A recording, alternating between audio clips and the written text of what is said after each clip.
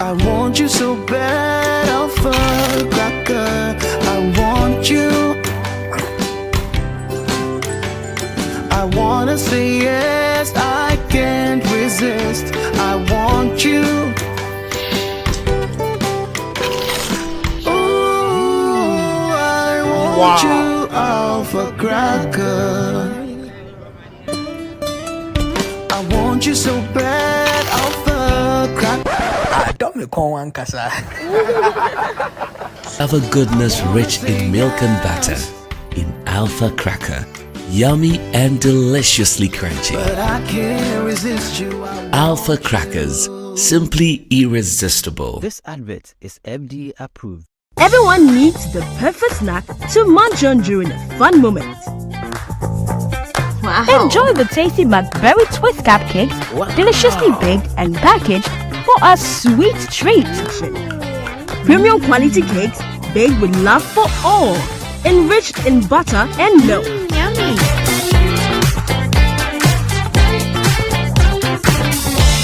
Oh, McBerry Twist Cupcakes, simply irresistible. Try one today. This advert is FDA approved.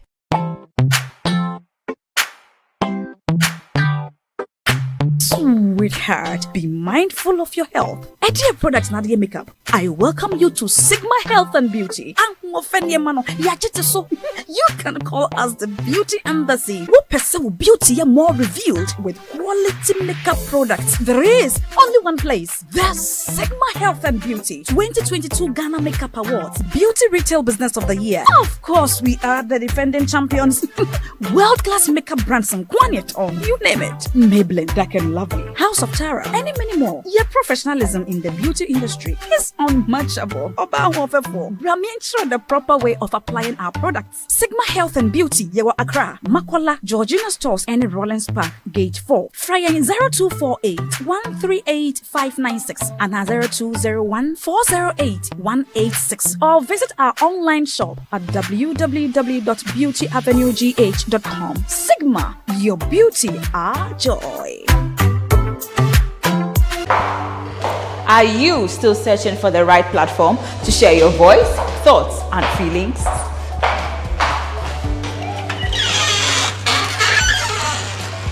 Then the GhanaWeb Reporter on the GhanaWeb app is the perfect app for you. It is Ghana's only citizen journalism and infotainment platform.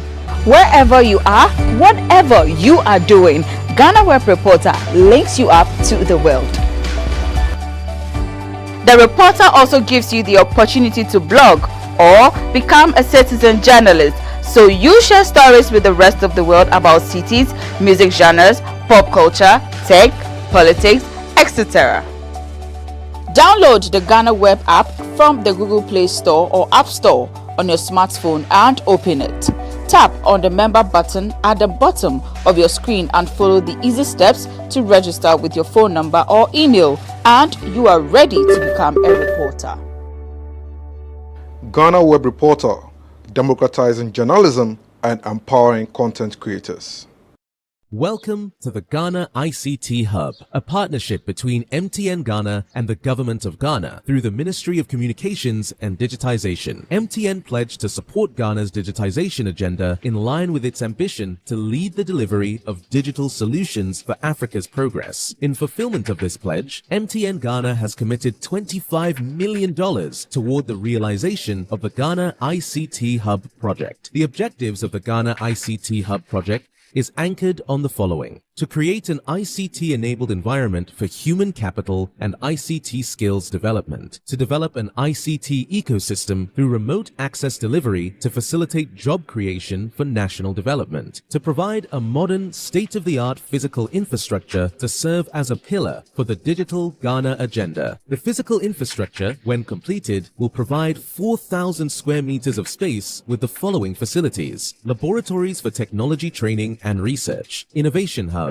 co-working spaces for tech innovation startups, Tier 3 data center, conferencing facilities, offices and meeting rooms, commercial lettable spaces, gaming area, restaurant, ancillary facilities. The technology laboratories will be fitted with the next generation ICT equipment and applications to provide the youth of Ghana with practical training in Industry 4.0 technologies such as artificial intelligence, AI, machine learning, cloud computing, 3D printing, robotics, Internet of Things, IoT, advanced manufacturing techniques, cybersecurity, genetic engineering. The project also seeks to establish a complete ecosystem at the hub through remote access delivery to facilitate job creation for national development. The ecosystem shall comprise of MDAs, technology companies, startups, incubators, research agencies, leading universities globally, foundations worldwide, to create a community. 1. The ecosystem community shall bridge the divide between academia and industry and provide solutions to challenges in the key sectors of health, agriculture, and educational sectors of the economy. 2. It shall also run an innovation program providing mentoring and networking for the youth in tech startups. 3. The ecosystem community shall establish an innovation fund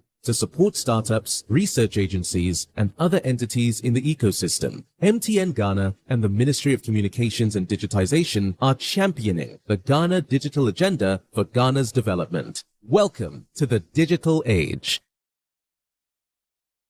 Young ones are still interested in photography. Yeah. And yeah, I think it moved with the pencil, the whole realism, art, drawing, pencil art, framing. Yeah. It came with it, right? It rose with it, and I think it's still moving. Just that this has gone down a notch. This is different from photography. Yes, of course. Way different from photography. You can bring your very nice photo, and we are transforming it into pencil art.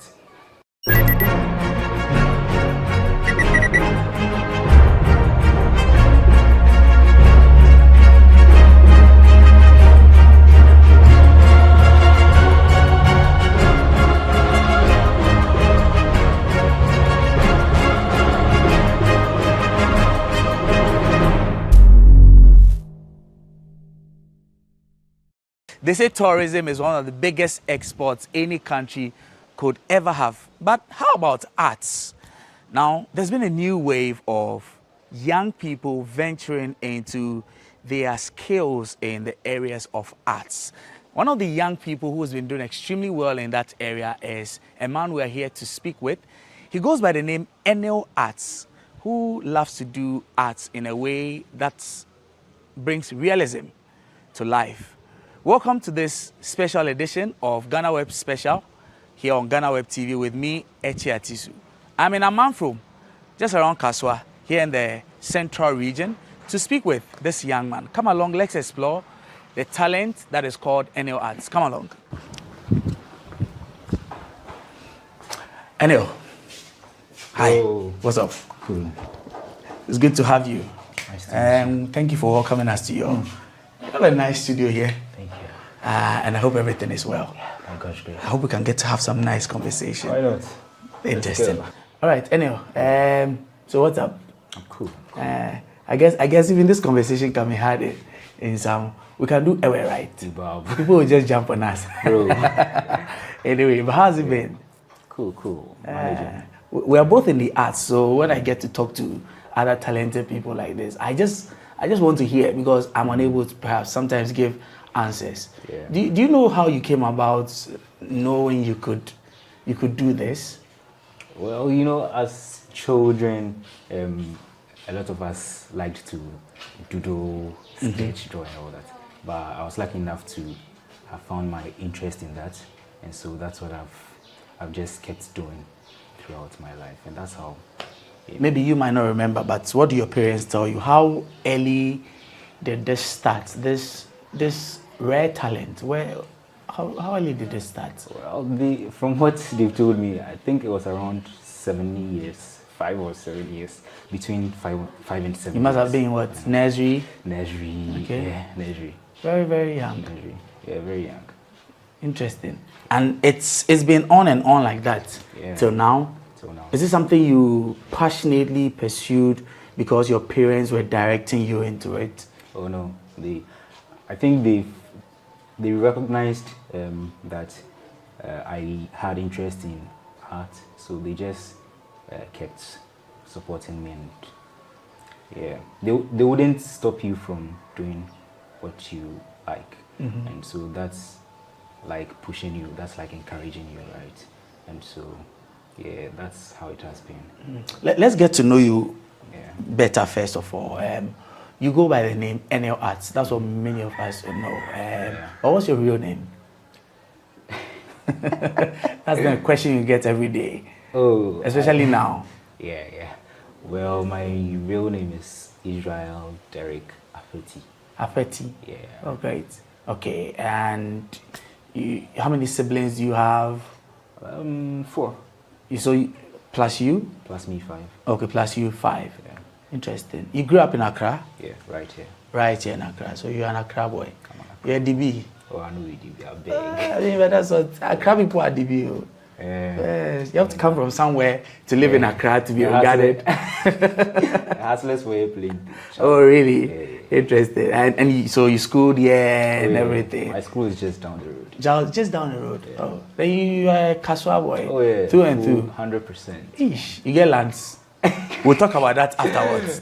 But let's talk about the art. I mean, you caught a lot of people's attention from what you used to do in Trotro. Yeah. You would sketch people on the go. What inspired that? Well, from the point I started my national service, right? And you did your national service where? Stanbic Bank. Okay. Yeah. So I was doing my national service. I wasn't getting enough time to draw.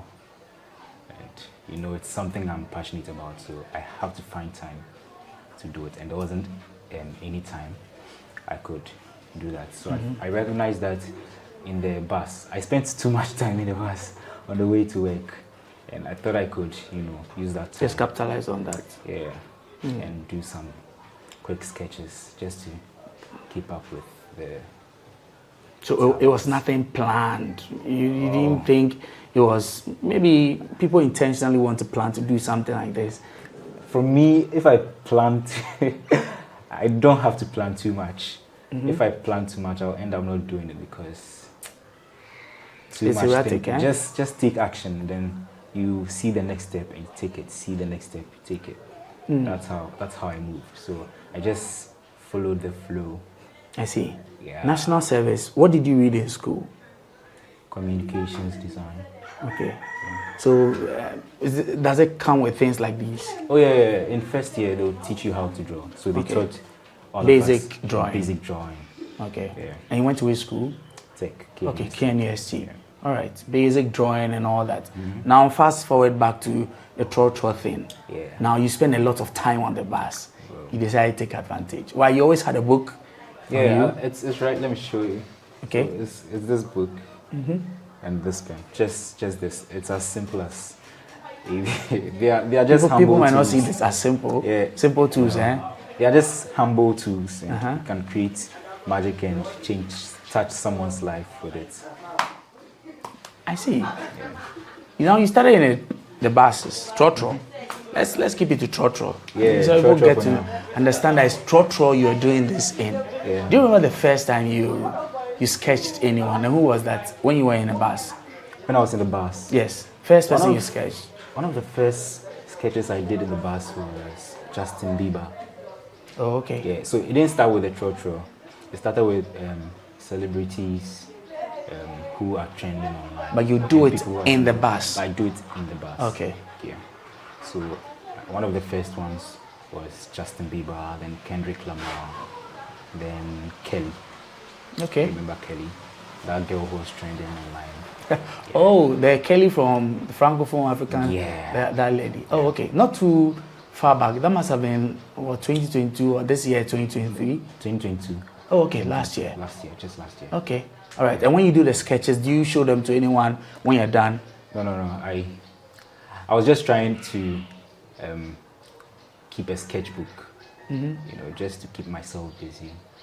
And so that's how I started before I transitioned to the random trotro people and strangers. People can be quite nosy in the trotro. Yeah. What do people say when they see you? They just look and look away. Have you had anyone say anything weird to you before in those moments? Oh, no, not really. Nobody ever said anything? No, nothing weird. Okay, then that means you have always been that good. So they see it and they are wowed by it. Oh, yeah. The couple of people that have actually spoken to me in the process of drawing liked it. Yeah. People take your contacts. The mates. They Charlie, do that. if you want trotro mates now, just come to me. You get plenty, eh? Oh, I get them a number, so Charlie. I crack trotro mates. But then they pay for rights again. Oh, I they pay. The thing, I want it to be totally free. Okay. Yeah, so that's the intention. It's not like I'm drawing to sweep off my fare.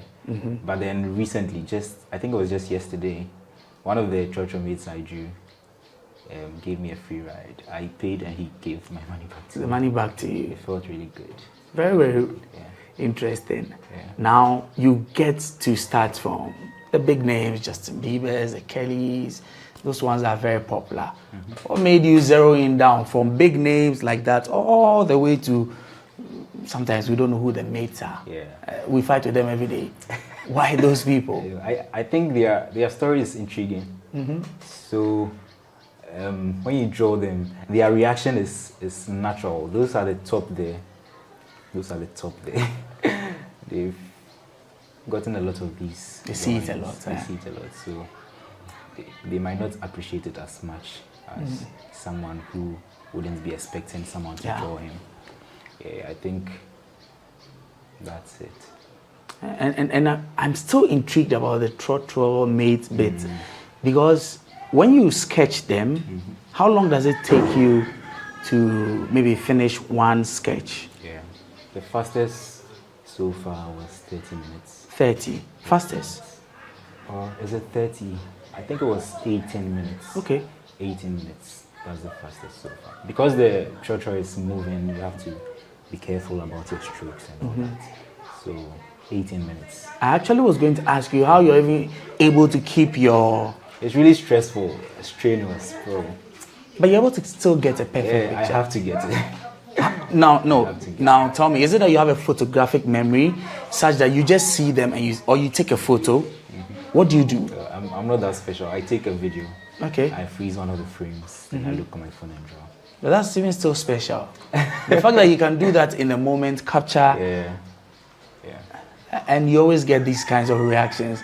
Do you have people? Do you have other mates actually stop you to say, actually, do this for me? One saw me at a Karimu. Yeah, I hadn't picked this car before. I don't know him from anywhere. I think he's seen my videos. Okay. And he said I should draw him. It was a nice moment. Oh, interesting. And now it's good you mentioned videos. Now, the advent of social media and all that. You do a lot of things on Instagram, TikTok. Yeah. How has that helped your craft? Exposure. Before I started this, I was thinking of ways to market myself. And all I could think of was going hard on marketing, and being everywhere, slapping every social media platform with my art consistently. And that's what I've been doing now, and it's working. My customers, my clients see that and they reach out to me, place an order for commissions, then I do it for them. Yeah. I see. Now, more or less, you have been able to zero in on exactly which aspect of the art you are doing. That's it. Do you only sketch trotro mates for free? Which other people do you do for free? Oh. Maybe someone interviewing you for free. Maybe. Is that which other people do you? Oh, just sometimes if I see the person and he or she has a striking character. That is. Oh, these are your striking characters. Typical striking characters will look like what? They look down. They look happy. How do you tell?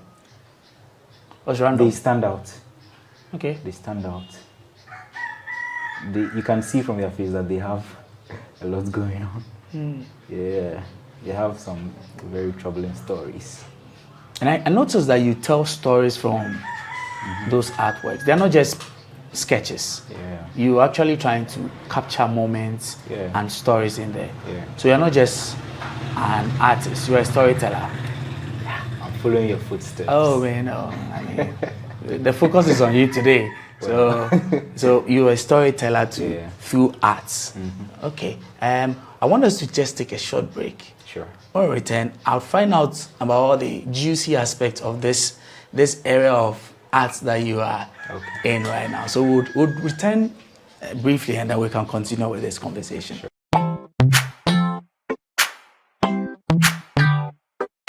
Sweetheart, be mindful of your health. Tetteh Products Nadia Makeup. I welcome you to Sigma Health and Beauty. You can call us the Beauty Embassy. We pursue beauty more revealed with quality makeup products. There is only one place. The Sigma Health and Beauty 2022 Ghana Makeup Awards Beauty Retail Business of the Year. Of course, we are the defending champions.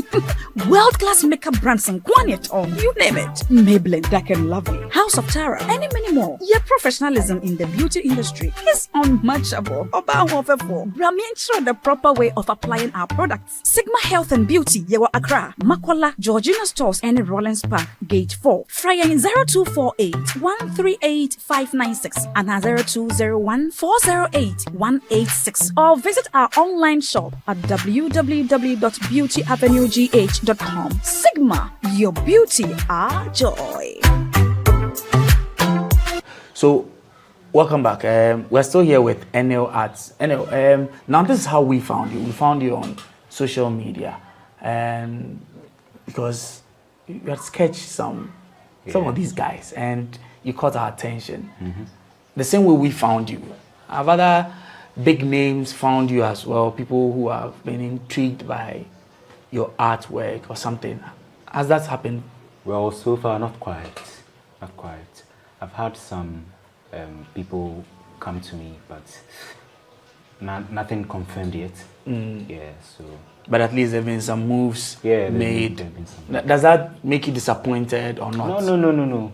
It makes me. It keeps me on my toes. It just reminds me that I have to work harder, and so that these bigger institutions can see me and come approach me and move on with whatever I have to do. Now the arts you do is more or less like photography, because I know there was a time photography was just booming. Every young person was getting into photography. More or less the same thing that's happening in the area of this realism, hyper-realism, all these kinds of arts that you do. How competitive or not is the industry? And tell me whether or not you feel like you are competing against it, or it worries you, any of such things. Well, first, young ones are still interested in photography. And I think it moved with the pencil, the whole realism arts, drawing, pencil arts, framing. It came with it, right? It rose with it, and I think it's still moving. Just that this has gone down a notch. Why is that? I don't know.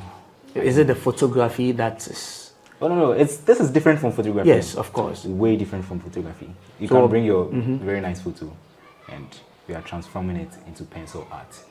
So which aspect of the art is actually doing better now? I can't really tell. Because every artist and the way they create. It's just that this is trending now among the younger ones.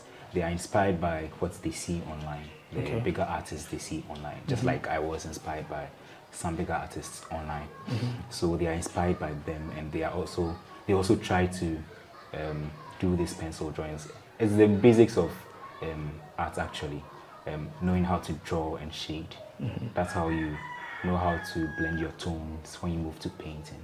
You understand? So, yeah. But you don't paint. I paint. You paint as well, but you don't do a lot of that. I do. You do a lot of that. Yeah. It's just that the treacherous sketches caught you. I've caught everybody's eyes. And so we'd like to know, I mean, apart from the sketches, you do painting, which other things in the area of arts you do? I'm actually a musician. Okay. I sing. Yeah, I do live paintings. Okay. Pencil drawings, as you can see, and basically anything art. Have you released a song, anything like that, or you're not in studio? I've not released a song yet, but I'm in the process of, Okay. What kind of music do you do? A Afro soul guy. Afro soul. I actually listen to every kind of music. So you love to blend. Yeah. So there's a difficulty with the name, right? It's kind of difficult to. But there's some Afro in there. Yeah, there's some Afro and there's some soul in there. But I like to blend everything. Okay. Yeah. That's a lot, eh? Yeah. They call it potogum shiegum. Bro. That's what it's called, eh? I'll go with that. Yes, that's a long one. We'll see how I sell that to the world. Yeah. But I mean, business-wise, how is business for you? Are you making some cash? Yeah. Some that I can carry away? Maybe when I'm leaving. Can't carry some away. Oh, it's not gotten to that level yet.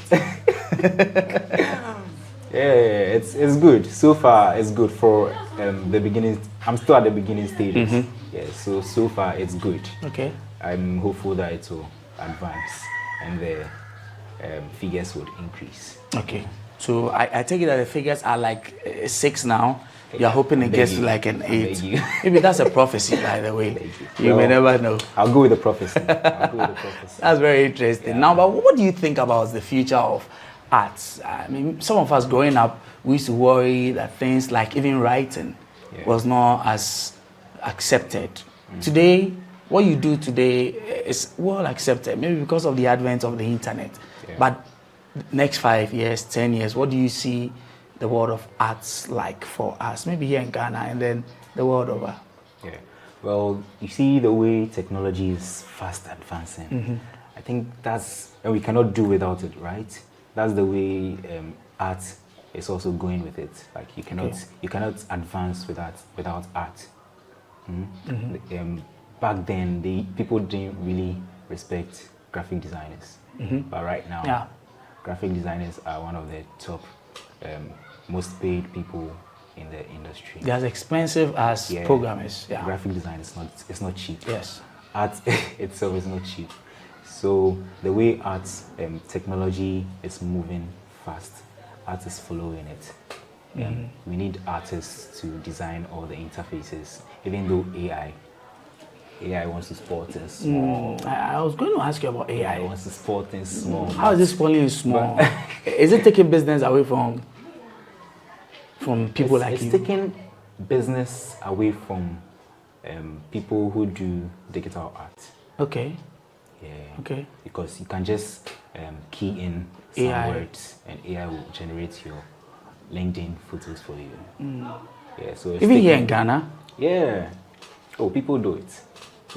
I see. You can just key in a few words, transform my picture to something, and it just does it for you in a few minutes. So it's taking business from those who do digital art. Okay. Yeah.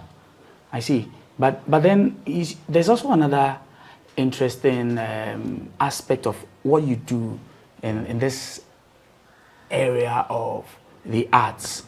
I'm wondering if you can, I just want to see if you can help me understand this.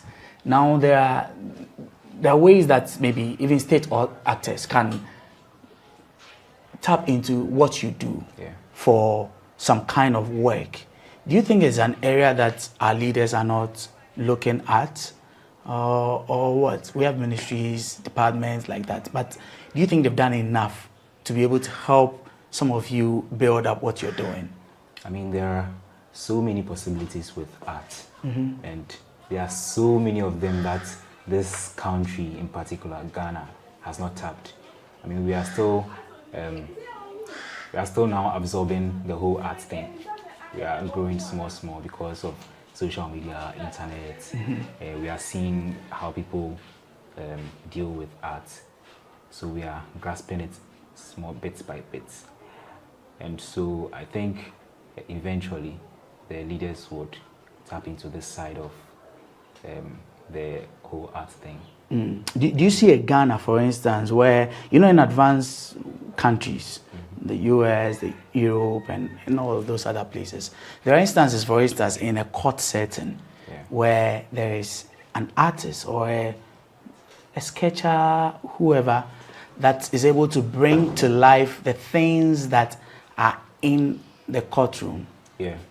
Is that something you think can be explored here? Oh yeah. Largely, we can really explore that. Is that something you can do?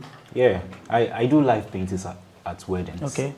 So it's something I, in particular, can do, and something that this country can take upon themselves and explore further. We would even encourage more younger ones to pursue art.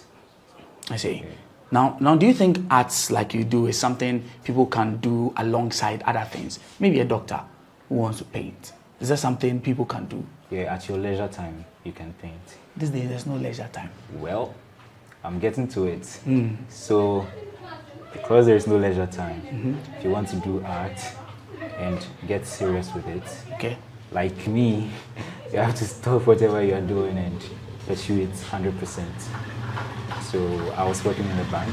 Okay. I stopped and I'm pursuing art fully now. My dad said a couple of days ago that these days, anything you do, if you take it seriously, you will thrive. You will become good and you will flourish. I was like, yeah, these days you don't joke with anything, anybody. You don't play with anything. So just pick something, be serious with it, and in the long run, you will be successful. That's how it is now. So leaving the bank was no regret for you at all? No regret. It was hard because I had already made a family over there, the marketing department. I already made a family over there. So leaving there was emotional for me. Oh, I see. Yeah. Now a lot of them see you. What do they say to you when they see you? Oh, they are proud of me. A lot of them are my clients. Yeah, clients and taking their money. yeah. We are kind of like family now. So okay. I need any advice, I go to them and they guide me small. Yeah. Well, now this is what you do full time. How do people reach you mostly, apart from the usual things? How do people usually get in touch with you? Social media. Social media. I'm always on social media. Okay. So when you want to reach me, just send a DM. And what's the socials? How do we reach you on socials? Enil Arts everywhere. Enil Arts. Yeah. Is there an underscore anywhere? Just key in Enil Arts. It's 2 accounts on Instagram, right? Okay. But you just enter Enil Arts. The 2 will pop up. And they're both your accounts? They're both my accounts. Okay. Yeah. All right. Now, young people who want to venture into maybe this kind of art, what would you tell them about specializing, especially when it comes to arts? What would you tell young people out there, people who want to follow in your footsteps? Learn everything. They should learn everything and do more works. The more you do more works, the more you realize where you are more comfortable with, the kind of materials you are more comfortable to work with and all that. So you should just do more works and practice more. That's basically it. What should we be expecting from you in the next 5 years? Next 5 years, inshallah, one of the big names out there. I'm hoping to take Ghana worldwide. Are there particular people you are targeting? Maybe you want to draw, you want to sketch particular people like that? no particular person. Anybody that strikes me, I'll draw you. Okay. All right. Anyway, thank you very much. It's been a brief conversation, but I've really loved this, and I hope that you continue to draw more and to sketch more. So, all the best. And we love what we see, the young generation coming up. People like me, I'm not that old, but we love what we see. And it's interesting that we are expanding into other areas. So thank you. Thank you for agreeing to speak with us. Thank you for interviewing me. You are most welcome. So that's been Enil Arts. Enil Arts. Look for him on social media anywhere, Enil Arts, and get to follow some of the amazing work that he's doing. My name is Tetteh Quarshie, and this has been GhanaWeb Special.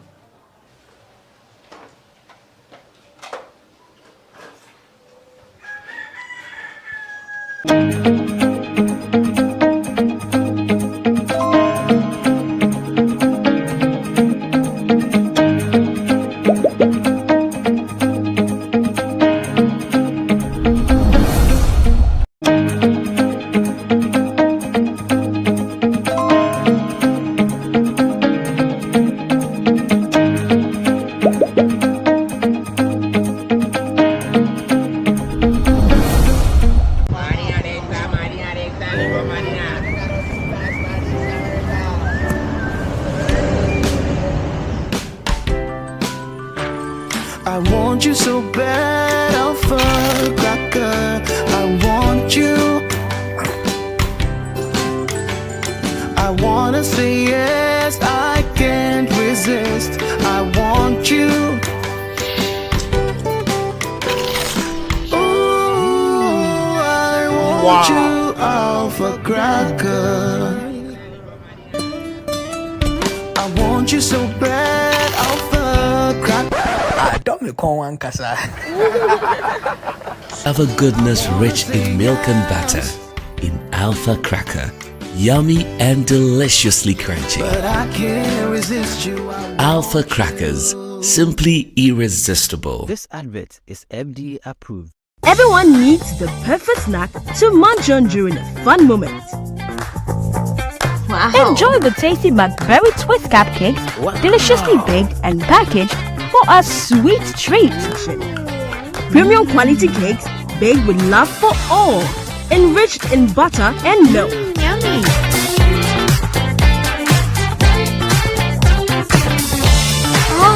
McBerry Twist Cupcakes, simply irresistible. Try one today. This advert is FDA approved.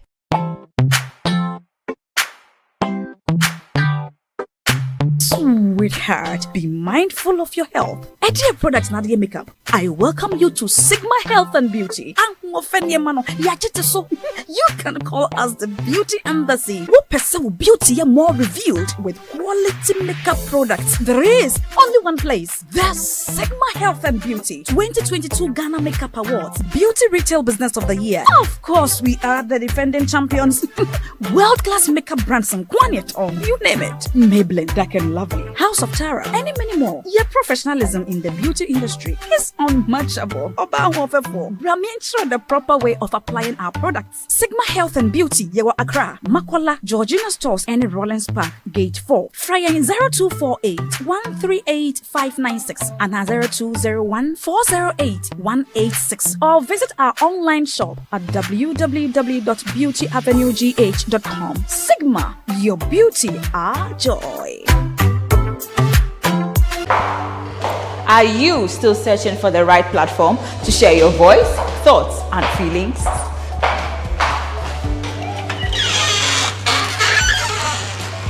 Then the GhanaWeb Reporter on the GhanaWeb app is the perfect app for you. It is Ghana's only citizen journalism and infotainment platform. Wherever you are, whatever you are doing, GhanaWeb Reporter links you up to the world. The reporter also gives you the opportunity to blog or become a citizen journalist, so you share stories with the rest of the world about cities, music genres, pop culture, tech, politics, etc. Download the GhanaWeb app from the Google Play Store or App Store on your smartphone and open it. Tap on the member button at the bottom of your screen and follow the easy steps to register with your phone number or email, and you are ready to become a reporter. GhanaWeb Reporter, democratizing journalism and empowering content creators.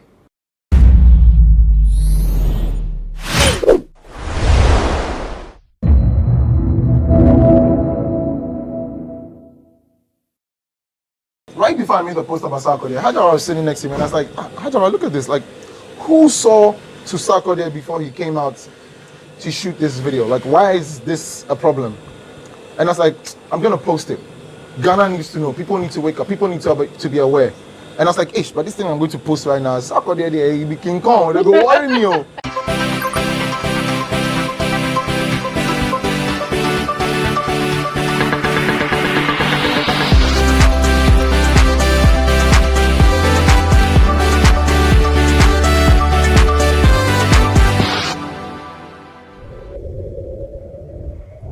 Another exciting edition of Talkatainment here on GhanaWeb TV, and I am your host Elsie Lamar, or you can call me Miss Lamar. Today we are being joined by one of Ghana's finest and talented actors and fashion designers. I'm not too sure he likes to be called a fashion designer because he likes calling himself the tailor. Yes, the tailor. Yes, your guess is right. Elikem Kumoji, or Elikem the tailor, is our guest for today, and we are live here at his shop. Elikem. Hello. Other African tailors will disappoint you. Except Elikem Kumoji the tailor. Exactly. What was that tagline born out from, though?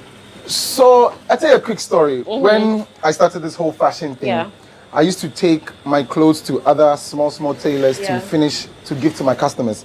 I didn't have a shop. And one of the guys, Steven, he said to me, "Tell stand the door, then make sure say some ash Honda be the camera." So when I say some ash Honda, they come, you go run past the back. Yeah, right. And the client or customer will come and be so upset. And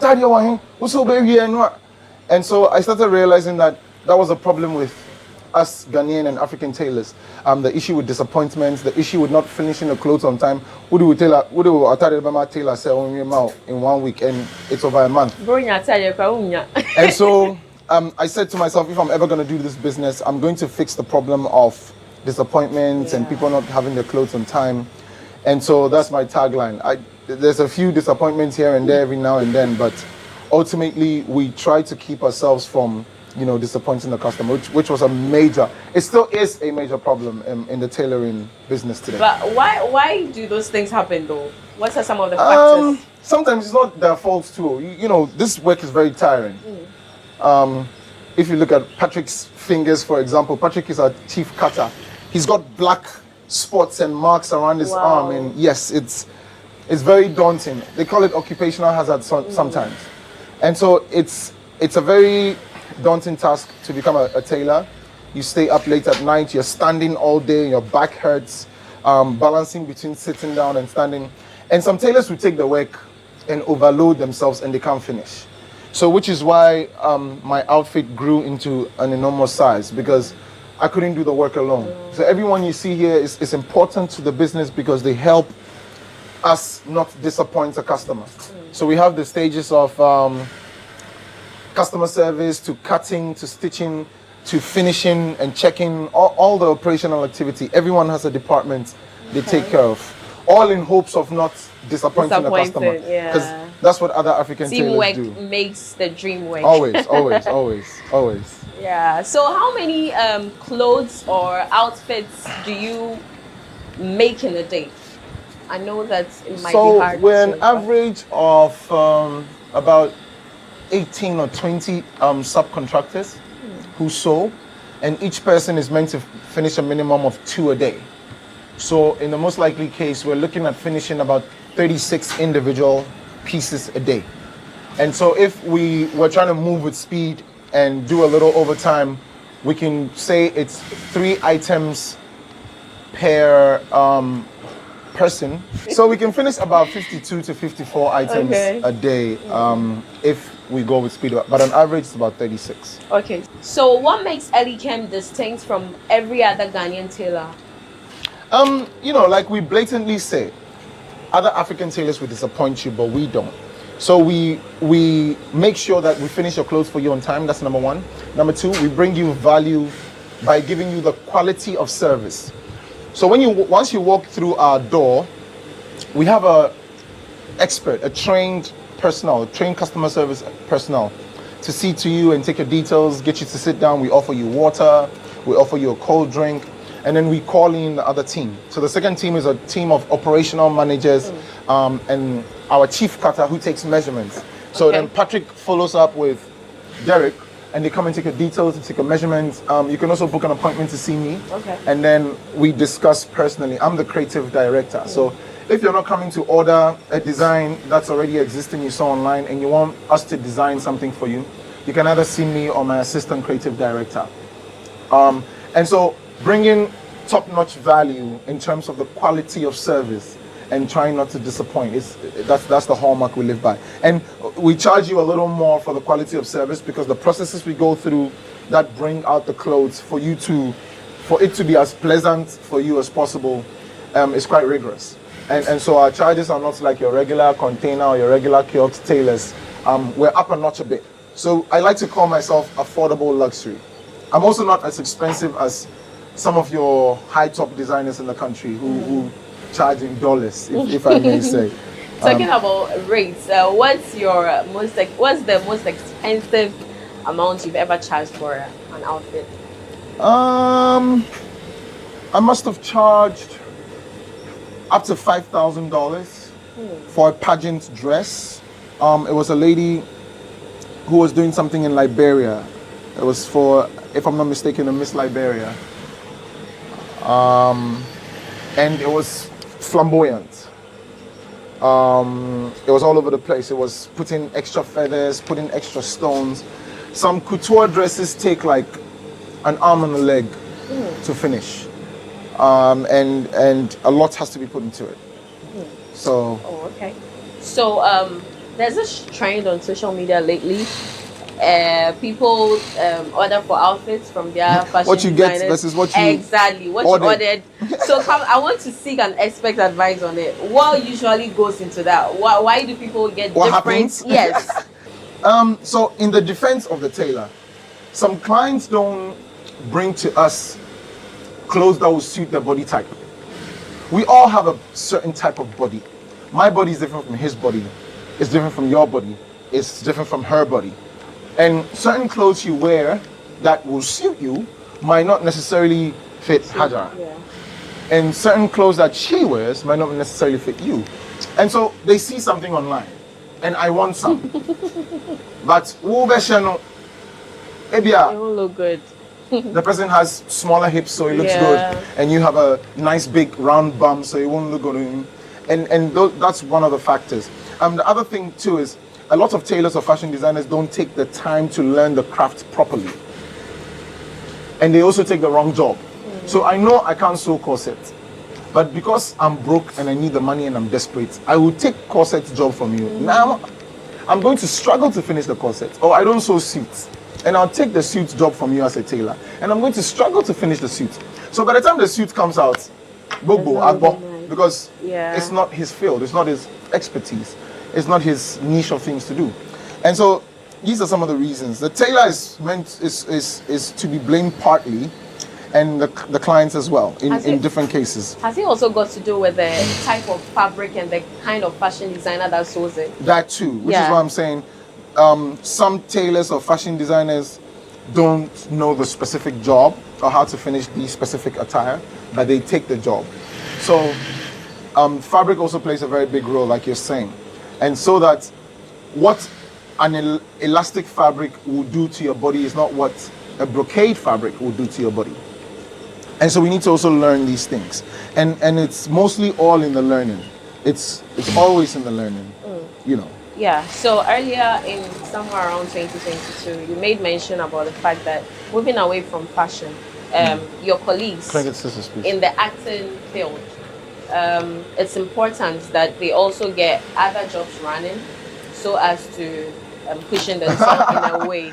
Would you say that, because now let me put my this is your line down. of questioning here. It's very evident that a lot of them are venturing into other jobs. Nowadays. Would you say you are vindicated? Yes, I have been vindicated in a way, and you can say I'm a sort of prophet. I brought light to them. All my colleagues, now everyone is venturing into a business. But I came out to say, in the entertainment industry, you need to have a day job. You need to have something that supports you. Whether you're in New York, or you're in Ghana, or you're in Hollywood, that doesn't matter. Find a day job.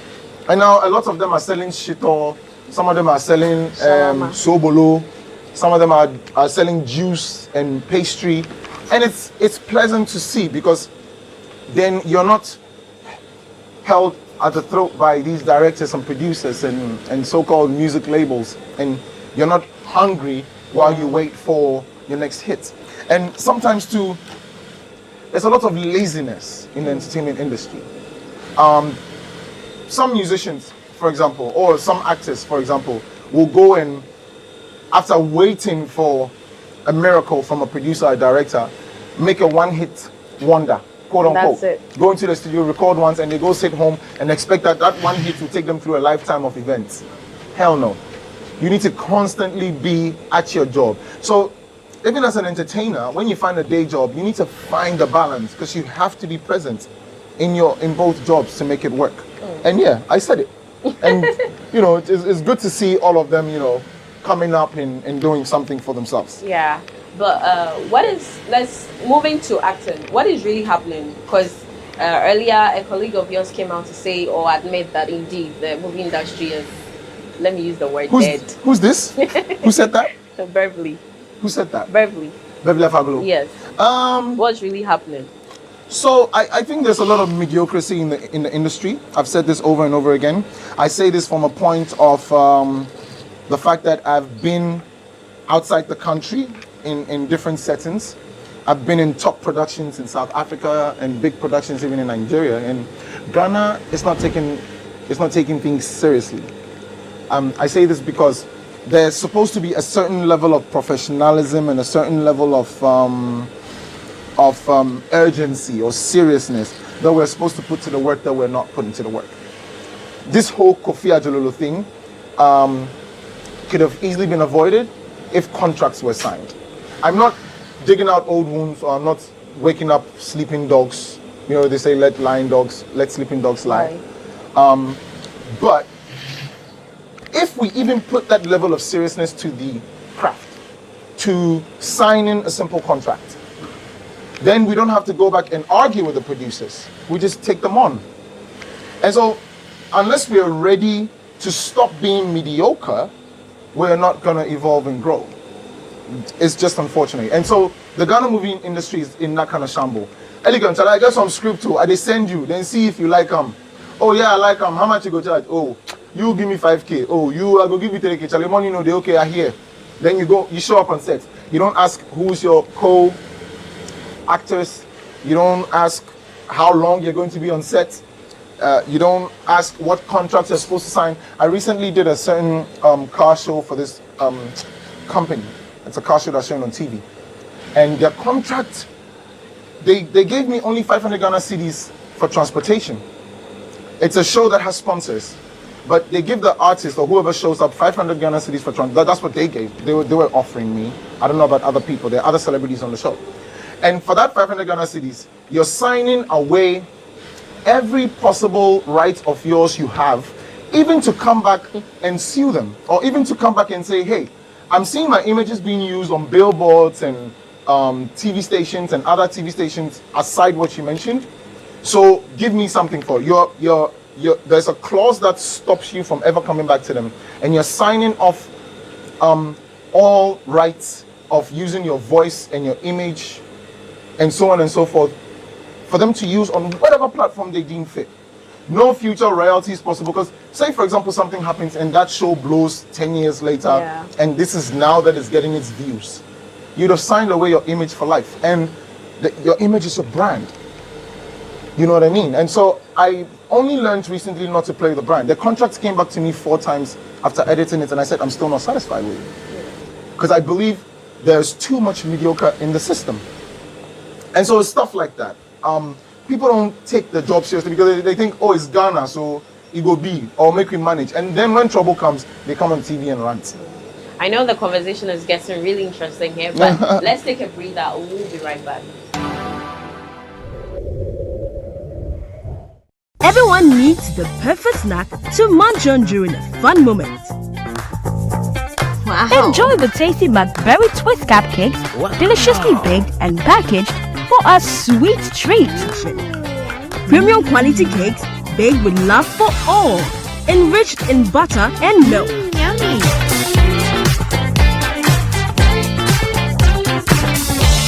Oh. McBerry Twist Cupcakes, simply irresistible. Try one today. This advert is FDA approved.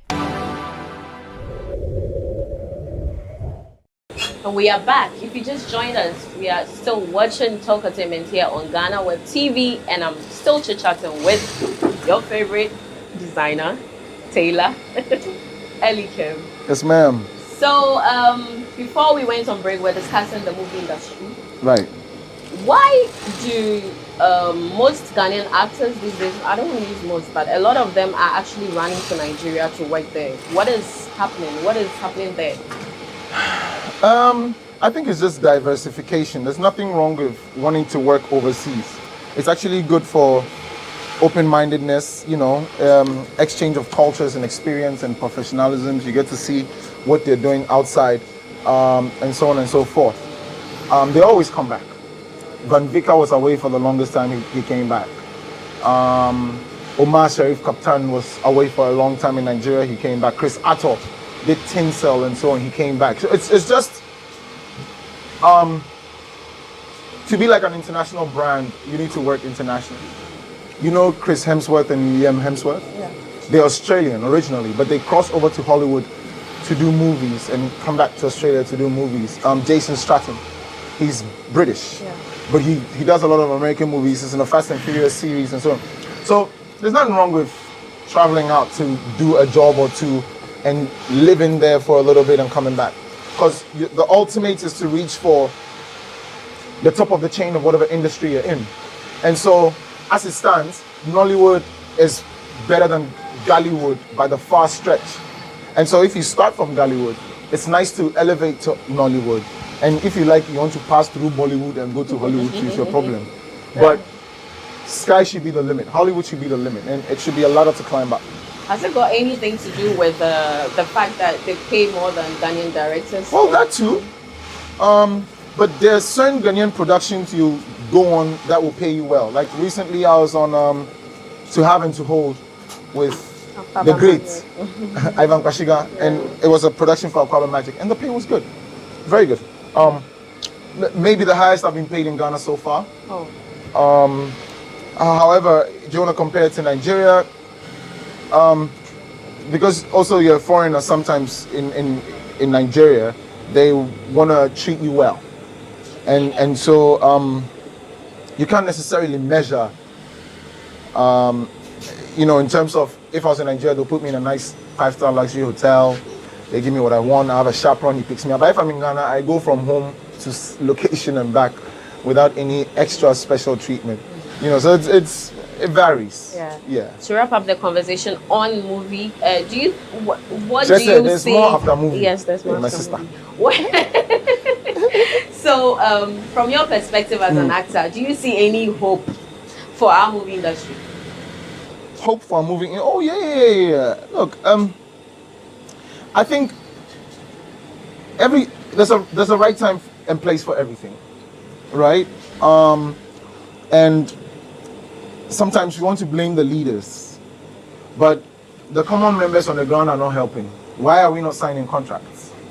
Why are we not taking ourselves seriously? Why are we not fully reading our script and understanding the story to bring out the best performance? The president is not going to come and do that for you. Why are we not telling real, authentic stories that will strike a difference?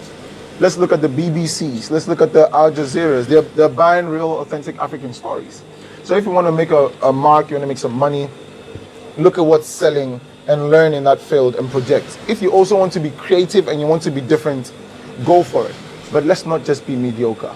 And so the onus is on us to make it work. Nobody's going to come and make it work for us. Not even the president. whilst we're on break, I noticed that Elikem was speaking a lot of Ewe with his workers. And I want to know why. What is it about Ewes and with the whole thing about fashion designing and Ewes and your interest in that? Was there anything special? No, so people ask me a lot that I only work with Ewes, but it's not true. For some funny reason, it's a coincidence that I get more Ewe people coming, maybe because I'm Ewe. They feel like they can relate. However, I've noticed that the most loyal tailors or people who work with me are Ewes. A lot of the Ashantis and Ghans and the foreigners, even outside Ghana, come and they go. And a lot of Ewes have come and a lot of Ewes have gone. But I find out that there's a certain kind of decency and seriousness and hard-working ethic that comes to the Ewes. And then you realize that there's also other people from other tribes that come with the same seriousness. So it's partly coincidental and partly I know my Ewe people. We're hardworking like that. Like I recently noticed this more after going to my hometown a lot. I'm in Tetteh a lot lately, and you see the average Tetteh person, whether it's by the roadside or in the corner of their homes, trying to do something to make something work. And the honesty is always key. They're always honest about everything. You can't walk out there and be scared of anything. Most amazing place ever. Yeah. You heard him. Ewes are very hardworking people. It was on point. So coming back to the conversation on fashion designing. How are things with you and Abrantie? Abrantie and I was never a real fight. I think Abrantie, I'll say it. I highly suspect that it's probably fueled by his wife, Chantel. I say this because me and him don't have a problem. However, when I made a post about being the first to bring my son out on stage, she came out to attack me in my DM, even before Abrantie said anything. Yeah. I have the message, shall I show you? Yes. Was it in my DM or was it in the comment section? But she came out to attack first. Wow. Who said you are the first? And we did this in London, and I was like, okay, cool down. Like, this is not a fight. If you did it first, I didn't see that. And you did it outside the shores in the UK. I said in Ghana. And aside that, my son fell on the stage, which was part of the routine of the models falling on stage. It was random, it was spontaneous. And I brought a whole Bobobo group from the Volta region to play on stage. That was also the first. And he claimed he played drums on stage before. My theme was based around the original music by the Bobobo drummers and not the music from the speakers. So it's different concepts. So there was no fight there. However, me and him we're cool. We speak all the time. We're chatting on Instagram. I'm congratulating him. I'm liking his pictures. Look, I'm pro Ghana. And me and Abrantie have said it many times that we need to collaborate. We need to do a collection together, like how musicians collaborate. Sarkodie featuring Black Sheriff, Elikem featuring Abrantie the Gentleman, Abrantie featuring Elikem. We put a collection together. We go face to face. We do our own runway show. Abrantie is walking on the left, Elikem is walking on the right. Healthy competition. And that can create noise or a buzz and put Ghana out there. Why is Ghana trending? Some 2 fashion designers are killing fashion today. You know, stuff like that. So I don't think it's beef. If I've said something and you genuinely feel you are the first and I'm not the first, take it. It's not a fight. However, you can't come at me like that. You know what I mean? Yeah. Would you say that, would you call yourself a non-conformist? Or a controversial? Okay, let me just use the word controversial. Would you call yourself a controversial person? I know every time a celebrity says something online that trends, they are aware that it may most likely trend or not. We are always aware that this thing you're about to say can most likely cause a problem. But we say it anyway because we're entitled to our opinion. We're entitled to our page. As long as I'm not cursing at you, I'm not dissing your mom or your family, and I'm not being provocative, I can speak my opinion. And so, right before I made a Sarkodie post, I was sitting beside Hajara. Oh, I was just about coming there. Hajara, look at this. Like, who saw to Sarkodie before he came out to shoot this video? Like, why is this a problem? And I was like, I'm gonna post it. Ghana needs to know. People need to wake up. People need to be aware. And I was like, ish, but this thing I'm going to post right now, you be King Kong. They go, worry me. And I posted it anyway. So you knew. We always know. Yeah. We always know. Shatawale is going to say something provocative on air. He knows it will most likely trend. If your Odo knows she'll trend if she wears those kind of clothes and makes a video. We always know. However, sometimes you're not aware it might create such a negative connotation and it might come off wrong, and so you can apologize because to err is human. And so I might be making a post about Sarkodie, but if I made it and it was somewhat derogatory and I wasn't aware of it, then I must have overstepped my boundaries. However, we always know that this is maybe most likely controversial or not. But have you? Yeah, I am just a little bit controversial, I must say. Okay. And not that I'm proud of it, but I speak my mind sometimes. Yeah. Have you met Sarkodie after? No. Never seen him before. Never seen him after. Oh, really? Yeah. We're not friends. Never ever before. No. I don't know him. I make clothes for his DJ Mensa. Yeah. Yeah, we're born on the same day actually. But never met Sarkodie before. I'm a fan of his music and his talent and his ability to mix and match up words. I love his music. We never met him before. Yeah. People were upset that you are criticizing their idol. Yeah, Elikem doesn't idolize people like that. They are boss. They bossy attach their boss. But they think to be true I talk. Yeah, recently on Twitter, there's this gentleman who lives abroad. He's called Firestick. I don't know whether you saw that. What's his name? Firestick. No. Okay. He sells sneakers and stuff. And he likes, like if you wear something and he thinks it's fugazi, you talk about it. So he likes calling a lot of celebrities out to talk about their outfit. Oh, okay. So he and Strongman and Co were fighting on Twitter. I think. Oh yeah, I saw something. They said Strongman wears fake clothes or something like that. Right. Yes. Charlie, they all wear fake. That is what I wanted to ask you. All of them wear fake. Masa. Do you think celebrities don't put so much, don't invest so much in their looks? You cannot afford the original, but because you want to look good, you have to make shifts. And so your sunglasses are not original, but you wear the first grade or the second grade or the one that looks original just for the sake of showing up for the music video and so on and so forth. So a lot of things are props. The sunglasses could be props, the clothes could be props, the cars. A lot of them don't drive the cars they portray in the music videos. A lot of them don't own the big boats, the Lamborghinis, the cash they use. Some of the cash is even photocopy. This is film we're talking about. You can cheat. They don't own all those cars. They don't own all those mansions, but they're props. They make the video look good. And so, how much money is a Ghanaian artist making on average to be able to afford a $900 pair of sunglasses? How much money are they making to be able to afford an $800 pair of $800 watch? Strongman has a family, and so instead of him going to spend $1,000 on a wristwatch or sunglasses, he will pay his children's school fees and pay rent and accommodation. It makes more sense. However, because you need to wear a white pair of shoes, go and buy the fake one at Accra to do for 400 cedis and shoot a music video. It doesn't change anything.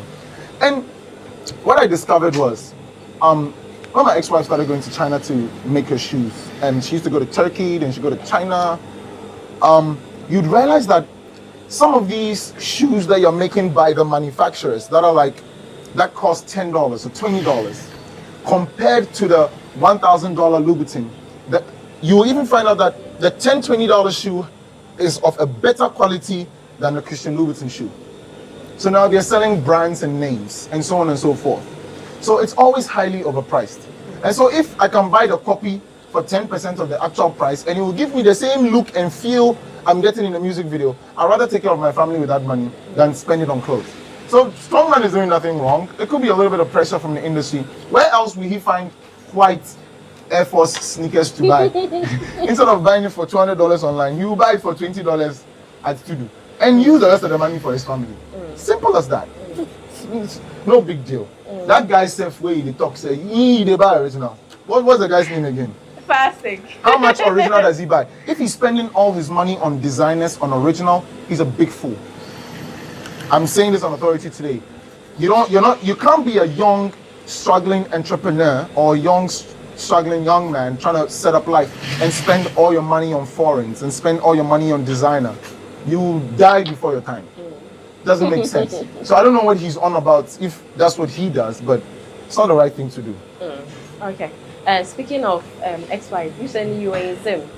How is parenting, co-parenting going? That's all right. Pokelo is flexing small, but it's all good. We communicate about the boy. I'm trying to get him into piano lessons, but for some reason, I'm not getting through to her too much to get the boy lessons. However, our communication is smooth. I was supposed to be sending some money every month, but I think, not to think that they're okay without me sending it, but I think that they're in a better space now, and I can also slightly focus here and rather channel the energy into visiting the boy a lot. So I want to see him about maybe twice a year, if not at least once a year, or travel him down with whoever can come with him and set up things for him. And I want to contribute, with trying to get him piano lessons, pay for a tutor. But all in all, she's doing an amazing job, with the boy. And I always applaud her for it. Because if she wasn't taking care of him the way she is, it will put a lot more pressure on me. So I really, really do appreciate Pokelo, for looking out for me and the boy the way she is. Is there a chance that you'd come back to Ghana and come and spend a little holidays with you or something? Yeah, that's the plan. The last time we were talking about it, he said, how many planes do you need to take to Ghana? I said 1 or 2, depends on which route you're taking. And he's already asking questions. He was here when he was very young, so I'm not sure he remembers anything. But that's the plan. Right now he's young, he can't travel unaccompanied. And so the last time I was in South Africa, shooting Amazing Voices Africa, I flew him in with Pokelo's personal assistant. And we had like a whole week to ourselves. We did zip lining, we went bowling, we went gaming. I follow you, so I saw everything. Yeah. So that's what I'm trying to do with the boy. Just spend a lot of time with him. Food he doesn't really like. And then recently in Zim, we're cooking. Yeah. So I travel, I get an Airbnb, and we go everywhere. We do everything. We spend time together, we sleep together. And I love my boy. He's my first child, and he broke the ice for me, with And I must commend you. You're doing love. so well with this whole parenting thing. I could say you're someone people should look up to. I don't have a choice to be a good father. My father was the best. My father would show up at school on your birthday with squash and a cake. So now I have to portray the same love to my kids because I felt it. It was pleasant. Yeah. And my dad would take you out to town, he'd show you things, he'd let you read books. I can only be as good a father, even better, to my children because my father was amazing. So I don't have a choice. I didn't have a quote unquote the S word father. Yeah. And so I can't be a schnapp father. I gotta be on point. Yeah. Your new partner, how is she handling the fame? I kind of coached her about how hectic it can be when people know of you and people want to talk about you, and she tastes it every now and then. Like recently we went out and she was wearing an outfit. What do you call the singlet that you clip under? No, your friend is saying. Something suit, bodysuit. Bodysuit, yeah. She was wearing a bodysuit and a draw at her bottom small, and she was wearing baggy pants, and the fabric was quite light. And everyone started going on her on the internet that she was wearing granny panties, and she took it lightly. And even when you guys went for the Emmy Award, there's some awards launched something, and she wore a loose dress. They said, "Hey, I think she was pregnant." Wait, people will always, wearing this. yes, she understands now that people will always attack you, but understanding that also, don't forget that there's people who still love you. So you focus on the love, and you forget about the hate. Because empty barrels make the most noise. So you'll notice that, like I did this analogy with the Sarkodie post. I had over 1,000 comments and even half of those comments were bad and half were good. But I got more than 10,000 likes, I think. I don't remember. So you've noticed that people who like the post is more than the few people who are talking much. And so only because you can read a very negative statement to say, granny panties, you're too skinny, you let that affect you, forgetting that the real people don't talk.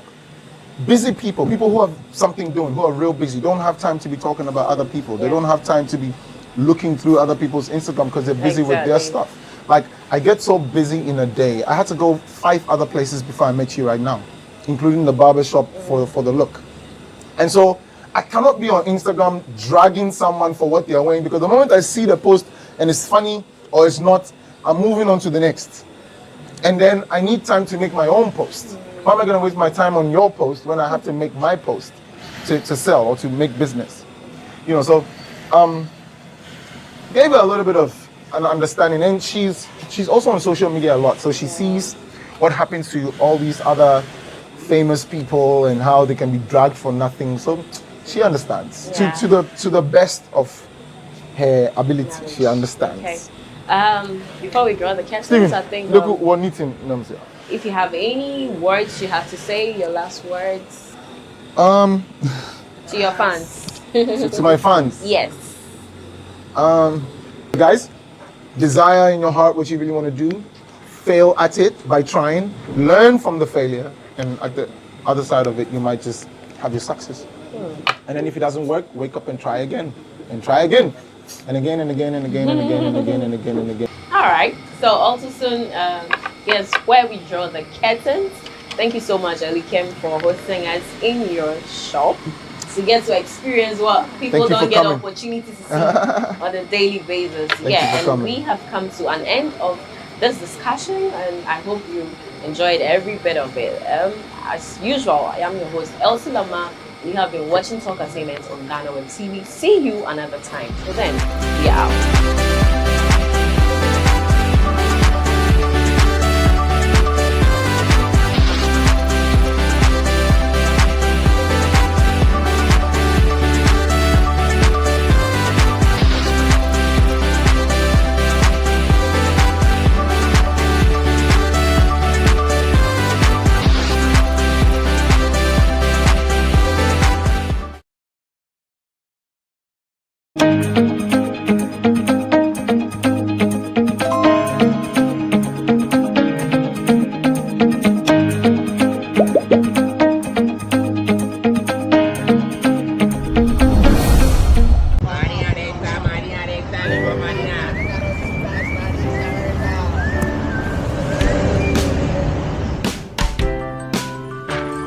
I want you so bad, Alpha Cracker. I want you.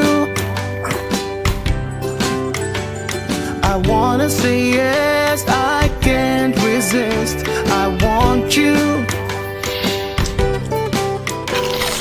Ooh, I want you, Alpha Cracker. I want you so bad, Alpha Cracker. Have a goodness rich in milk and butter in Alpha Cracker. Yummy and deliciously crunchy. But I can't resist you. Alpha Crackers, simply irresistible. This advert is FDA approved. Everyone needs the perfect snack to munch on during a fun moment. Wow. Enjoy the tasty McBerry Twist Cupcakes, deliciously baked and packaged for a sweet treat. Premium quality cakes baked with love for all, enriched in butter and milk. Yummy.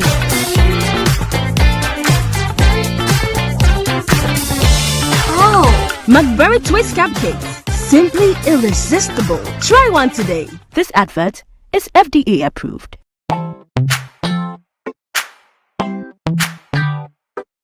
Sweetheart, be mindful of your health. Tetteh Products Nadia Makeup. I welcome you to Sigma Health and Beauty. You can call us the Beauty Embassy. Who pursue beauty more revealed with quality makeup products. There is only one place. The Sigma Health and Beauty 2022 Ghana Makeup Awards Beauty Retail Business of the Year. Of course, we are the defending champions. World-class makeup brands and Kwanyet on. You name it. Maybelline, Dark and Lovely. How House of Tara, and many more. Your professionalism in the beauty industry is unmatchable. Oba Hofefo, Bramientro the proper way of applying our products. Sigma Health and Beauty, Yewa Accra, Makola, Georgina Stores, and Rollins Park, Gate 4. Fryer in 0248 138 596 and 0201 408 186. Or visit our online shop at www.beautyavenuegh.com. Sigma, your beauty, our joy. Are you still searching for the right platform to share your voice, thoughts, and feelings?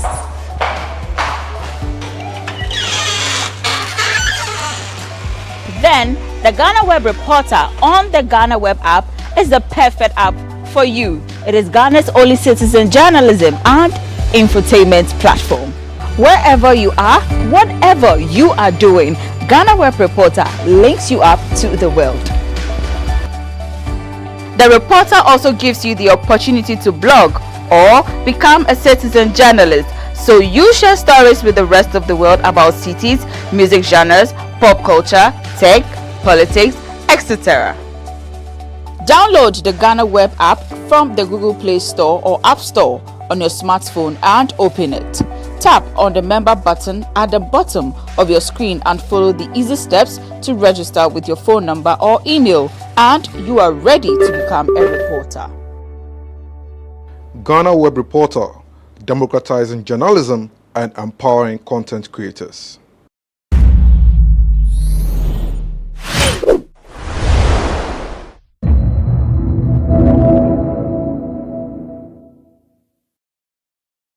I predicted that Niger was a candidate for a coup, was a candidate for such a systemic coup.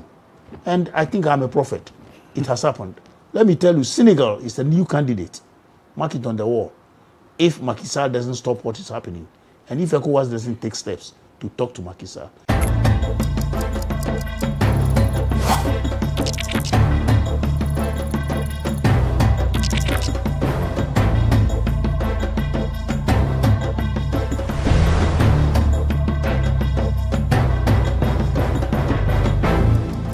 Between August 2020 and now, the African region has been threatened by a number of military takeovers. Of course, there have been other failed attempts in places like the Gambia and Guinea-Bissau. Between that period as well, the ECOWAS has been raining down on these countries that have had these military takeovers. However, none of these have stopped ambitious soldiers from attempting to do even more damage in terms of coups. We're looking at a situation where Ghana is placed amongst these countries, especially within the West African region. Today on the lowdown, we look at the state of Ghana's security when it comes to coups. My guest is a very usual face you see around, who speaks a lot on security issues. Dr. Vladimir Enchi Danso is the Dean of the Ghana Armed Forces Command and Staff College. My name is Echi Atisu. Welcome. I'm sitting in for your regular host, Daniel Odro. Doc, thank you for having us. Thank you for having me. I'd like to first ask, Ghana as a country, are we safe when it comes to security with all that's happening within the sub-region? In the interim, I would say yes, in the sense that the ingredients for coup are not yet rife in Ghana. I think the military is a disciplined organization in Ghana. Our democratic dispensation has given a certain air around us, which make it impossible for ambitious soldiers to overrun the government. But let me sound a note of caution. When the waters are calm, it doesn't mean that the current is not there flowing. Okay. Anything can happen at any time. And let me educate our viewers and listeners also on one thing. The current spate of coups we see in West Africa are unlike those coups we found earlier on. Ghana has had about 10 coups since the 60s. And those coups were conspiratorial coups. Conspiracy. The Rawlings coups, the Achampon coups and whatnot, Frefre Kobo. You just find friends who were in your platoon mates and your intake mates say, let's make a coup. So you would see that in the 60s and 70s, even up to the 80s, you would realize that in Africa, the coups were made by junior ranks and NCOs, non-commissioned officers. Today, the coups you mentioned are made by generals. So there is a difference. Why are the generals now interested in making the coups? Why is that? Actually, I'm going to tell you. In the earlier coups, the junior officers just felt that the generals are in bed with the government. Okay. And therefore, they take it upon themselves. And it spoils the esprit de corps. What happens is that Rawlings, a flight lieutenant, captain, makes a coup. And the generals will have to salute such a thing. I mean, it's like such a person. And it's like, it spoils the military. The military is spoiled. And look, but for the recent things that we have done in the military, those problems that Rawlings created, for example, would have been a big problem for the military. But now the hierarchy is there. Current coups that are being made by the generals are what I call systemic coups, as against conspiratorial coups. Which used to happen in the past. The conspiratorial coups used to happen in the past. Okay. Today's coups are coups where the generality of the military setup thinks that they should save the state from something, save the state from implosion. You know, they are not conspiratorial coups. A state like Mali was going to have a civil war completely. There was going to be implosion. The country was going to be divided. The Tuaregs wanted the northern part of Mali against the south and kind of thing. Such a situation is like there would have been no Mali today if the military hadn't struck. And they struck as a unit, as an arm of government, or let me call it an institution which was built or is built to save the state in terms of crisis. And they did.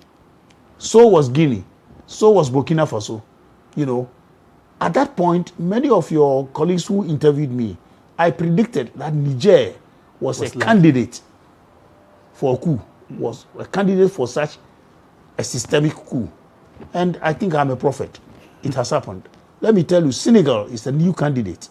Mark it on the wall. If Macky Sall doesn't stop what is happening, and if ECOWAS doesn't take steps to talk to Macky Sall. So the coups we are having are unlike the coups we saw in the 60s and 70s. Again, those conspiratorial coups were supported strongly by the patrons of the Cold War. So it's either Russia, which is under it. Mostly it was the West, America, CIA, sponsoring such coups. Today, these coups are not sponsored. They are indigenous coups. They are coups from within, from Africans themselves, not supported by, say, Russia or France or that kind of thing. The leaders of the military themselves feel that we must save our state. You know, so these are the differences of the coups that we are talking about. Okay. Ghana is safe from those coups because there is not a systemic hiccup. There is no earthquake, no tremors that will trigger the military from taking over from the government. Now, you spoke about ingredients, which you say we are not necessarily experiencing. But many of these countries, and there's this thought, school of thoughts, that because they're happening within the Francophone or French-speaking countries, is that something that, like you mentioned now, Senegal is what you are actually mentioning now, that could possibly be another country to look out for? Is that something we should even buy into? Well, we should one way or the other, because there is a serious anti-French kind of feeling within Africa, within the French-speaking countries. Okay. There is a huge sentiment against France, colonization and neo-colonization. And people have spoken against France for a long time, because even though there is decolonization, France still holds on to their colonies as if they were just puppets. You know, the French-speaking countries in Africa, though are independent, still have to keep about 85% of their foreign reserves in French banks. And they pay tax on those reserves. My own money that I keep in France, I have to pay tax on it, for they keeping it for me. Then again, they have to trade with France first and foremost before they trade with any other country. Any of the things they want to buy, they have to look at France first. It's like they have no freedom, kind of, you know. And so that anti-French feeling in the Francophone countries I think it's having an effect, a domino effect. The hatred from Mali is sending signals elsewhere. And the French people are also unable to accept that, look, Africa is changing. Come to think of it, that when the French were ousted from Mali, Niger accepted the troops to be sent, and obviously it will bring about some kind of anger. Yes. You know. So yes, one of the things that is making France get hated in Africa is because of the way they are handling their former colonies. Now Ghana is situated at a place where we're surrounded by the French-speaking countries. We are not at a threat, as you say. But what could be the potential risks that a country like ours, which is a peaceful one, could have from all of these? Well, risks are all over. Risk can come from within without looking at the French-speaking countries. If, you see, the biggest problem that we are having within this coup mentality or whatever it is the question of democracy and whether we have democracy at all. You know, and so anywhere democracy hiccups, there is the possibility of a coup. So what we must guard against is that we must be very sure that our democracy does not hiccup. When I talk about hiccup, people are always believing in the ballot as a sign of democracy. Oh, we go to the ballot every 4 years. So wait until the 4th year, then you can change the government. So the behavior of ECOWAS answers this question, that they believe that once a person has been voted, you must wait until the next ballot. I have always said, and I want to reiterate it, I will mention it 1 billion times, the ballot does not stop the bullet. The ballot does not stop the bullet. If we think democracy is the ballot, and in between the ballots, any head of state can behave any way he wants, we should be very careful. That is where democracy hiccups, in between ballots. And that is where the bullet can set in at any time. So we must guard against that. The greatest risk to democracy is when after the ballot, then we go to sleep. Institutions of state are captured by the state, what we call state capture. Institutions of state are belted under the hypnosis of the incumbent government, that everything is done in the name of the state, but then the state is not there because people are not involved. Accountability is not there, participation is not there, and just wait, let me do whatever I want until the next ballot. This can bring a coup, whether it is French speaking or English speaking. So we are only safe because there is a semblance of, yes, the ballot to the next ballot. There is also a semblance of participation because of the way we do things. There's a semblance of institutional presence. The institutions of state are working in Ghana. These are some of the things that is saving Ghana and making Ghana safe from coups. But there are several other things we need to watch out. Incessant feuds, that is tribal feuds and wars around us. We should be very careful about that. And again, ungoverned spaces, spaces where government is not felt. You know, there's no government. Okay. Dollar power is one such place. Boku and other areas where there are internecine feuds, I fear that as insecurity for the state rather than coups. Because the Boku situation, for example, can invite terrorists. Okay. In fact, Mali started off this way with internecine feuds among the tribes. Jenim was formed, and they invited Al-Qaeda. Then later on, other groups also invited ISIS, and they have formed what is called ISWAP in West Africa. That's ISIS in West African province. So if we don't take care, one of the Boku factions can invite any of the jihadists to come and help them. And that would be that just blow out of... Exactly. I'm more afraid about these than a coup in Ghana. Wow. Now, you've often spoken about even the approach of ECOWAS, yes, especially with the recent coup in Niger. Yes. Now, what's the thing that ECOWAS is doing now that is not right, and what would you think ECOWAS should actually be doing? When a thing has happened, you must do a diagnosis. When you go to the hospital and you say you've got a cut on your foot, they know you are saying you have a cut. but they will still do their diagnosis. So you think ECOWAS is not doing that? Absolutely. Absolutely. They just are following what they have just put down on paper. Protocol for denying any other person who come unconstitutionally. But are they even working towards that in an equal keel? Ouattara changed the constitution and had a third term. Is that not a coup? What did ECOWAS say? And why is it that they have a different measurement for Mali, a different one from Guinea, a different one for Burkina Faso? And with this one, all of a sudden, 1 week we are coming. You see, in international relations, and especially in security matters, when you threaten and you don't fulfill, you lose credibility. And you grow the opponent very seriously. Niger has grown stronger. And the three earlier coup makers have grown even higher. 1 week, which general told them that within 1 week he would mobilize troops and go to faraway Niger to go and fight? I mean, which general on this earth? Where is this written? What is the history of general mobilization within 1 week? A huge country like Russia took months to mobilize on the borders of Ukraine before they entered. And as far as I'm concerned, the theory is clear and the practice is clear. To mobilize from a multilateral organization for intervention takes not less than 6 months. UN has never moved before within 3 months, 4 months. It takes 6 months because you need the troop contributing countries to pledge troops.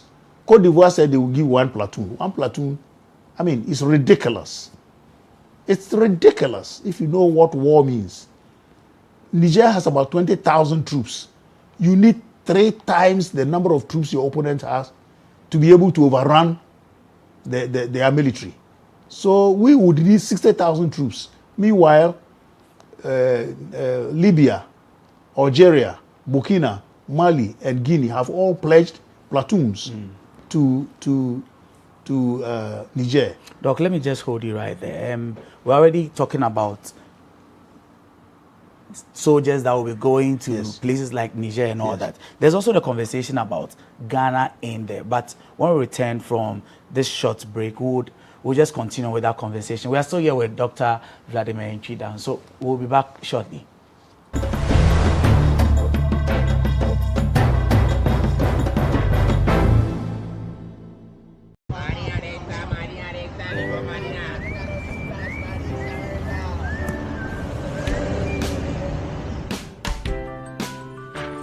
I want you so bad, I'll fuck cracker. I want you.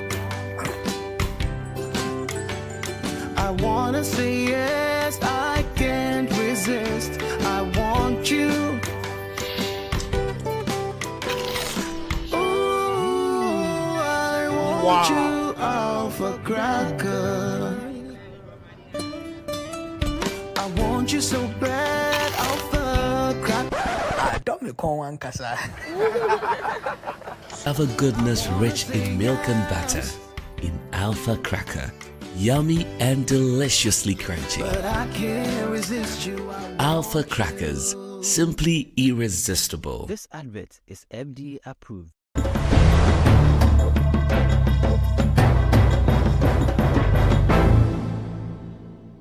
Welcome back. Still here on the lowdown here on GhanaWeb TV with Dr. Vladimir Nchida. So, Doc, if ECOWAS eventually becomes successful, enters Niger, what would they be doing there? That's $1 million question. What will it be doing there? In the first place, I doubt if ECOWAS has what it takes to go to Niger. I doubt if they would go. And if they do right now, the consequences will be very dire. They're going to fight a war in the terrain which they are unfamiliar with, number one. Number two, they're going to bring a kind of civil war within Niger. Number three, the point is they want to restore so-called, quoting them, democracy. Are they going to take another kind of democracy from here to go and give to the Nigerian people? Democracy is not imported. It is the people within the country that bring about their democracy. One journalist from the Netherlands came and asked me, the Bazoum was democratically elected. Yes. So why would the soldiers overthrow him? And I said, if he's democratically elected, you don't need an outside force to go and bring back democracy. The people who voted him should be able to bring back their democracy. So you don't bake democracy from some oven outside and go and give it to a people. If ECOWAS goes in, I tell you, they are going to light a fire which will burn the whole of West Africa. So I don't think they should go in, and I don't think they would go in. What would they be going there? Supposing they went there right now and they fought and they got Bazoum back to power, would there be an occupational force, and who will pay to stay, ECOWAS occupational force, to stay to guide and guard that democracy? We've got to be very careful about what we say we want to do. They are going, because there are several other African countries, West African countries, that are candidates for coup anyway. So if they did that over there in Niger, the consequences will be that there will be more other coups. And will they have the wherewithal to be going to every country to restore democracy? That's another point. I've always asked another question. Supposing this thing happened in Nigeria, are you thinking about such a situation? With their military force. With their military force and with the country, the terrain and all that. The vastness of the country. Would we necessarily always say that we will be going to Nigeria to restore democracy? So we shouldn't bite more than we can chew. So Doc, what should ECOWAS actually be doing now? As I said, you mentioned earlier, of course. Every coup is a terrific jolt to the socio-economic and socio-political order. Things have changed. So go in and negotiate for normalcy. The end game should be that you know what you want. So go in and negotiate, because there is a new leadership. They say it's unconstitutional. They have sworn themselves in. It becomes constitutional. Negotiate. Okay. The people say, the coup leaders say they won't listen. It is because of the first threats that we gave them. Why did Sanusi go there and they accepted Sanusi? Abdul Salam went there some few days back and they accepted him. And they told him that they want to be there for 3 years. It means they themselves have a trajectory. Yeah. They know what they want. Go there with your bargaining chips and say, no, the 3 years might be too long and let's do it this way. We'll achieve the same thing. It's like dialogue. Have we forgotten about diplomacy? After all, we built ECOWAS because we want to jaw and put our countries together. But if one has gone astray and you want to threaten, you are trying to force an implosion of ECOWAS. ECOWAS will implode. People will just move away from ECOWAS. 4 countries are now out of ECOWAS, suspended, isn't it? 3 other countries are supporting them. So half of ECOWAS is gone. And you go for war again, ECOWAS against ECOWAS. Next year, we'll have no ECOWAS. Is that what we want? Now, there's a silently growing outrage amongst the Ghanaian populace with this conversation about sending Ghanaian troops, which we've not had maybe a very definite conversation about, or anyone necessarily saying that. But in the instance, could Ghana be sending troops to join the ECOWAS? I don't think Ghana on its own would say, as for me, I'm sending troops. I don't think I see those signals from the government or from the military hierarchy. I strongly suspect that Ghana, one of the biggest pillars of our foreign policy is multilateralism. Okay. And Ghana, as a member of this multilateral organization called ECOWAS, would want to go with ECOWAS. Left to Ghana alone, I don't think that would be the line of action they would take. So they want to go with ECOWAS because ECOWAS says so, and because it is we have a protocol that says so. So I won't fault Ghana if Ghana goes with ECOWAS, but I'll fault the whole of ECOWAS rather for taking such a step. Now, a lot of these coups, like we're talking about, have been based on the tenures or the operations of leaders in these countries. Like you mentioned, the systemic and the conspiratory things. I am wondering, should the West African region or even Africa as a whole be really looking at the tenure for presidents, perhaps? I don't think I subscribe to this kind of regimentation. Each country has a way of its own constitutional order. I don't care how long a president stays, provided it is constitutional. Why are we forcing ourselves to go 4 year, 5 year, 3 year, 7 year, and changing them? I mean, we must brew our democracy in the pots of Africa. If, for example, an Omahine, that's our tradition, Yes. stays until he dies on the throne, but there are checks and balances. A Santi system has been unique and stable. Very, very stable. If that is what we want, why don't we do it? Who says that the 4-year period that a president should stay is more democratic than a Santini who stays until he dies? Once that is what the constitutional order says, I have no quarrel about that. So ECOWAS or AU does not have any say in trying to decide for countries how long they should stay. What they should decide is that everything must be constitutional. Everything must be democratic. And I am for that. So, yes, the tenure of office is very, very important. Macky Sall tried to change the constitution. In Togo, we had it. Benin, we have had it. In Mali, we have had it. In several places, that is what happens. And just Ouattara did it. And we said nothing. And when there was a coup in Mali, ironically, it was Ouattara we sent to go and talk to the coup makers. Come to think of it, a civilian makes a coup and you don't say anything. So the feeling among people are discussing. So it's like you are trying to defend the club of civilians. When the civilian is ruling, let's defend him. He does no wrong. When the coup maker comes, he is wrong. I don't think that is also proper. I've often heard people say that democracy is not for Africa. Do you agree? That's wrong. In the first place, what is democracy? You define democracy within the context of your socio-historical, socio-economic, socio-cultural trajectory. Where are you coming from? If in our democracy, like I'm saying, what is democracy? American democracy is not the same as British democracy. Okay. It's not the same as Indian democracy. Democracy is what all of us believe we should do in a country for our governance system and economic system. So if we decide in Ghana that we'll go to the chieftaincy kind of system, the chieftaincy kind of system has its own democracy. How a king is elected, what not, what knows, who does what, and what knows what the subjects have to do. It's democracy. Once these things are codified, that's our democracy. So when we begin to talk of democracy and we think it's Western democracy, we are very wrong. So those who say democracy is not good fit for Africa are thinking of Westminster or American presidential kind of democracies. And I'm saying, can we bake our democracy within the confines of where we're coming from, our socio-historical, socio-cultural trajectory? Where are we coming from? What are the ingredients that we can put together so that we know that this is the way we want to be governed? This is the way we want our state to go. That is democracy.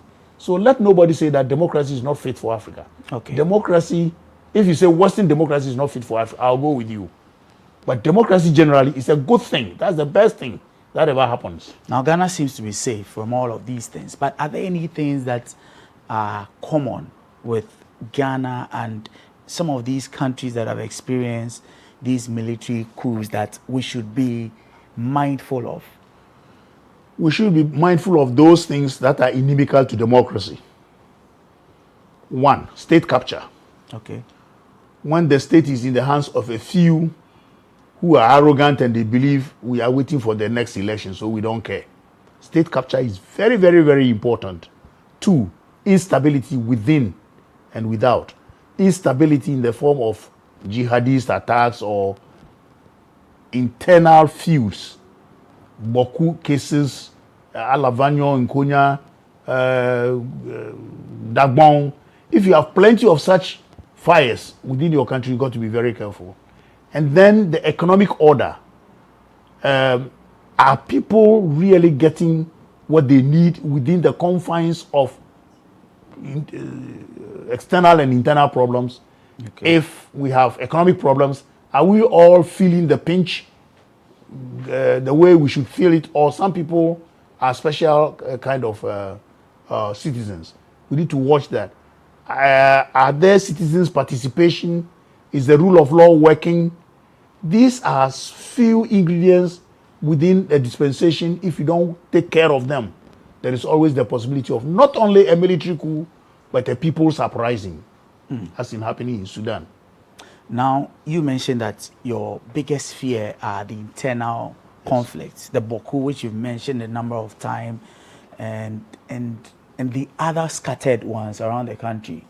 Now, what's the solution? We've had people like the Asantehene come through when the Dagbon issue. There are other ones. The Boku one is repetitive. How do we bring a solution to all of these things that are scattered? We must remove politics from these conflicts. My own research shows that there is hardly any such conflict where politics is not the culprit, the number one culprit. It can be historical, it can be the media, it can be anything. But almost every conflict in this country has been politicized. If you go to Boku, the Kusasis belong by their own behavior and everything to NDC, and the Mamprusis belong to MPP. In Dagbon, it is Andani for NDC and Abudu for MPP. You go to Alavan, every of the conflict has been so much politicized. If we divorce, these are some of the props that prop up such conflicts. And it is more dangerous where politics is one of the culprits. So if we divorce politics from these conflicts, I tell you, we'll dodge them. And again, we must use track 2 diplomacy rather than the military and whatnot. And the military will go in and make sure that things die out within seconds. But we haven't solved the conflict. And I always believe in that the people within the area must themselves own the resolution. That's like when Asantehene went, it's a track 2 kind of diplomacy. Okay. Asantehene has no constitutionally written mandate to stop conflicts. The constitutionally mandated institutions are the police and the military. All right? But they can't solve it. They couldn't solve it. So track 2 diplomacy is very, very important in almost every country. Prominent people who can go talk and you see that people say, okay. And Asantehene, the Dagbon case, he did it very well. And we can use him. We can use prominent persons who, when they talk, the world shakes. If Kofi Annan were alive, and he has been doing it around the world. Beho is a super diplomat who's Dibiana. He's even, when he's talking, you can see that the whole words that are coming and the whole persona of Beho is peace. The more we use such persons, the better it is for our country. Rather than every minute, Operation Gong Gong, let's go. We go and beat the people, make sure that the place is quiet a little, and then we leave. And then we haven't solved the problem. Now, it's the media that's trumpeting a lot of these things. That's right. Where does the media stand in all of this? The media is very unique in these issues. If the media reportage is inflammatory, then these fires will not ever die. If the media knows how to report on wars or conflicts. And do you think it's something we are doing well? I don't think the Ghanaian media is doing well. Because as soon as there is a conflict, the media either is expecting too much or they don't understand how things work. We have had instances where I've spoken to some of your leadership and I'm saying we need to have proper lessons for you.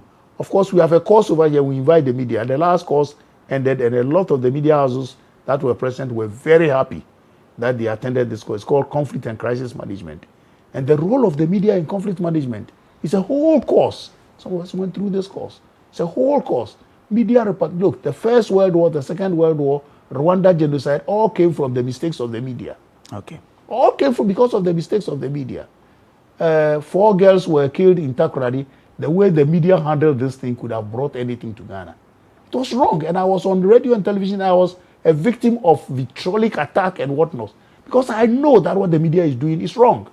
The Ejura crisis. I was a member of the committee. And as soon as the committee was appointed, 90% of the media in Ghana was saying that it was a rubber stamp to start with. We haven't even started our work.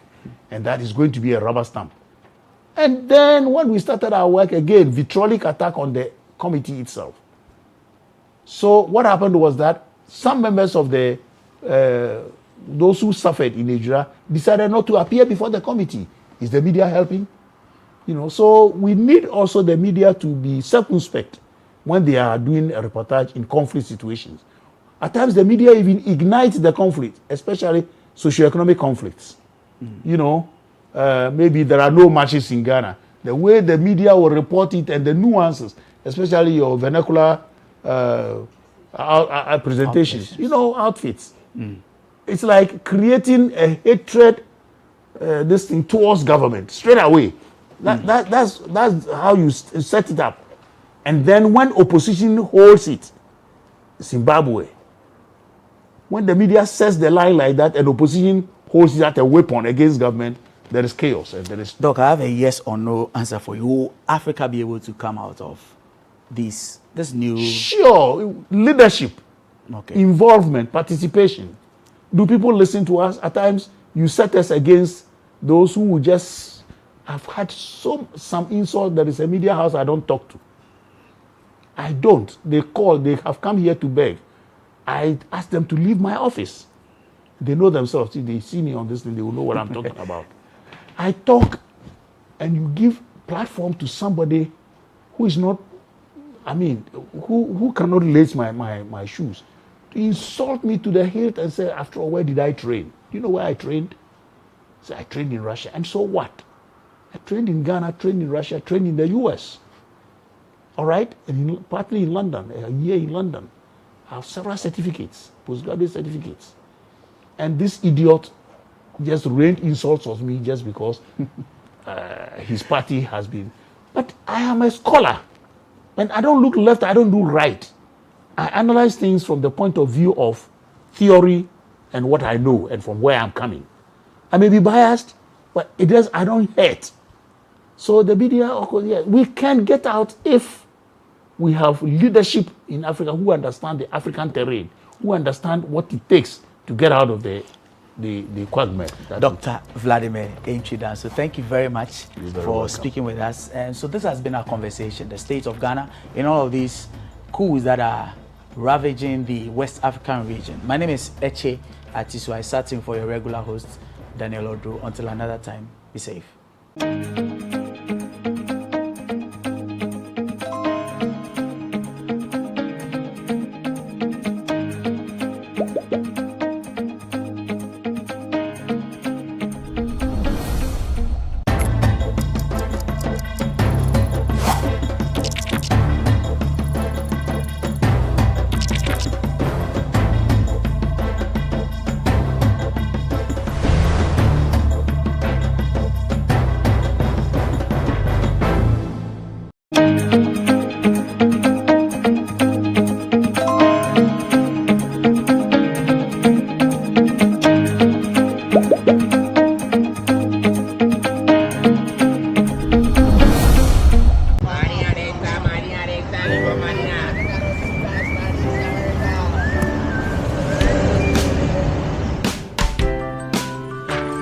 I want you so bad, Alpha Cracker.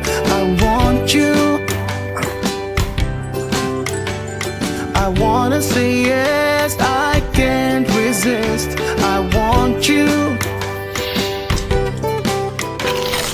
Ooh, I want you, Alpha Cracker. I want you so bad, Alpha Cracker. Have a goodness rich in milk and butter, in Alpha Cracker, yummy and deliciously crunchy. But I can't resist you. Alpha Crackers, simply irresistible. This advert is FDA approved. We Power Authority, we are the first company to actually hybridize solar and hydro together. Right now, as it is, it's no more a picking plant. It's a plant that at any time we generate the power as required by ECG and Gridco. You can't build solar plant everywhere. You need to check out the irradiation. But luckily for Ghana, the northern sector and part of the Volta region, we have proper radiation that can give us more solar power. Ours is to make sure that we become the leaders in renewable. The ECG owes your outfit $612 million. It has gone up. Now it's $658 million. The greatest problem of this company is that we generate and yet we are not paid for what we generate.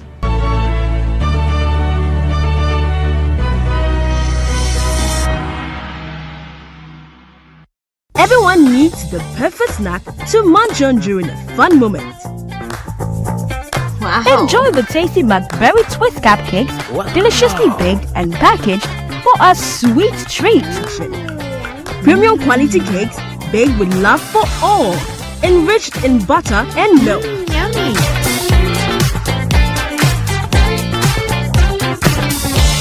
Oh, McBerry Twist Cupcakes, simply irresistible. Try one today. This advert is FDA approved.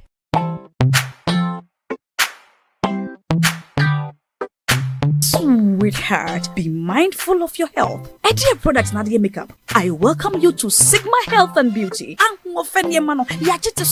You can call us the Beauty Embassy. Who pursue beauty more revealed with quality makeup products. There is only one place. The Sigma Health and Beauty 2022 Ghana Makeup Awards Beauty Retail Business of the Year. Of course, we are the defending champions.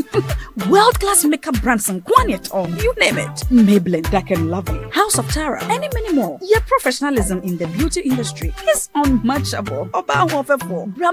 The proper way of applying our products. Sigma Health and Beauty, Yewa Accra, Makola, Georgina Stores, and Rollins Park, Gate 4. Fryer 0248 138 596 and 0201 408 186. Or visit our online shop at www.beautyavenuegh.com. Sigma, your beauty, our joy. Are you still searching for the right platform to share your voice, thoughts, and feelings?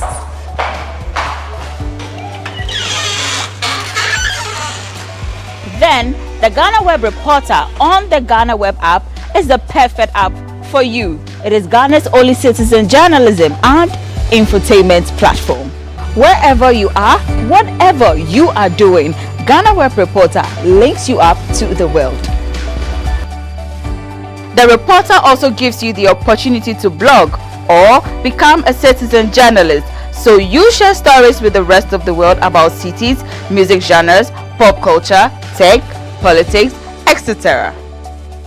Download the GhanaWeb app from the Google Play Store or App Store on your smartphone and open it. Tap on the member button at the bottom of your screen and follow the easy steps to register with your phone number or email, and you are ready to become a reporter. GhanaWeb Reporter, democratizing journalism and empowering content creators.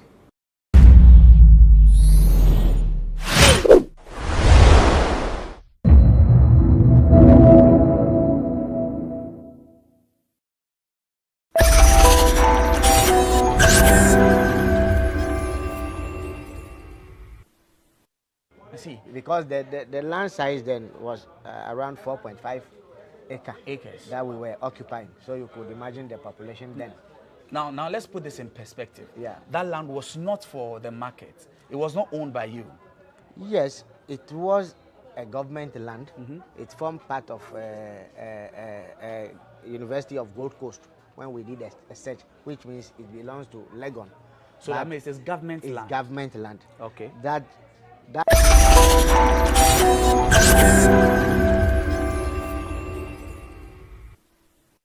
In June 2021, GhanaWeb reported on something that happened here at the Tetteh Quarshie Arts and Crafts Village, and it was a demolition exercise.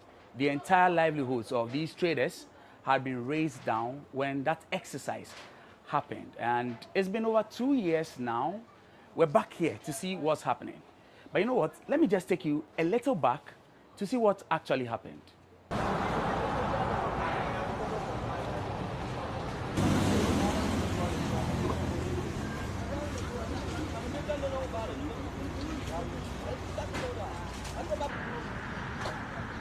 On the 8th of this year, on the 8th of January this year, we were here, and then the court bailiffs, police, and then the plaintiff company came that they are coming to take possession of the land. So we pleaded with them. We told them that it's of a short notice because we've been here for over 30 years without any interference. However, we also consulted, or we confined the then or the current Honorable MP, Honorable Lydia Al Hassan, who also advised us to re-look into the list of the land. So he led us to lands, and then we conducted an official search where we found out that Lands Commission has reserved 1.56 acres of the 7 acres of land here, still for the handicraft market. So we applied to Lands Commission for that 1.56 acres of land to be leased to us, which Land Commission has agreed and have written us a letter, one for the union and one to the district assembly. So as I am talking, we are still in the process of acquiring that 1.56 acres of land, where the district assembly also promised to develop that place where we'll be relocated. So when they came first for the demolition exercise, we told them that we know that all the land does not belong to them, so they should go. We are ready to move onto our 1.56 acres so that they can have their portion, but they did not agree. So they came back on the 8th with land guards, police, and then destroy our goods, destroy like 1/3 of the whole market, but then leaving about 1 acre of land. So we told them that we want to go to our 1.5, but they said already they have leveled that place and spent money, so we should remain where we are. So we mobilized ourselves, raised funds, our last resort, and then rearranged and reconstructed our shops. We constructed about 150 new shops within 3 months, and we have just started doing business. Then yesterday we were here, and then they came with police and then excavators and pulled down our newly built structures. My problem is they have been coming to the site since we started the new construction. They did not tell us to stop. They did not say go back to your land. They watch us, we finish everything and have just started business. This time they did not allow us even to take anything. They destroy all our goods. As we are here, we are stranded. We are calling on Ministry of Tourism because that is where we belong. I am presuming in the next 5 years, if government shouldn't take a look at the handicraft sector, we may be importing handicraft from Burkina Faso and other neighboring African countries. No, we should let us know so that we will know what to do. You understand? But you give us hope. The kids and the government and what all. They say this is what is happening. This is the place that you people have given us for temporary, so that later we'll talk to the chief and then own the place. You understand me? Just understandingly, no information, nothing.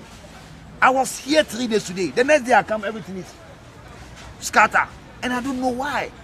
You understand me? So I also plead to the government to see us and know what you can do to us, because now some of us now they don't know where to go.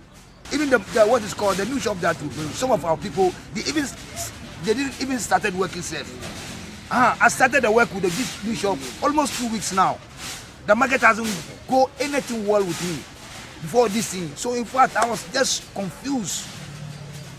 So we are asking the government to look for us, because we all Ghanaians. You understand me? Once the leader did, then at least you have to do something.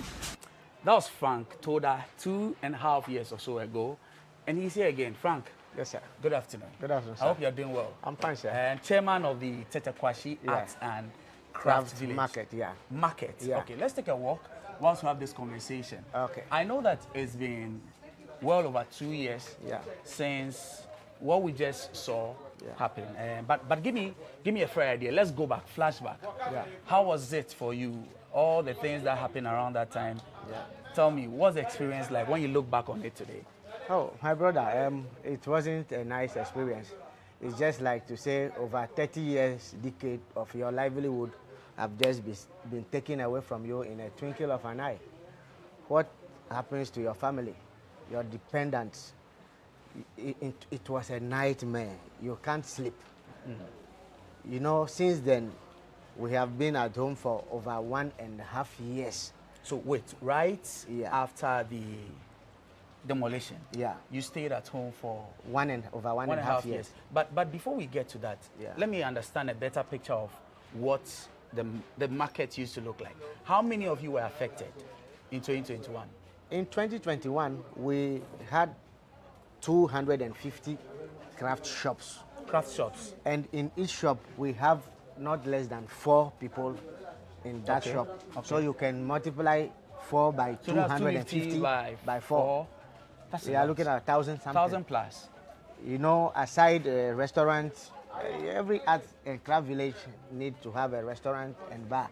Okay. So if you add all those, you could see people who were selling pure water, they are not among these 1,000, but you can just get a picture clearly.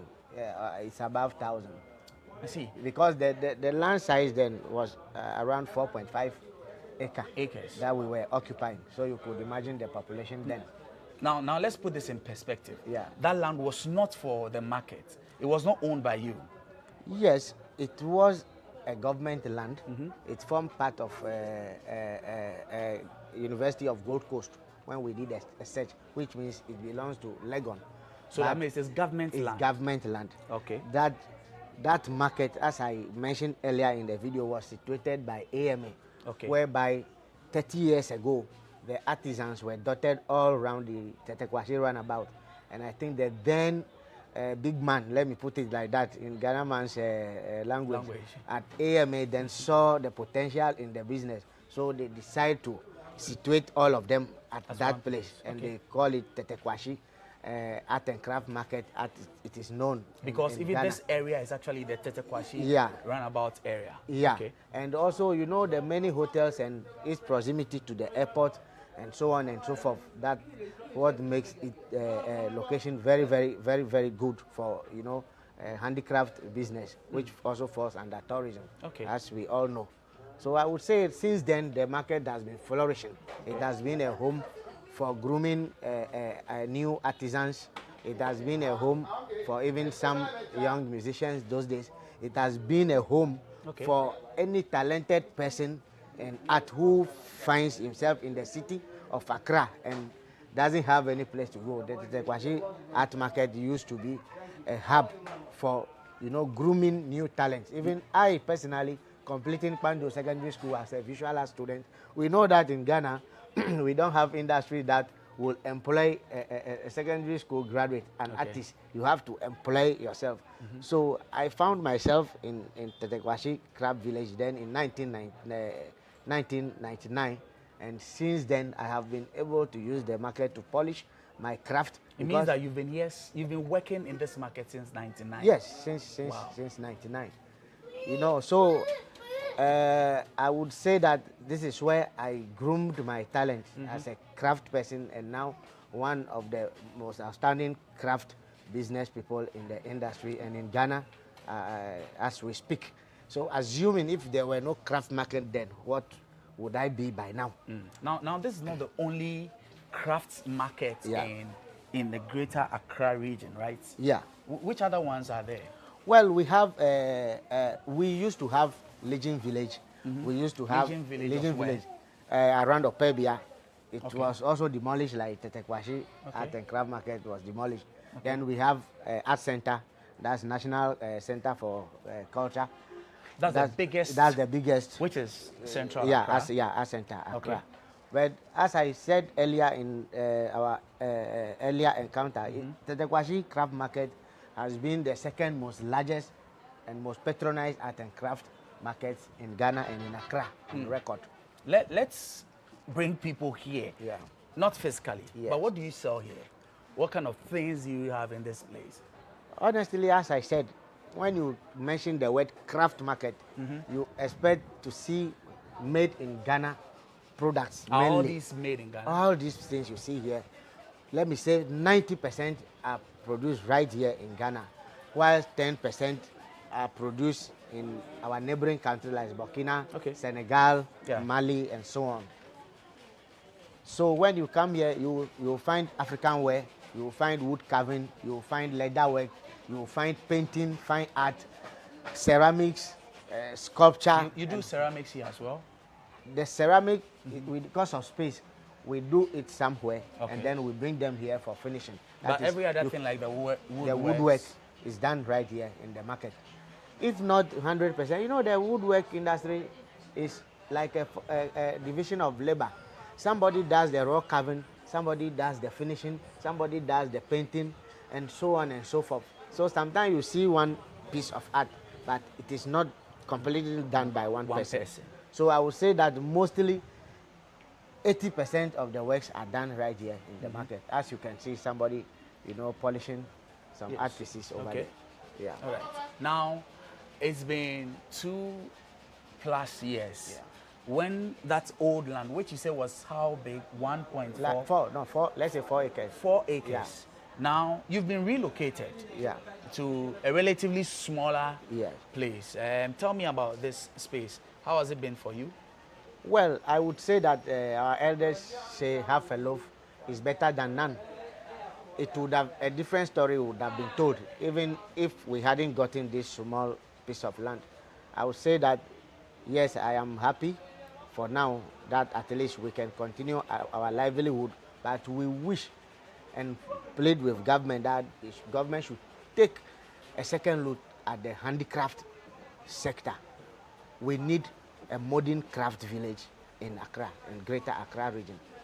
It will solve the unemployment, the armed robbery issues in Accra, because the industry is big and is really lucrative.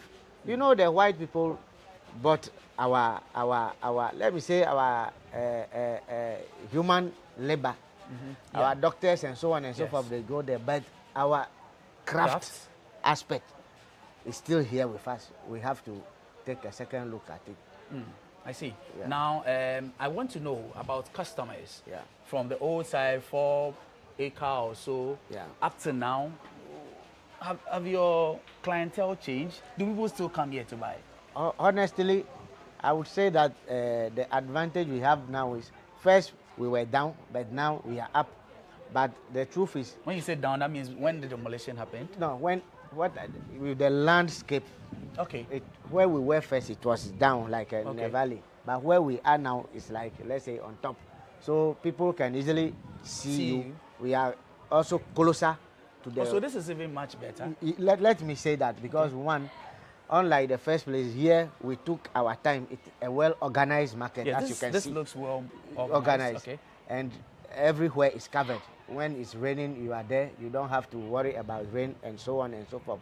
But our challenge is, you know, when the demolition happened, it went far, across Ghana. So customers think we are no more existing. Okay. So I think this will be an opportunity for us to let them know that we thank God. Let me say, government have listened to our plea. They have found a small place for us, but it's manageable for now. Okay. Let me allow you to catch your breath. We'll just briefly return, and then we'll talk about all the other aspects of the business. This is still Say It Loud on GhanaWeb TV. We'll return shortly.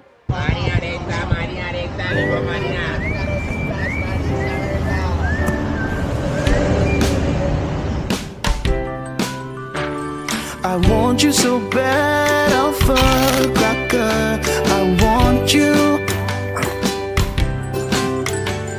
I wanna say yes, I can't resist. I want you. Ooh, I want you, Alpha Cracker.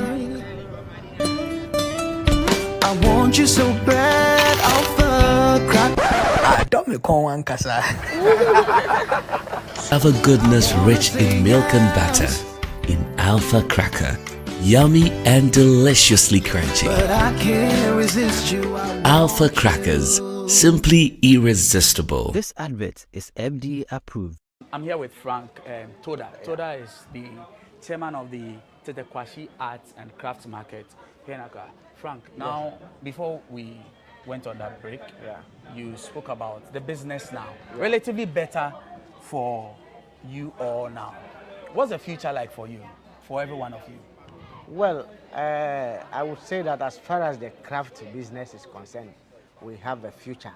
But, you know, we as artisans need permanent land or permanent location, you know, to do our business. What efforts are you making in that regard? Honestly, our plan here is within the next 5 years, we should be able to raise money by ourselves to acquire land. They said if your parents give birth to you and they cannot take care of you, you have to find a way to take care of yourself. So this is our plan, because with our current location, we know any big development like road extensions and any government development could also affect you again. us again. Okay. So it's like we truly need a permanent place, and I'm hoping that in the next 5 to 10 years we should be able to organize ourselves for that project. Yeah. Okay. So we want to thank you.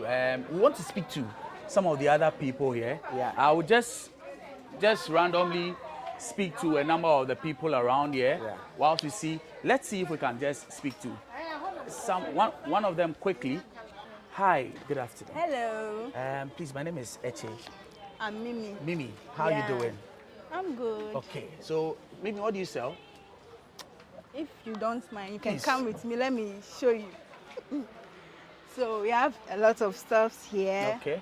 We have the lady bags, key rings, and paintings. You have paintings, okay. Yeah.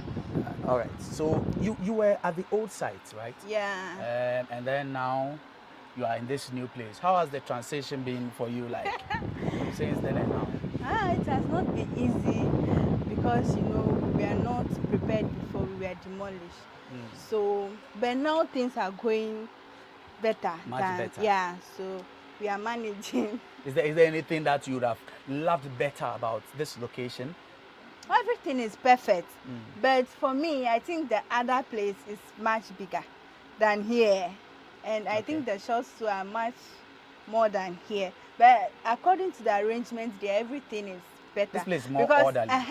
The other place, customers who go to a certain shop, they will not come here. But here, once the person starts from the beginning, then to the shop. end. So I think It gives you a better yes. advantage. All right. So everything is fine. I'm glad to hear. Please tell me your name. My name is Sika. Sika. Okay, Sika, you're also at this market. Yeah. Were you also at the old place? I was. How is it now? This new market, how is it for you? At first, in fact, the market was so good at the back over there. But now, because it is new, we are now picking up small. But people still come around. Yeah, they is that not do, the case? but not as much as at the back when we were at our previous place. Okay. But you sell what exactly? I do clothing, beads, African slippers, musical instruments, drums like maracas, bags, and so on and so forth. I have carvings and then other things. Everything concerning Africa. That's nice. What would you do with a much bigger place? Because you talked about a bigger space in the old place. What would you do in a bigger space if that was to come to you? To extend our business. Because our business, we need a very big place to do all the, because we have some, because of the space matter, some of our things are not here. Okay. We have big masses, some bigger than even you. Then we have drums bigger than you. So the space here is small. Assuming we have all this, you come here, you see traditional drums, the bigger ones, and then the masses and then everything. But because of the space, that's why you are seeing all this thing. And we still have stuff in our shop, in our storerooms. Because of the space limitation. That's why we have these limited products here. Bature is also one of the people here. Bature, now you are, what do you sell here? I sell beads and design beads. So there's a difference between beads and the design beads? Yeah. Okay. But we have the raw form. Okay. And the one that we design as a necklace. Ah. Yes. Okay. Yeah. And I see a lot because of colorful ones. If it is here. like this, some people can use it, but some would like to blend it and then create a certain design that will suit somebody. How long have you been doing this business? Oh, I've been doing this business for about 27 years. Ooh, that's a lifetime. Yeah. And it's brought the benefits as you would expect. Yeah, but because I use that one to take care of my children. Okay. And that's helped you? Two are in tertiary. Oh, that's wonderful. It's the same work that I do. Okay. So which means it has At brought least a it's certain, brought in some. Yes. That's really good to hear. Because I've invested in them through this business, which means wonderful. Yeah. We're just taking a look back on 2 years and over when the demolition happened in your bigger space, and now that we are here. But tell me what the dynamics have been since then and now. Since then, business has gone down. Even at the time, I have an order to do. All right, within the time? The time, yes. I have prepared the item, they are there, and then all of them. So what that were money destroyed? all that was destroyed. It was a shocking thing that we did not expect that thing will happen at that period. And then it happens. I'm at home. Before it's I got here, everything is gone. But now the investment that I made in it, all is gone. So. But here you are. You have a new place now. How Starting things gradually. are picking up? Small. Things are now picking, not as fast as. Okay. So, is there anything else in particular that any of you are looking for from government or any of the state authorities with regards to your trade and your craft? You know, everybody needs assistance from the central government. You know, like what you're doing now is also impact to bring people in. Ours is the government should put eyes on this sector. It will take up this unemployment issue. Yeah, so I'm looking at government should just focus more on this area. Because if you go to Ethiopia, there are graduates. If you go to these francophone countries, I'm telling you, that's the business that they do. It takes a chunk of the youth from the street to that sector. So the central government will not be burdened on certain. It will reduce even some of the unemployment. Yes. All right, but thank you very much. You're welcome. I'm glad that at least you're back on your feet and you're going about your business on and on. Yeah. So this elderly woman also sells here. Good afternoon. Afternoon. But I could like it before. Oh, Mauta. Uncle on a general over shop yama. And we are Pomo, Majorana, young Wofa, which offer shirt away. The view of our Jonue, play young Wofa Jonue, Yamajana, Ajana Batakaliwe. Ajana, which offer at his walking stick. Okay. All right. Me no, anigo magia fi over kakami shop so. Laka ola na mi cho 2021 ma ka cover sere if you are lucky in your business. Yeho ama ko ele metai. Na me ne ma odi. No mi ke joba ide amegere o me katemva. Ame no plan anwa. No, amego kenye mi ami do store we. Amero me katemva ko store. Ela bena e gabete vo. O ba gboro na mi be mi fofu mi aroko we anyi gba lape mi fofu mi aroko we ami abete ma fofu re do me ko be mi wa store new ame si ame blen ga ba ko wa store me la fe me ko enyi me den dan ko bo o le store kaka ebe o le store kaka ma fai budoza bo fa we do and the awo nkume mum atabe matron to come nine step enu e ko be soja o le tura si police o le tura si no kaijo america maten fonu ne ma o le gbo we ame o fa gba be tevo me be o la tinu si anu dugu kan ti bete de ka no si anu vo bete ko ba na fa me for 2 years de Edefu na mi. Fifia ma menu vetari. Mi ko efile. Leke amowa vama mo plan. Deka akela o lebene o vare o mele papa sibo. Akema utai amesi amadum. Okay. You've seen a picture from 2021 and then what the situation now is at the Tetteh Quarshie Arts and Crafts Market here in Accra. What these traders are telling us is that, well, they're still in business.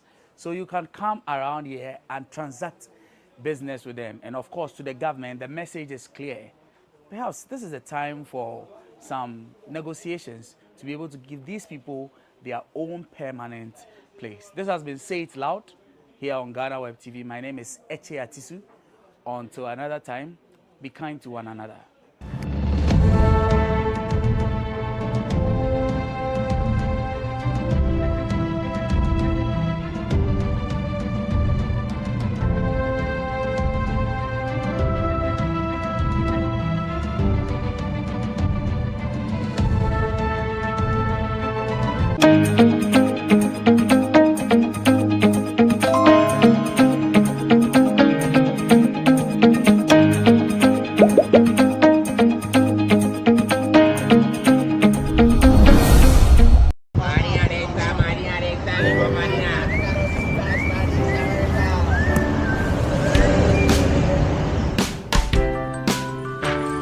I want you so bad, alpha cracker. I want you.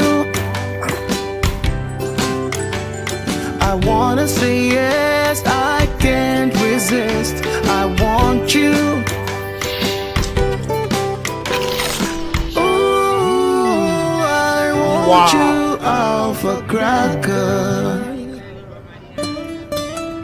I want you so bad, alpha cracker. Have a goodness rich in milk and butter in Alpha Cracker. Yummy and deliciously crunchy. But I can't resist you. Alpha Crackers, simply irresistible. This advert is FDA approved. We Power Authority, we are the first company to actually hybridize solar and hydro together. Right now, as it is, it's no more a picking plant. It's a plant that at any time we generate the power as required by ECG and Gridco. You can't build solar plant everywhere. You need to check out the irradiation. But luckily for Ghana, the northern sector and part of the Volta region, we have proper radiation that can give us more solar power. Ours is to make sure that we become the leaders in renewable. The ECG owes your outfit $612 million. It has gone up. Now it's $658 million. The greatest problem of this company is that we generate and yet we are not paid for what we generate.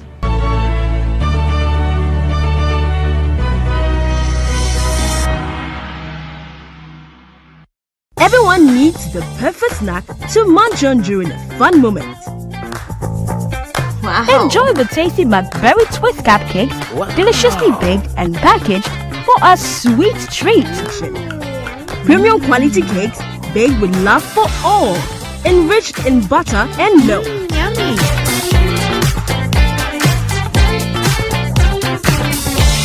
Oh, McBerry Twist Cupcakes.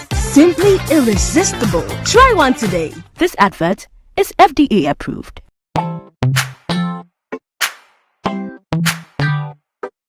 Sweetheart, be mindful of your health. Idea Products Nadia Makeup. I welcome you to Sigma Health and Beauty. You can call us the Beauty Embassy. We pursue beauty more revealed with quality makeup products. There is only one place. The Sigma Health and Beauty 2022 Ghana Makeup Awards Beauty Retail Business of the Year. Of course, we are the defending champions. World-class makeup brands and Kwanyet on, you name it. Maybelline, Dark and Lovely, House of Tara, and many more. Your professionalism in the beauty industry is unmatchable. Bramientra the proper way of applying our products. Sigma Health and Beauty, Yewa Accra, Makwala, Georgina Stores, and Rollins Park, Gate 4. Fryer in 0248 138 596 and 0201 408 186. Or visit our online shop at www.beautyavenuegh.com. Sigma, your beauty, our joy. Are you still searching for the right platform to share your voice, thoughts, and feelings?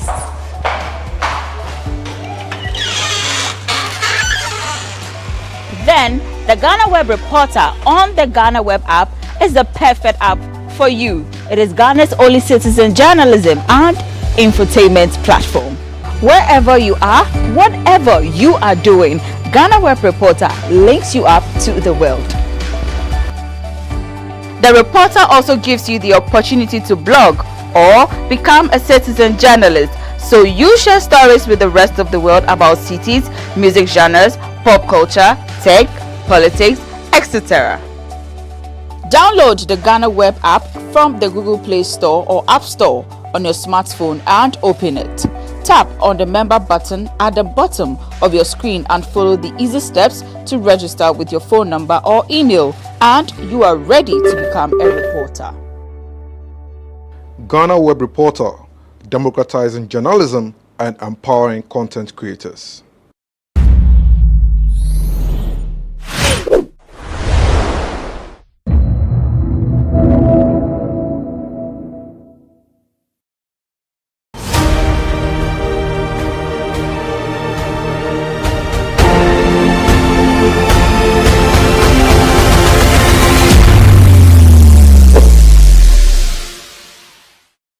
In this episode of Everyday People, I'll be speaking to Mr. Abdul, a security man.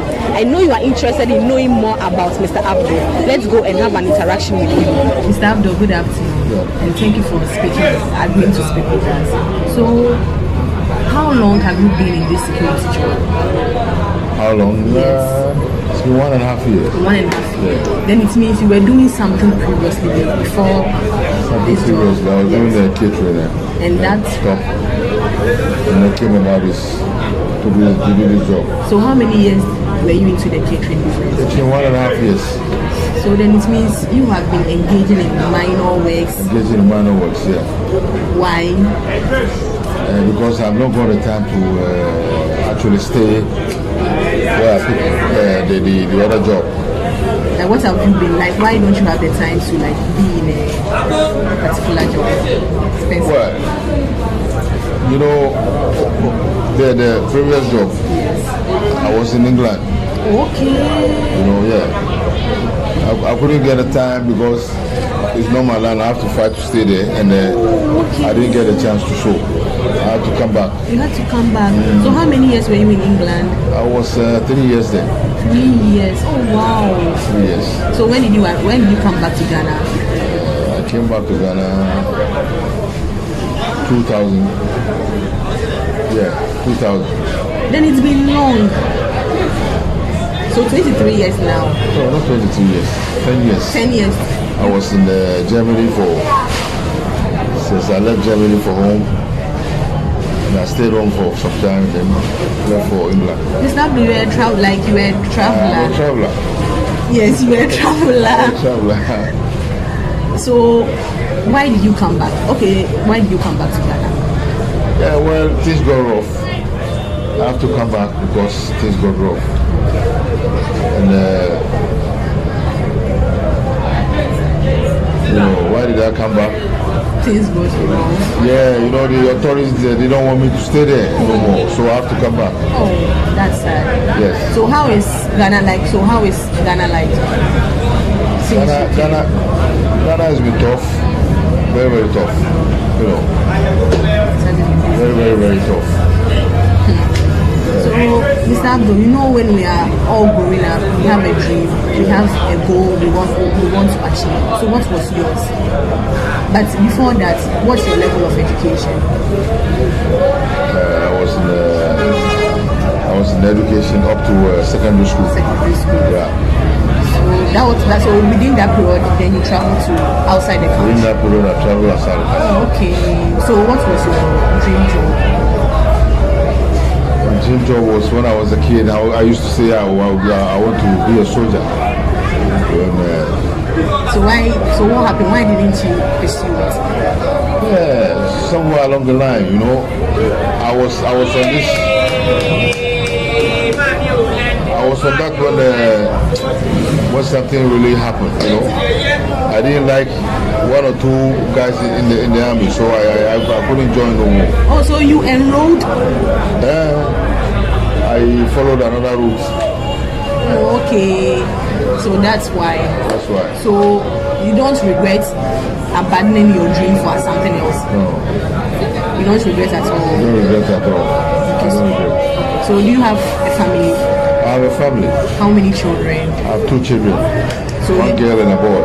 So you are doing this minor works to to raise them up, yeah, to support them. So what's your level of education? The level of education now is one is in secondary and the other is in primary school. Yeah. So this minor job that you've been doing, are they lucrative? Like, are they helping? They are not lucrative. Sometimes this one that I'm doing, it doesn't make me sleep at home. I don't sleep at home at all. I close in the morning and then I come here direct. So you don't have time for family? Oh shit. And what are you doing about it? What? Because the family needs you too. What am I doing about it? No, nothing. So you nothing special. I have to do it. I have to concentrate on the time. Because the time the family needs me, everything needs me. So since you've not really worked for so many years in your previous jobs, also are you making up your mind to make this a permanent? Yeah, not to make it permanent actually. Stay in it for some. Stay in it for some time until I get a new job that I think is okay. Because now I don't get somebody to support to find a good job. That's why. Yeah. It hasn't been easy. It hasn't been easy. Yeah, it hasn't been easy at all. But how old are you finding out? I'm 59 years old. 59. So next year you have to be... Next year I'll be 60. 60 years. So you have to be retiring. Yes, I have to. Exactly. But are you going to retire or... No, not retire. Yeah. I'll not say retire and look my face direct like that. No. So how do you feel as you are approaching 60 years? And things are like this? I feel sad. Sad, you know. I'm also feeling sad. But the Almighty is there. He will help. Thank you, Mr. Abdul. Thank you very much. And I hope everything will work out for you. I hope so too. We have listened to Mr. Abdul, and as he is approaching 60 years, he's just hoping things will get better. We have more of these stories in the next episode of Everyday People on GhanaWeb TV. My name is Diaba Eugenie.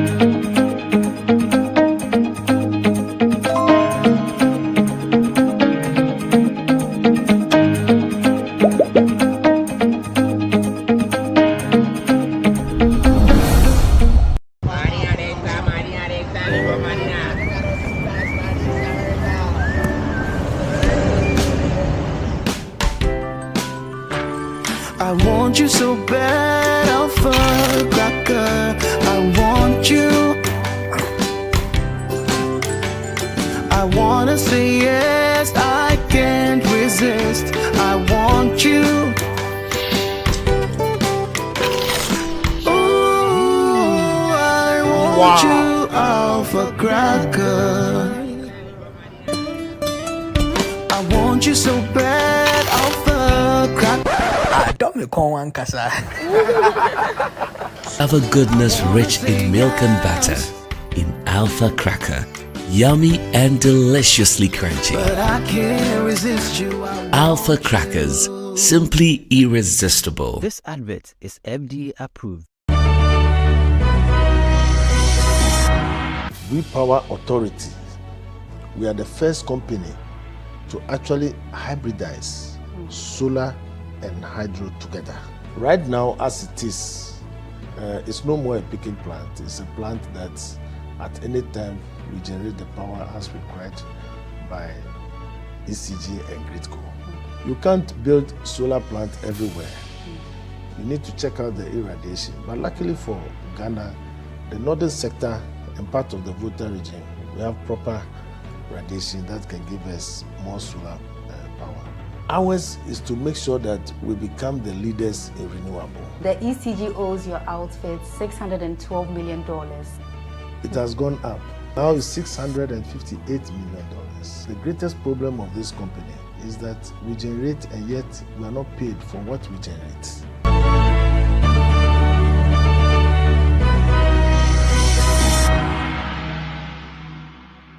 Everyone needs the perfect snack to munch on during a fun moment.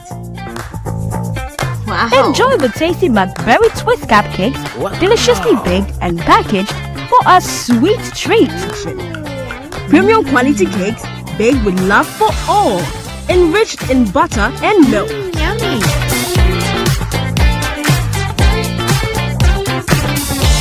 Oh, McBerry Twist Cupcakes. Simply irresistible. Try one today. This advert is FDA approved.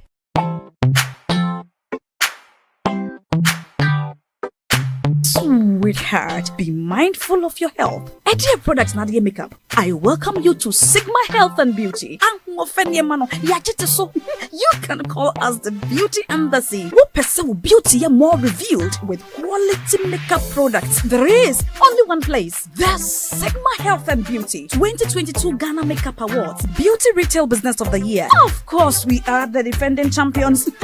World-class makeup brands and Kwanyet on, you name it. Maybelline, Dark and Lovely, House of Tara, and many more. Your professionalism in the beauty industry is unmatchable. Brahmin the proper way of applying our products. Sigma Health and Beauty, Yewa Accra, Makola, Georgina Stores, and Rollins Park, Gate 4. Fryer in 0248 138 596 and 0201 408 186. Or visit our online shop at www.beautyavenuegh.com. Sigma, your beauty, our joy.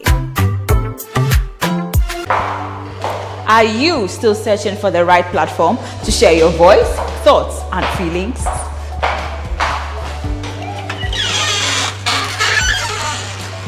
Then, the GhanaWeb Reporter on the GhanaWeb app is the perfect app for you. It is Ghana's only citizen journalism and infotainment platform.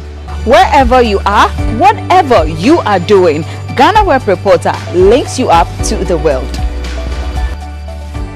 The reporter also gives you the opportunity to blog or become a citizen journalist, so you share stories with the rest of the world about cities, music genres, pop culture, tech, politics, etc.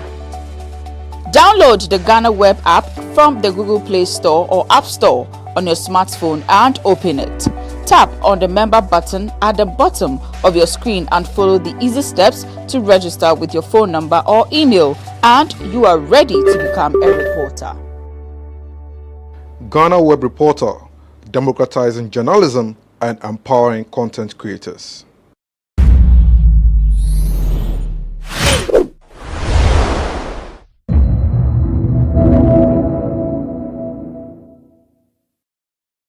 Let's go for couples counseling and you are resisting, then there's a problem. Most of them, before people go for therapy, they've already made up their mind. You can't tell. What's the therapist going to tell me? That after the section, the experiences you had from the 15 exes are gone, or the fact that you had HIV and they are telling me.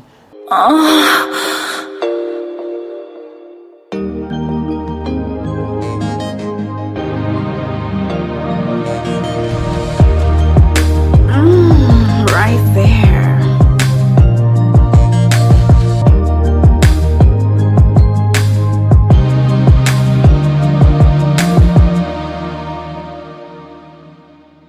Considering your partner's past is a personal decision that varies from person to person.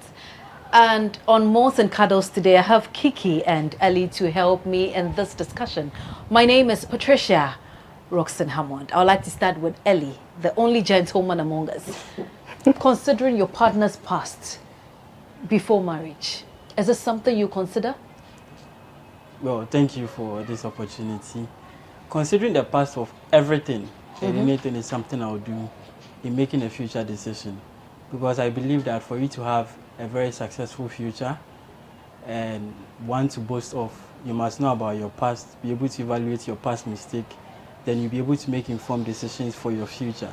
So considering my partner's past life, past experiences, is something that I would really hold key in deciding whether I would want to move our relationship from a normal relationship to, say, a marriage life. So yes, I would consider. Kiki, would you consider? Yes, I will consider my partner's past because I believe that everybody has skeletons in their cupboard. Some people don't have one, they don't have two, but thousands. And there are some things in your past you can't really keep away from your partner because it will definitely bite you in the ass. So, is everything that you need to say? Not everything, but there are some key things in your past. I feel like your sexual STI history, if there's a case of an abortion, a child, those things, I feel like, yes, I would like to know, but I don't care how many bodies you have, your body count, how many exes you have. Those things are really not important to me, but to some extent, I will consider my partner's past before marriage. And it's not being selfish when you have to consider certain things, because likewise, you also have a past. Yeah, so if you abide by... So should it always be about you and what you want? Not necessarily. Well, I have a philosophy that once you go into marriage, there is no turning back. So you only separate when death do you apart. Do you get it? So you have to make sure that you can really stay with whatever decision you are going with. Like Kiki said, she doesn't mind body count, she doesn't mind the number of exes and all that, but I would. And it's not because I am selfish, because I believe that most relationships end on a bad note. Do you get it? So say you have 15 exes, you have 15 traumatic... That's the generation that we're in, because you're with this person, the next time you move. Yes. So at the end of the day, you realize, if you sit down and you want to count, you realize you have more than 10, you've been with more than 10 people. Yes. And if all these 10 people cause you pain and have left a traumatic effect, so in psychology we have something we call carryover effect. My partner to be is going to carry over, say out of the 15 exes, it was only one that ended on a positive note. The 14 others were from bad experiences and all that. That means I'm going to have carryover effects from 14 partners.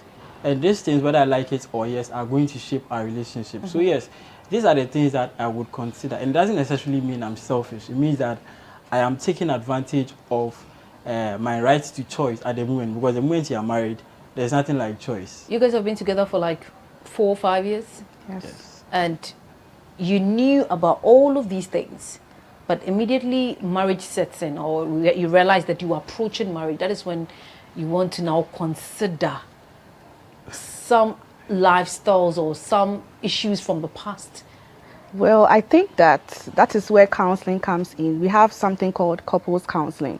So if you as an individual accept that, okay, in my past relationships, my partner cheated on me, my partner was verbally abusive, emotionally and physically, and I know that I am also traumatized, I have PTSD, then I'm willing to work on those things with you in couples therapy. But if you act like, no, she just cheated on me, but then whilst we were dating within the 4 years, I knew that you had traces of PTSD, and I'm telling you, okay, now we are going to be together forever, we are going to get married, let's go for couples counseling, and you are resisting, then there's a problem.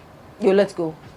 I won't just let go, but I will. Yes, you have to meet me halfway, because to be with you forever, you have to accept that you're traumatized. You can't be jumpy. You can't be asking to go through my phone, knowing fully well that you're doing these things because your past exes, your past relationships caused you so much pain and trauma, and now you're insecure and you're taking it out on me. How would I be happy with you? Yes, so that is the carryover effect I was talking about.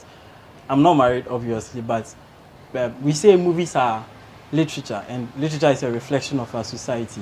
So you watch in movies, a man comes home very late from work, and the wife will be like, "I've seen this before. Where did you see it from?" It's from your past relationship. Yes. You go, you suspect something is wrong. Instead of talking to the person, instead of talking to your partner, the first thing you do is to go to their phone to go and ask for answers from their phone. All these things are past experiences. If I should give you my phone now, and you go through, there are about, say, more than 3 people I call baby, I call a sweet one. It doesn't mean we have a relationship. It's a kind of rapport I have with them. It's a kind of rapport you have with them. But in a case, you want to consider your partner's past. And your partner will also want to stand on that anytime you're chatting with your female friends, you're like, sweetheart, baby, my love, honey, honey boo boo. You are doing all of those things. Yes. And she feels insecure getting into marriage with you. How would you feel? Yeah, so you talk to me about it, and yes, I would make amends. I was quit doing that. But if you get married, you can't be calling every other lady your baby, your sweet one, and all that. You wouldn't be doing that. Yes, I wouldn't be doing that. Do you get it? So that is something that you can solve. Do you get it? But I'm talking about the past experiences and then its effect on current relationship. The point I was trying to make is that the person is going through your phone because in their past relationship, probably they found out that their spouse is cheating on them through their phones. And that has been a first point of contact for them to check the credibility of the person they are with in their current relationship. That is why past experiences really matter. They may not consciously know of what they are doing, but they are doing it, and it's because of their experience. You get it? So like Kiki said, if the person is willing to go through therapy, if the person is willing to accept that I am sick and I need help. I am sick. Yes, I am sick and I need help. Then we can work something out. In a situation where the person finds nothing wrong with it. This is my past. I'm moving on. I'm letting go of the past. I'm moving on with you. Why do you have to go dig up things from my past into the future? We're in the present. I want to have a future with you. Why bring up things from my past? Why do you want to consider them before you settle with me? One thing I have come to understand is when somebody tells you, oh, it's my past, forget about it. I'm with you right now. Let's move on. Red flag. In fact, it's not a red flag. It's a red cape, like Batman. Very red and big. You should run or you should get to the bottom of it if you really care about the person. Because why can't you talk about it if it's trivial? If it's not, I'm not asking you to tell me the petty things that happen, but when that conversation pops up, you know, you're getting to know somebody, you want to get married to them, you want to know their hobbies, likes and dislikes, and then, you know, sometimes you joke about your exes, like some of the things they did to you, and then all of a sudden I'm like, hey, tell me more, what happened? And you're like, oh, forget about it. You need to get to the bottom of that forget about it, because there's something there that hurts them that they don't want to bring up and then open old sores. But you know, there are people who even they have decided not to talk about it. They have decided to let it go. Bringing it back is like opening old wounds. It hurts them. They just want to let it go. They're not ready for therapy. They just want to let it go. Aside from opening up old wounds and all that, sometimes it depends on who you are dating currently. The person may not just trivialize it and say it's my past because they don't want to talk about it. Sometimes they've come to learn how you react to situations. You get it? There are some people who say, oh, I don't mind, just tell me, where did you go to? Who did you cheat with? Oh, I'll forgive you, just say it and then we are done. But the moment you say it, they will nail you on the cross. Yeah. Yes. So I'm saying that I'm not telling you because, not because I'm hurt from that relationship, but because I'm afraid of how you would react. Yes. Do you get it? So, oh, tell me about that girl from your past. And I know that if I tell you about that girl from my past, the next 5 arguments you would have, you told me that, well, if it was Mansa, you would have done this. Yeah. But because it is me, you are doing this. Do you get it? So it is not as a result of my past experience, but it's as a result of your insecure behavior and all that. So you understand in this situation that it's not everything that you say. Yes. Am I having the same response from Kiki? Well, you understand that it's not everything. It's not everything. As Ellie said, yes. It's because your response, how you react to the truth.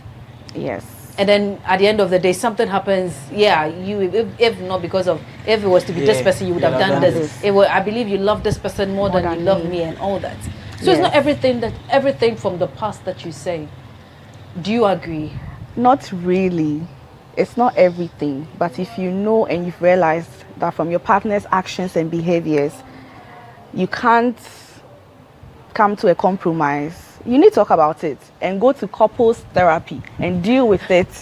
She keeps talking about therapy. Because like he said, like Elliot said, I get it. You may use it against me. So now if you go for couples therapy, you'll be able to like offload all those things you experienced in the past in the right way. You have someone to help you talk about it and understand and come to an acceptance. And your partner will be there with you, so that in future they may not. You can't trust human beings to not use it against you. Let's face reality, eh? You can go through therapy. You can go and see whoever it is. The point of letting go depends on the individual. Yes. Yes. It doesn't matter whether you've gone to even see the president, for the president to talk to you, or the archbishop to talk to you. It's your personal decision. Yes. I want to let go. I don't want to talk about it. Okay, you want us to go for therapy, right? To please you, the person will go for the therapy. But in actual fact, it's not something, it's just to please you. So, am I making a point? Yes, I'm making a point. The fact that we are going for therapy doesn't mean I should let everything go. It doesn't mean that I should just take you as you are, you should take me as I am. No, it doesn't mean that. It just means that I'm trying. Yes. That's what therapy is about. So when you go to a psychologist for medical guidance or mental health guidance. What they do is to help you see things from the other points of view, and then to help you see things from the better side of life. So we go for couples counseling, and I get to hear that you have 5 exes. You have about 100 body counts, which I wouldn't mind, but like 5 exes. No matter what they tell me at the counseling, it will be very difficult for me to accept. Do you get it? 5 is okay, 15, it will be very difficult, because you can't tell me that it was great and then you left. And you can't tell me that all the 50 people left because they were bad. It could be that the problem is you. But you know, it is human nature to paint your side of the story right when you are talking about. Do you get it? So if at that moment I'm not caught up in that lovey-dovey moment, I'll do everything for you, I'll pull down the mood for you and all that. Reason will set in, and I would have to evaluate all the circumstances. That is, if you will be able to open up a therapy. No matter how free and how good a therapist is, we cannot make patients open up fully or wholeheartedly. They will always keep something. Do you get it? So all these things are red flags. In as much as you go for therapy, it doesn't mean anything. It just means that, one, I'm following procedure. Yeah, because just to in make you some happy. churches, Yeah. you would have to go for couples counseling before they allow you to get married. And 2, maybe I want you to feel that I'm getting myself involved in the process. But most often, before people go for therapy, they've already made up their mind. You can't tell. What's the therapist going to tell me?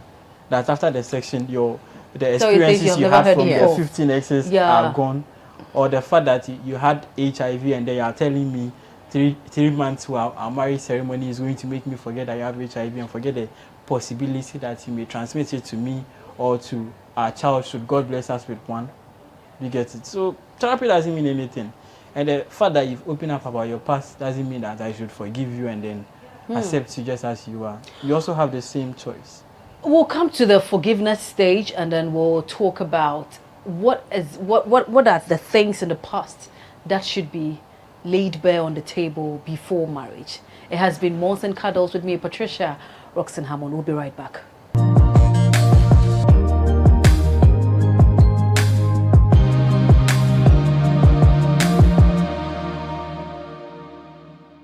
Everyone needs the perfect snack to munch on during a fun moment. Wow. Enjoy the tasty McBerry Twist Cupcakes, deliciously baked and packaged for a sweet treat. Premium quality cakes baked with love for all, enriched in butter and milk. Yummy.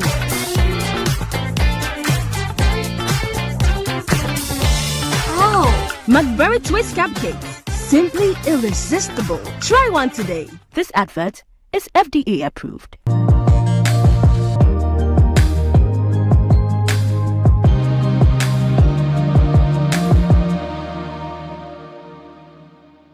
Welcome back. It's still Malls and Cuddles with me, Patricia Roxanne Hammond. We're discussing considering your partner's past before marriage, and I had Kiki and Ellie to help me in that discussion. They're still here for the next half of the show. Before the break, I said we're going to talk about forgiveness, and we're going to discuss which areas of the past you're supposed to lay bare on the table for your partner before marriage. So let me start from you. Forgiveness. Even after therapy, you know very well he hasn't changed. It's still the same, because he still holds on to the same ideology that I don't want to talk about it. I went to therapy just to make you happy, just to please you. And then you find out the truth. The truth. Would you still want to hold on to that and say it's off, or no problem? Was the truth ugly? I'll carry this with you. Was the truth ugly? He doesn't want to talk about it. But I found out eventually that. So whether good or bad, whether ugly or less ugly? It depends on how ugly it is, honestly. Everything depends. If he doesn't want to talk about it because it's something the person did to him, the ex did to him, I might still go ahead and get married. But if it's your fault, I'm walking away. Why don't you want to talk about it? Because you might do it to me too.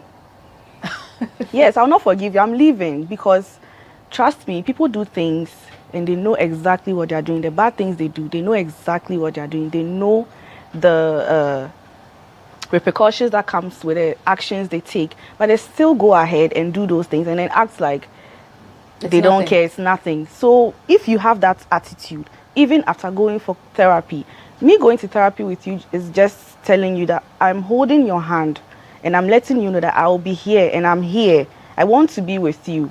So let's try and go through this. Tell me, talk to me about it. I might not be able to handle it. That is why I'm taking us to a professional so that you can offload all these things and you are still hot-headed about it. Nuete said something that sometimes women, it's because of the way we respond to issues. That is why sometimes they hold back on certain informations. It could be that in his past, he tried opening up and the response that he had was not positive. At the end of the day, you're using it against him. Yeah. He knows, he's been with you for a while now. He's seen certain traits. And he knows very well, if I should open up this part of my life to you, this is what you also do. So rather, let's leave it and move on. But you're still bent on knowing it. You say therapy. Yes, he's agreed to go on therapy with you. And still, he can't let you even get like 80% of that information. You still want to hold on to that and still decide, even though he wants to settle with you? Why can't you tell me? Honestly, what I really want, the fact that you are holding on to it, I have a gut feeling that it's terrible. Wrong. Yes, and it will bite me in my ass, like I keep saying. So you have to tell me. And also, if you've been with someone for more than 2 years in a relationship, I feel like the infatuation stage is over. So like we are facing reality in our relationship. So you know your partner's character, their behaviors, their response to things, their personality. So even if you've had little and small arguments in the past, you know how they respond to it. And have they ever used anything against you, like in an argument? That's why you are autolege like that. Have they ever said such a thing to you before? So if you've realized that, okay, your partner's personality is not like that, then you can easily tell them this thing you are holding on to because they won't use it against you in the past. I'm not like Mansa you dated. I'm Kiki. So why are you comparing my temperament to hers and saying that because she did this to you, I'll also do it to you? I'm not her. I'm even willing to get help for you, and you are still holding on to it. I'm sorry. I'm sorry. When Gigi said I'm not like Mansa you dated, it reminds me of one line most of us boys like to use. I'm not like your else. I'm different. I'm not like all men, but most often it's a blatant lie. So yes, it's sorry guys. Sorry I let that one out. But forgiving a person does not necessarily mean moving on with a person. Do you get it? And once again, it depends on what sort of truth you found out. Forgiveness is you forgive someone because they are repentant of what they did and they need your forgiveness. But if you are not telling me what you did, what am I forgiving you for? And if I find out, it means that you are not aware of it first. So at the moment, you don't need my forgiveness. Now I am left with the responsibility to decide whether to stay with you, regardless of the information I just discovered, or to move away. And that is something I would do based on the experience. So for instance, if I realize that in your past relationship, you left the person because the person was sick and became immobile, and because of that, and you moved as a result of that, I'll consider what would happen to me in the future if I should get sick. Do you get it? Can I forgive you? You haven't done anything to me directly. So but from the things coming from the past. Yes. So can I forgive you? Well, maybe I can understand you're a young lady, you don't want to be stuck with someone who can't move and all that, so you have to move on. But is that something I would want done to me? No. So what do I have to do? I have forgiven you, but I have to go. Do you get it? But maybe in your past relationship, I learned that you were living with an abusive guy, and one day when he tried attacking you, you were in the kitchen cooking, used your frying pan to hit his head, fell, and then he died. Then I know that you were protecting yourself. Yes. I can forgive you, and then we'll move on. With the intention that you also don't beat it because you end up like the ex. So it depends on what I found out from my digging. Yeah, so for forgiveness is very relative in this situation. But most often, I won't advise that you forgive things from the past. Like, if it's too damning, just move away. Would you want to be forgiven? Would I want to be forgiven? And accepted for who you are? I would want to. You want to, but you don't. So I'm living my life. So we can come back to the fact that you are trying to be selfish. No, Yes. I'm living my life in a way that would not, I wouldn't have too many skeletons in my cupboard. Yes. So should I say, in considering you're looking out for perfection? No. No. What do I? Would you help your partner resolve some issues from the past? Couples therapy. Would you help? It depends on the issues. It depends. It depends on the issue. Some things you don't help. Not that you don't help, but you just cope with them. There are certain behaviors you can't control. What can I cope with? Okay. Snoring. Yes, snoring. I can cope with someone who is trying hard to change. Do you get it? Someone who is trying very hard to change from a certain behavior you realize is wrong. But certain things, like maybe a lady who has daddy issues. If I say daddy issues, had a very bad and then traumatic childhood experience, not just from the daddy directly, but from uncles, male pastors, and all that. Those people naturally do not trust men.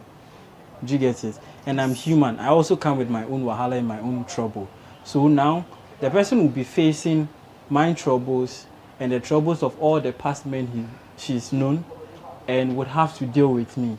And I would also have to deal with her reaction to the past experiences and my past trouble. Is that something I want to deal with? Do I want to go to work and then return from work stressed and come and deal with that in the house? No. So if I have the chance to run away, I would run away. And as much as I would want someone to deal with those experiences of mine, maybe that's where the selfishness comes in. And as much as I would want someone to deal with those experiences of mine, I wouldn't do it if I have an option. If I'm married and I'm trapped and I get to know about it after marriage, you divorce? Fine. No. Okay. I don't subscribe to divorce. Yes. In a situation where you find out that he already has a child. And did I find out by myself through digging, or he told me that he has a child? When in our relationship? Oh yes. When we start dating, he tells me he likes me, but he has a child. Of course, I would accept him because he's told me the truth, and it's in our relationship stage. Whilst we are getting to know each other, that is when you tell them things about yourself. If you have a child, you have a dead parent, you have bad habits, stuff like that. That is when you say them in the relationship, not when you're when you're engaged. Let's talk about financial support. You realize that your partner is servicing a loan, and he makes it. He or she would let you know that this is what I get at the end of the month, and after the bank takes whatever they need to, this is what I have. Are you ready to support with your finances? Yes, I am. I was brought up in a home like that, and it was quite balanced. So I would like to support my husband. It depends on what he's taking the loan out for. He already took the loan, though. And what did he use it for when he took the loan? Personal things, I guess. And tell me the personal things. Obviously, in this case, he's made you aware of the things he used the money for. Did he use it He's to already chill? told you. Or he bought a property? He's already told you. He's already told me. Yes. But what did he use the money for? He has already told you. Okay, let me help Kiki out. Yeah, help. So if you tell me that you took a loan, say $10,000 for your mother's dialysis or your father's dialysis and all that, and I know that it's something I would do personally. So yes, we can service that. How long are you going to pay for that loan? What is your current earning?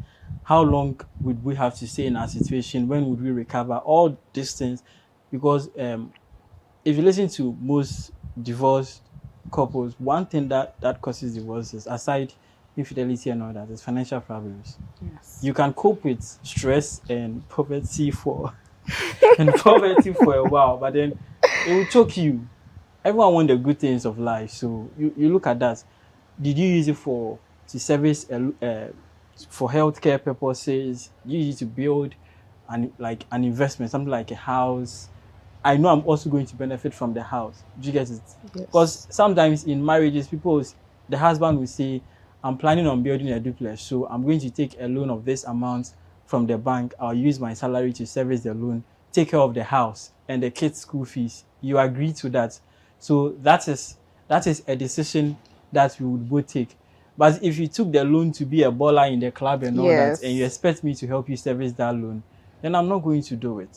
Because you can't be living in a rented apartment and then you take out a loan to buy a car, to buy an iPhone, to travel to Dubai. Those are the things I would not consider. He's chilling with you? No. That's a stupid investment. I'm sorry. Even if you chilled with me with that loan, and I find out that, oh, the money you were blowing with me all this while was a loan, and I'll marry you and pay through my nose. No way. I'm not accepting that. Seriously, did you say that? Yes. Well, in as much as you would want to look at the physical appearance and the beauty of your spouse, you should also look at their thinking capacity. Why would you go and take a loan from the bank just to take me to Dubai? Even when I'm not your wife or what? It's not smart. I won't forgive you for that. I'll not forgive you for that. I won't pay that money. You pay it alone. Hey. You pay it alone. Yes. Someone said this generation is a Lucifer generation. Because the person I had this conversation with someone. The person was like, "This is a Lucifer generation because everything is about me. I want this. I want that. I want this." But comparing this generation to the past generation, you realize that their marriages lasted. This generation is more of divorce here and there. In the past generation, I'm a Krobo or Gadambi.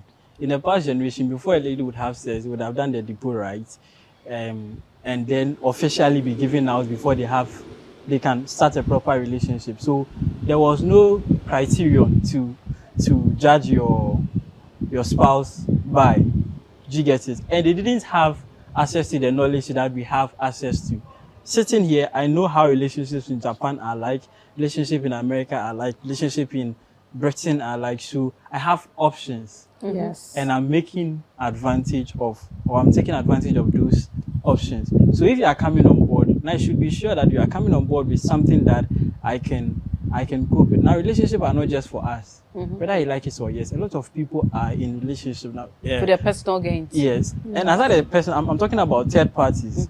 Now, I learned that if you're having a girlfriend, your girlfriend has a standard board that they would have to submit you to for approval. That's why you hear this famous phrase, if you want your relationship to be successful, make sure that your girlfriend's female best friend is also your friend. Because whether you like it or yes, they'll be making decisions about you together. Hey, how is this my guy?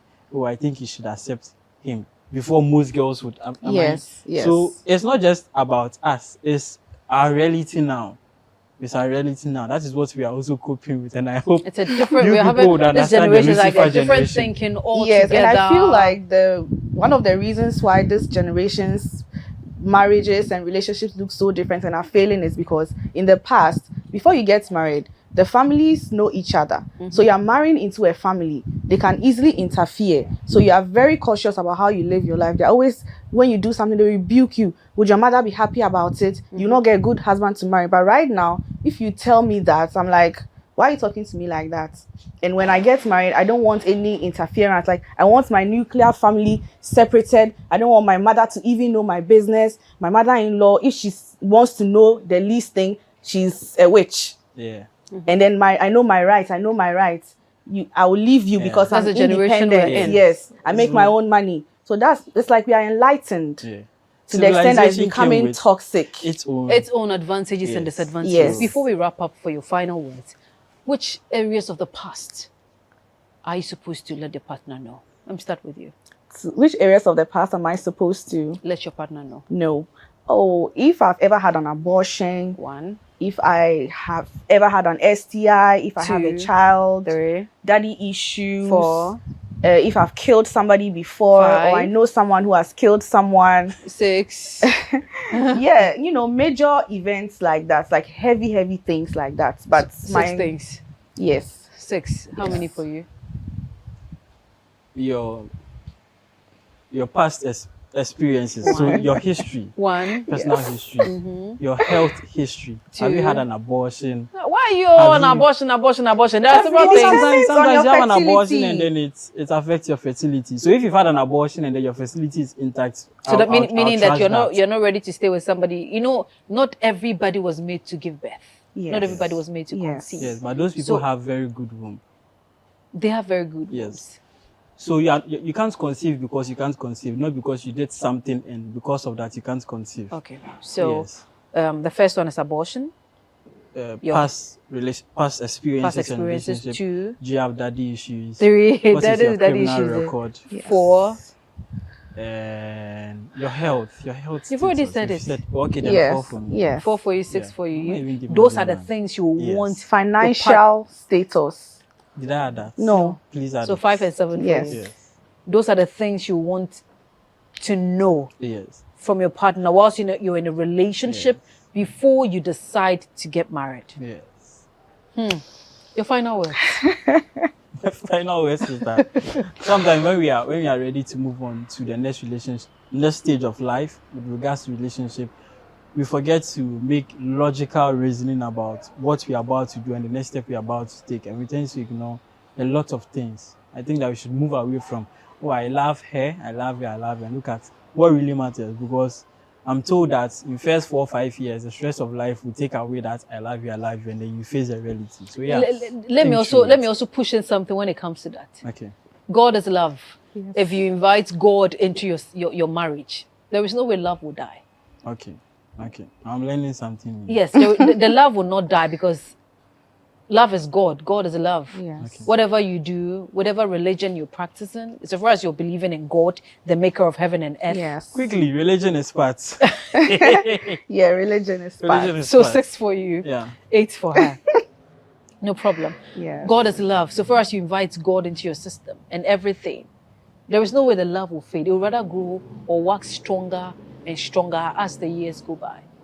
Yeah, so there is no way love will die, because the originator of love is, you've invited the originator of love himself to come and dwell with you guys. There's no way it will go. So are you done with your final words? Yeah, I'm done. Yes, I think that sometimes you have to be very logical. Forget I love him or I love her. Be very logical, and it's okay to be a little bit selfish sometimes. Don't make it overbearing. Don't be toxic when you're selfish, but that's when you're using your brain and knowing that this is for life. And if I marry this person, it means I'm accepting them as a whole package. So make sure you do your background checks. You come to an acceptance that this is who I really want to be with before you make that bold step. But if you love someone, go ahead and marry them. Considering your partner's past before you agree to marry, is this something you want to do? Please leave your comment under this video. Until then, stay blessed. My name is Patricia Roxanne Hammond, and the show has been Mons and Cuddles.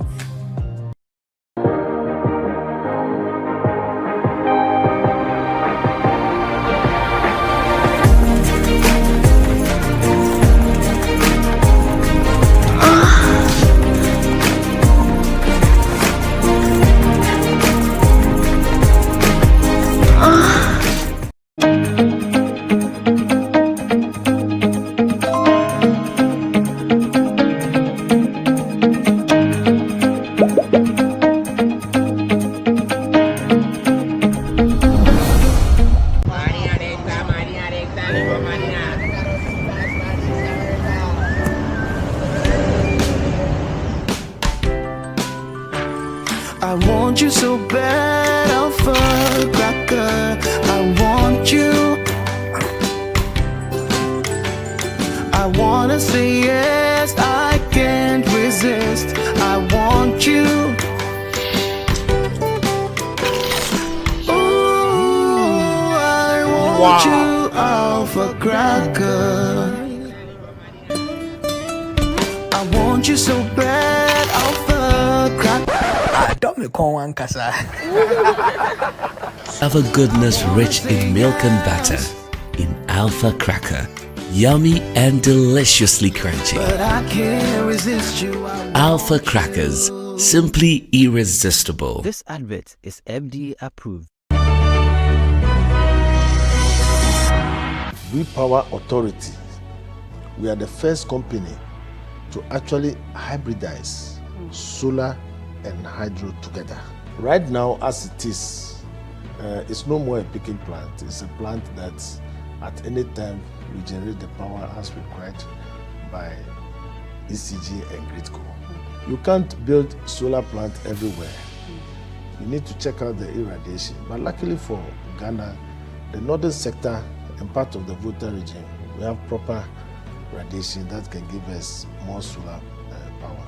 Ours is to make sure that we become the leaders in renewable. The ECG owes your outfit $612 million. It has gone up. Now it's $658 million. The greatest problem of this company is that we generate and yet we are not paid for what we generate.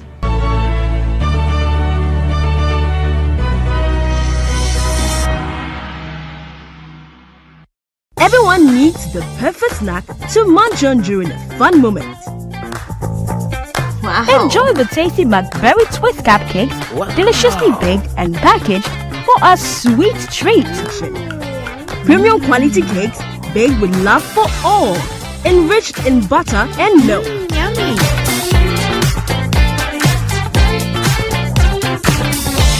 Oh!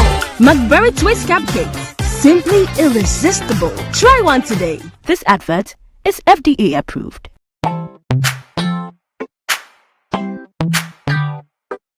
Sweetheart, be mindful of your health. Idea Products Nadia Makeup. I welcome you to Sigma Health and Beauty. You can call us the Beauty Embassy. What pursue beauty more revealed with quality makeup products. There is only one place. The Sigma Health and Beauty 2022 Ghana Makeup Awards. Beauty Retail Business of the Year. Of course, we are the defending champions. World-class makeup brands and quantity on. You name it. Maybelline, Dark and Lovely, House of Tara, and many more. Your professionalism in the beauty industry is unmatchable. Brahmin the proper way of applying our products. Sigma Health and Beauty, Yewa Accra, Makola, Georgina Stores, and Rollins Park, Gate 4. Fryer in 0248 138 596 and 0201 408 186. Or visit our online shop at www.beautyavenuegh.com. Sigma, your beauty, our joy. Are you still searching for the right platform to share your voice, thoughts, and feelings?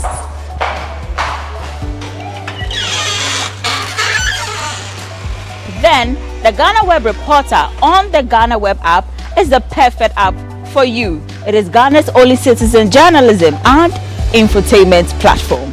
Wherever you are, whatever you are doing, GhanaWeb Reporter links you up to the world. The reporter also gives you the opportunity to blog or become a citizen journalist, so you share stories with the rest of the world about cities, music genres, pop culture, tech, politics, etc. Download the GhanaWeb app from the Google Play Store or App Store on your smartphone and open it. Tap on the member button at the bottom of your screen and follow the easy steps to register with your phone number or email, and you are ready to become a reporter. GhanaWeb Reporter, democratizing journalism and empowering content creators.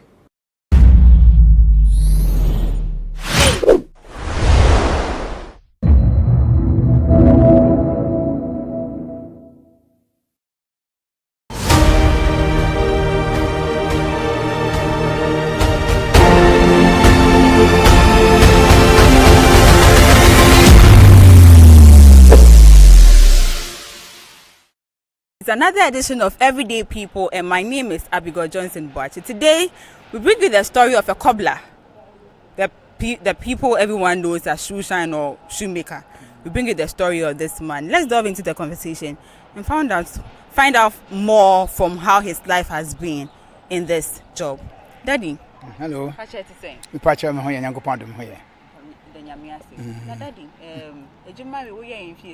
oh, mine be 10 to 17 years.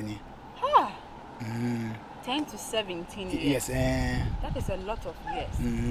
Daddy, Ebani say now we are married. We are what they say married now for 10 to 17 years. I just say them tell me you say my uncle school. And I so was a mention juma. Enti we na me bra pemene me bra pemene na na ye ana ke se bibi enti ma me ko di na nchen ana me ko jam me ko som no ana ke se ma me di hu adwuma no enti me nso me ba na me hu say adwuma be boa me enti me na me Accra New Town enti ho na me te kwa mo pam ye free ho enti o di fro konso me nya ba bia me go metna me go me wo yere me wo ma omo ko school me say ma anyi me wan hwe me ma no a me ma no so ba say me a me so me pese say me pese me ma no be kase a che me da che me pese me ba say Kofi Anan me pese me ba say Rollins me pese da che me ba say Clinton and George Bush and I'm a challenge say me so me prepare bibia ama me ba da che say me ukura na me ni okura na me ba so be ye nipa kase me ba so le I'm so far said me so far na me man patch omo yes okay man you 2 and me man you 4 okay so okay say now take kwan ho ne pam what na kwan ho for how many years me tell kwan be 3 years or 3 years in the 17 years not na kwan for 3 years that just say 14 years now wow me change I me bu a me you boss kakra boss na ho nye ana be kuma se so ko boss na ejuma we am me change say ya me change say ya it's say me change say me dynamize me ba go down say you betna Bara Junction Bara Junction no mo yes baby it no so on ba be police station and also on be pam big tree ye niam na e case nyina until we say an ye be boy tent wo alage no store no ma ne adeda until nyumre ne say o akofa o we niam so anya say o pastor say ni baby a woda I tell you unti akra I'm going to meet in Kraya. Many bushing bia wa. Yes, o man o you know. I'm be quiet. But be quiet. Yes, akra had you ni baby. There be had a David ni baby da. That yes how die. O da shop. You do all pa ba ganga ba ma na bra ba hwe na hwade. No kwasem. What the honor for how many years? Oh, 2014 na me ba ha. 2014 now ba ana me bank and me ba be kakra na makohwe nkola no na me ko na masamba. You've been sleeping outside from since 2014 and ba say no na te say ejime en shut down bo away say me dan yankopon ase ma say bia me nyame boy say mo me kese me ma no me bi ma won o montal shemu mpaboa shemu o musku book so me fanse me kan say aboa me because me kese me kwakobokro no and na me kromo no so nyese bia ye mpadwuma ono me atuma bia ni ho obi kro benya kro ma for birthday kro no e be din and so say me fa we kuta at least me timinya be 50 Ghana yeah 50 Ghana that man be me be 30 cedi and I be say 40 cedi. You've been sleeping outside since 2014 and now you married since 2014 no back is this unye scanning now the come egusi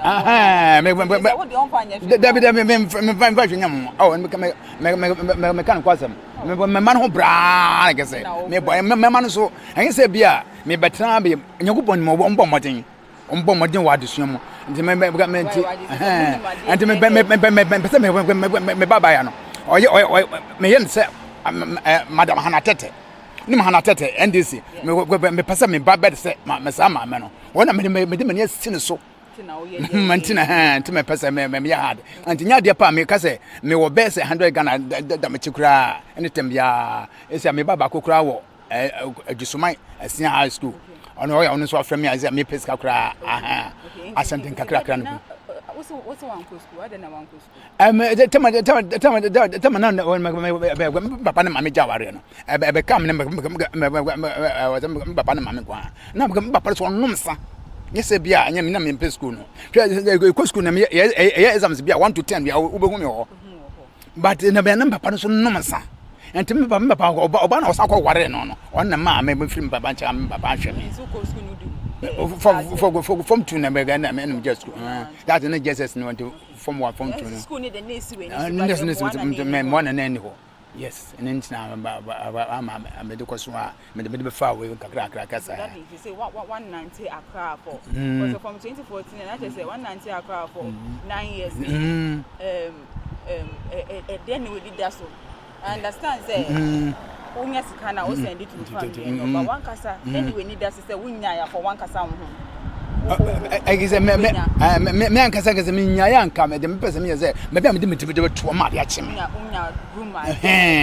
Baby, I'm limited to a Mariachim. Quan say, and be a met my solar about quite when I made my tally be good ground. As I make a course or a Belém PSD, baby, I'm metal go make a crown at Alabama will be a befaco. Or member of going to be a part at Italian Zanti and Taubacrana, me question so. At the Mesha Asokana, I had the grammar. At the baby, I'm not Tono. I will no, before. We see how to be good over and when you be answer, go Bizano. And this is sanity until Yamaka could tell you more. And they be our dear Cordia. Mini will be our, yes, be our, Mini will be our. Minimum will be our. Now, one moment who say, and Hana or no, oh, me remember my catcher, me remember. My catcher was a hammer, damn, and that one thing. And they be as a music canoa, Macomaki, so my boys in front of Foya. On one may call Comakis, Comakis on what you say, some man from say, I'm sending make a catch that one thing. He says, scan enemy bottom. Papa, some gorgeous scan one, Suniwa, yes, I'm more train. To my mammy and my auntie, I say, and my mom said, Mansua, and a mayor.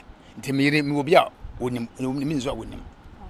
And question. And never can. Me will go me church when I'm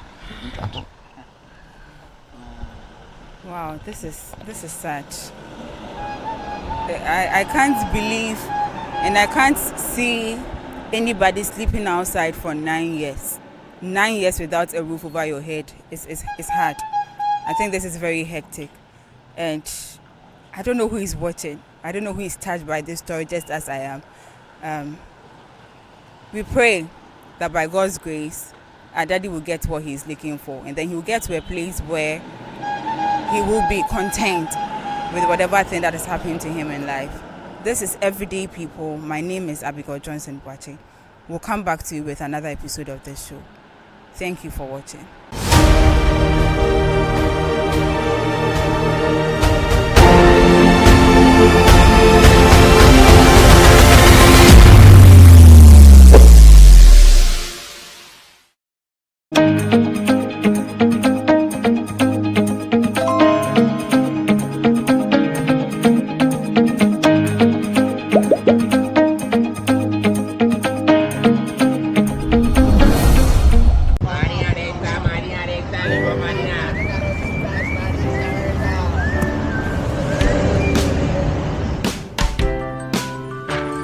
I want you so bad, Alpha Cracker. I want you. I wanna say yes, I can't resist. I want you. Ooh, I want you, Alpha Cracker. I want you so bad, Alpha Cracker. Have a goodness rich in milk and butter in Alpha Cracker. Yummy and deliciously crunchy. But I can't resist you. Alpha Crackers, simply irresistible. This advert is FDA approved. We Power Authority, we are the first company to actually hybridize solar and hydro together. Right now, as it is, it's no more a picking plant. It's a plant that at any time we generate the power as required by ECG and Gridco. You can't build solar plant everywhere. You need to check out the irradiation. But luckily for Ghana, the northern sector and part of the Volta region, we have proper radiation that can give us more solar power. Ours is to make sure that we become the leaders in renewable. The ECG owes your outfit $612 million. It has gone up. Now it's $658 million. The greatest problem of this company is that we generate and yet we are not paid for what we generate.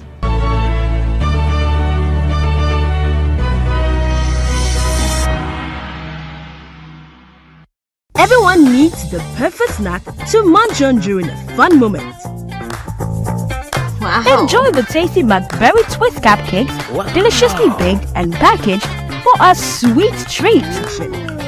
Premium quality cakes baked with love for all. Enriched in butter and milk. Yummy.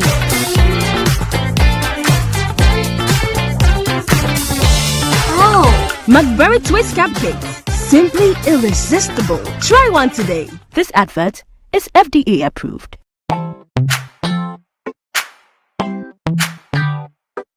Sweetheart, be mindful of your health. Dear products Nadia Makeup, I welcome you to Sigma Health and Beauty. You can call us the Beauty Embassy. Who pursue beauty more revealed with quality makeup products. There is only one place. There's Sigma Health and Beauty 2022 Ghana Makeup Awards Beauty Retail Business of the Year. Of course, we are the defending champions. World-class makeup brands and Kwanyet on, you name it. Maybelline, Dark and Lovely, House of Tara, and many more. Your professionalism in the beauty industry is unmatchable. Bramian the proper way of applying our products. Sigma Health and Beauty, Yewa Accra, Makola, Georgina Stores, and Rollins Park, Gate 4. Fryer in 0248 138 596 and 0201 408 186. Or visit our online shop at www.beautyavenuegh.com. Sigma, your beauty, our joy. Are you still searching for the right platform to share your voice, thoughts, and feelings?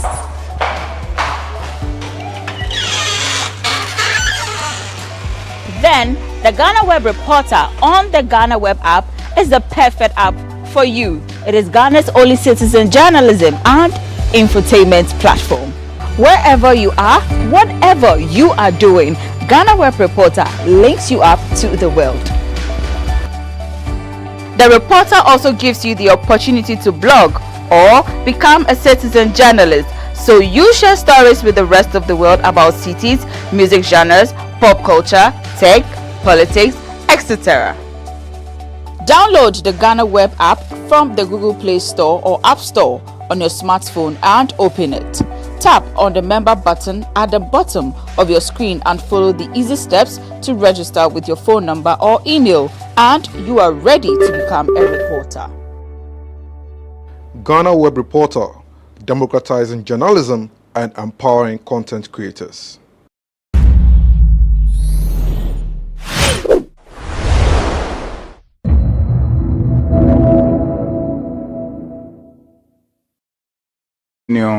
To do my work in concert with my commanders across the country, and do our job how it should be done, be it elections or any other matter.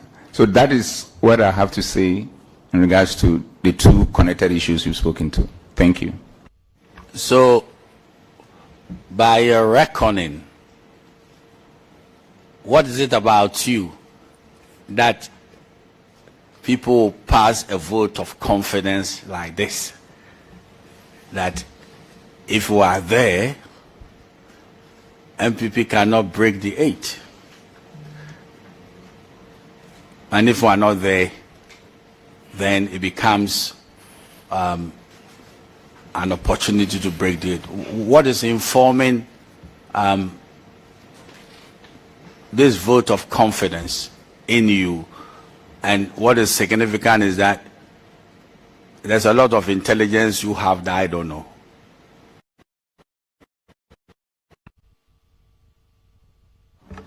Honorable Chair, I still make a point. That is somebody's opinion. And what is about me is doing a professional police job. And then that's nothing more than that. Grateful to you.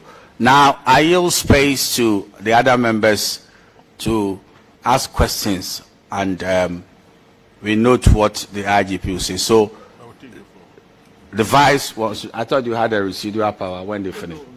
No. These are preliminary matters. Okay. Yes. Yes. Let me. These are privileges. Yes. Come on. Okay. Please, So these are privileges reserved for leadership. Then continue. Yes. So, Honorable Patrick Boama, do you want to deny the fact that leadership is entitled to certain privileges that you are not entitled to enjoy? So let me take the floor. Inspector General of Police, you heard his contradiction. leadership have privileges, you know. You heard that? And he's saying that he wants to call for a division. He said that. You see how people can contradict themselves, you know. Okay, so Vice is going to probably sort of do a follow-up to some of the issues I raised, but he will have his turn. So Vice, do you have a lot of questions on the follow-ups before you have your turn? Oh, there are not too many questions. Okay then. Yes. But just to place on record that this statement that the Honorable Bois read, which culminated in the institution of these proceedings, simply recalled, you know, what he had heard from the leaked audio. And so they are not words, the words contained in this statement are not words that Honorable Bois generated, or they are not a figment of his imagination. They flow directly from the leaked audio. So the talk about breaking the 8, etc., are not his words. Well, just to place that on record. But the General of Police, you see, if you go through the record of proceedings that this committee furnished you with, you find that there is some accusation which has been labeled against you, which is to the effect that you orchestrated the recording of the leaked audio. As IGP, I want you to speak directly to this particular accusation. Did you play any role in respect of the recording of the leaked audio? Honorable Chair, like the chairman asked initially, I did not play any role in it.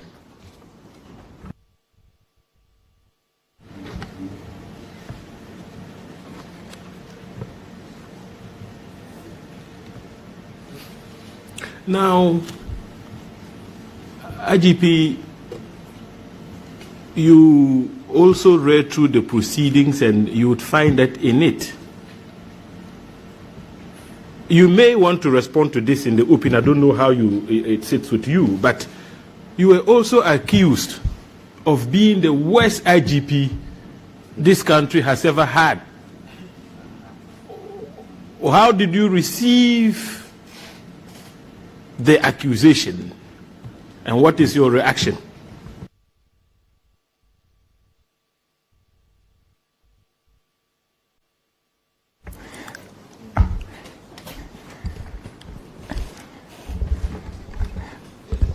Honorable Chair, thank you very much. Honorable Chair, I think probably my brother wanted to say I'm the best and he missed it. Because the records are there for everybody to see. The beauty of mankind is that everybody has an opinion and he can express it in any form of shape. But that has not changed the facts. And this is the point, Honorable Chair. Since my colleagues and I, and the rest of the commands across the country, had opportunity by the grace of God and with the honor done me by His Excellency the President Nana Addo Dankwa Akufo-Addo, we committed ourselves to transforming the organization to become the best institution in the country and a reference point for Africa and beyond in a teamwork fashion based on Genesis 1:26.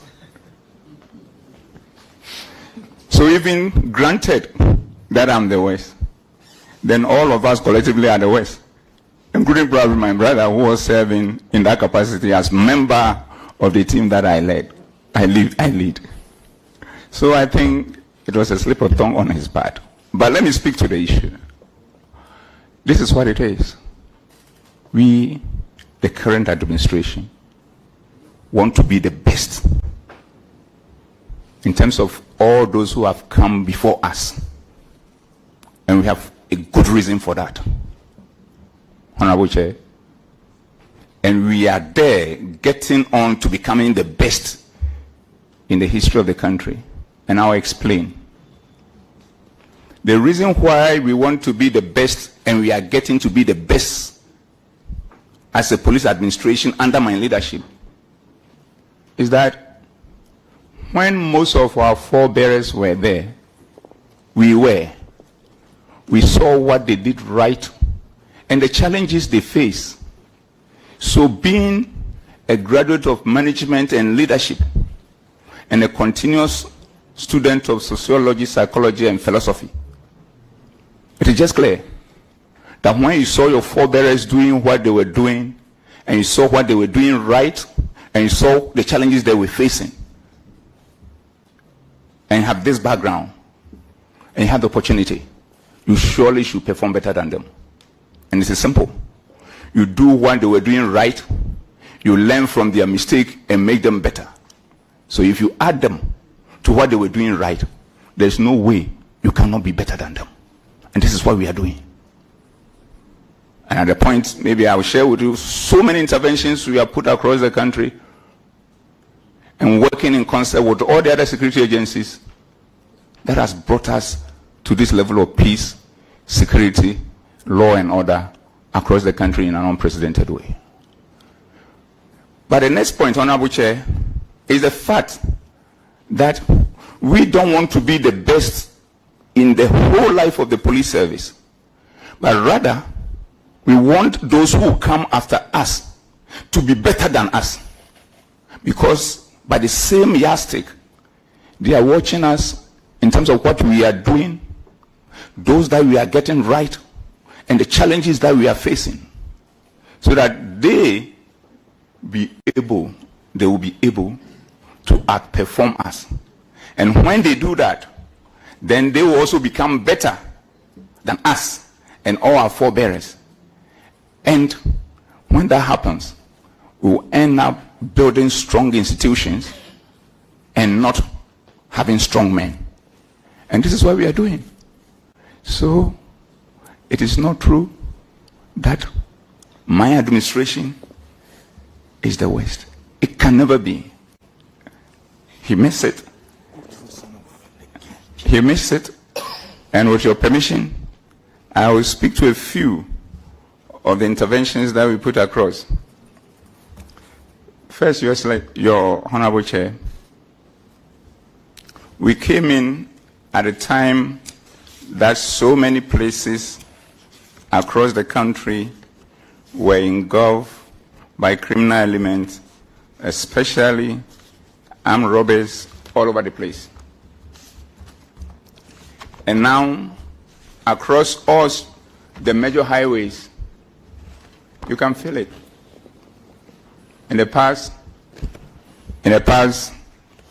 when you are traveling from Kintampo, Bupe Tamale, you normally have to say your last prayers. What is the situation now?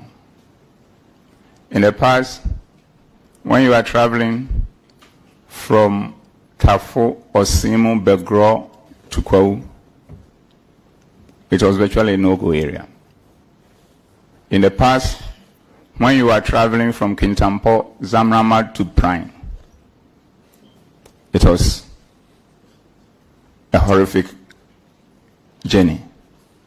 In the past, when you are traveling from Efijasi through Kumau to Robonso to Mami Krobo, you must forget it.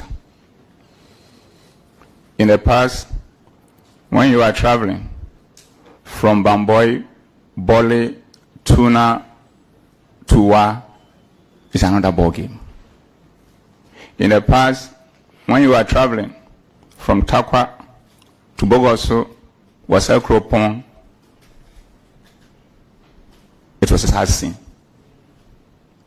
In the past, when you are traveling from Dungawanofin, even to Asimfosu, a terrible situation.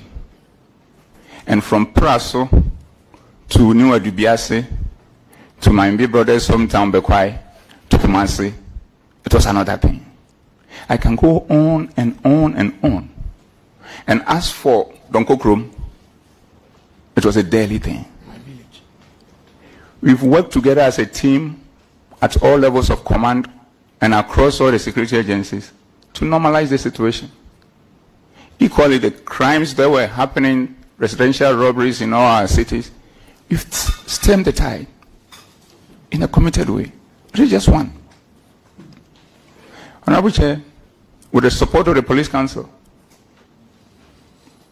with discussions, and with the approval of His Excellency the President, we have created 7 more new police regions to bring policing closer to the people of this country. Because our assessment when we came to office, we saw that policing across the country was very minimal, roughly about 47 or thereabout %. But with instructions from Mr. President, we've been able to deepen policing in a manner that has never happened before. And that dovetailed into the concept of visibility, where we've demonstrated the presence of policing at all corners of the country through the establishment of 144 regional FPU bases across the country. Currently, the establishment, we've been able to roll out 121 of them. And this comes with an average of 35 officers, number of motorbikes, a vehicle, to ensure that they are engaging the communities, they are patrolling the highways, and then they are patrolling the communities so that they will have their peace of mind to live their life. Honorable Chair, I can go on and on and on. When we came, we have established Police Emergency Medical Intervention Fund with the approval of Mr. President, where 6.1 million cedis is in there to ensure that every police officer who gets injured in the course of duty can be sent to everywhere in the world to give treatment to the person in order to come on board. Honorable Chair, in the process, as we have seen, with our quest to engage the communities and win their hearts and minds, gone across the country with my team, analyze and identify and analyze all their concerns, working on putting measures in place through special groups in order to ensure that they work and keep them safe. Honorable Chair, we have also worked on the issue of decentralizing so many things that were centralized at the headquarters. The welfare department, counseling department, intelligence unit, processing of certain things, including criminal checks. So we are on the quest of ensuring that at the end of the day, we leave the organization better than we come to find it. So all these interventions, almost about 45 or thereabout of them, and putting it together, working with the other security agencies, that is what has brought us far in terms of the type of internal security that we enjoy. So would anybody coming to say that you are the West IGP, it's unfounded, it's unfortunate, and I think the best the person could have done, if he has nothing to say, is probably keep quiet and allow the good people of this country to make a determination on us. And Honorable Chair, the final point on this matter is that it is not about Dampari, it's about the police administration. It is not about Dampari, it's about the police administration. The police is not a sole proprietorship. It is an institution with governance and management structures. Dampari is just one of the officers involved in the governance and the management structure. So that is what it is. And we work in concept and make sure that all decisions that we need to take, we take it as a group. And when it needs the attention of the police council, we get that as well. But the interesting point is this. As my colleagues will bear us out, or will bear me out, all these decisions, where it matters, we even send it to the the regions, the districts, the divisions, and the stations for them to hold meetings and get their inputs involved. And that's the level of teamwork that we brought to bear on the work that we do. So it isn't about dampering. It is about an institution that we have decided to work together, because nobody put a rope on our neck to join the service. And at the end of the day, the service doesn't belong to me. It doesn't belong to any individual. But once we are there to earn our daily bread in service of the people, we have to find a way of working together. And that is what I have done since I came. And my colleagues are the best witnesses for that. I thank you. IGP, so let me place on record that the police service is not on trial here. And so, like counsel pointed out much earlier, we have some terms of reference that guides us in, the conduct of this exercise. Now, you spoke at length about we in the collective. It's not about Dampari, it's about the police administration. So you believe in teamwork. Is that correct, sir?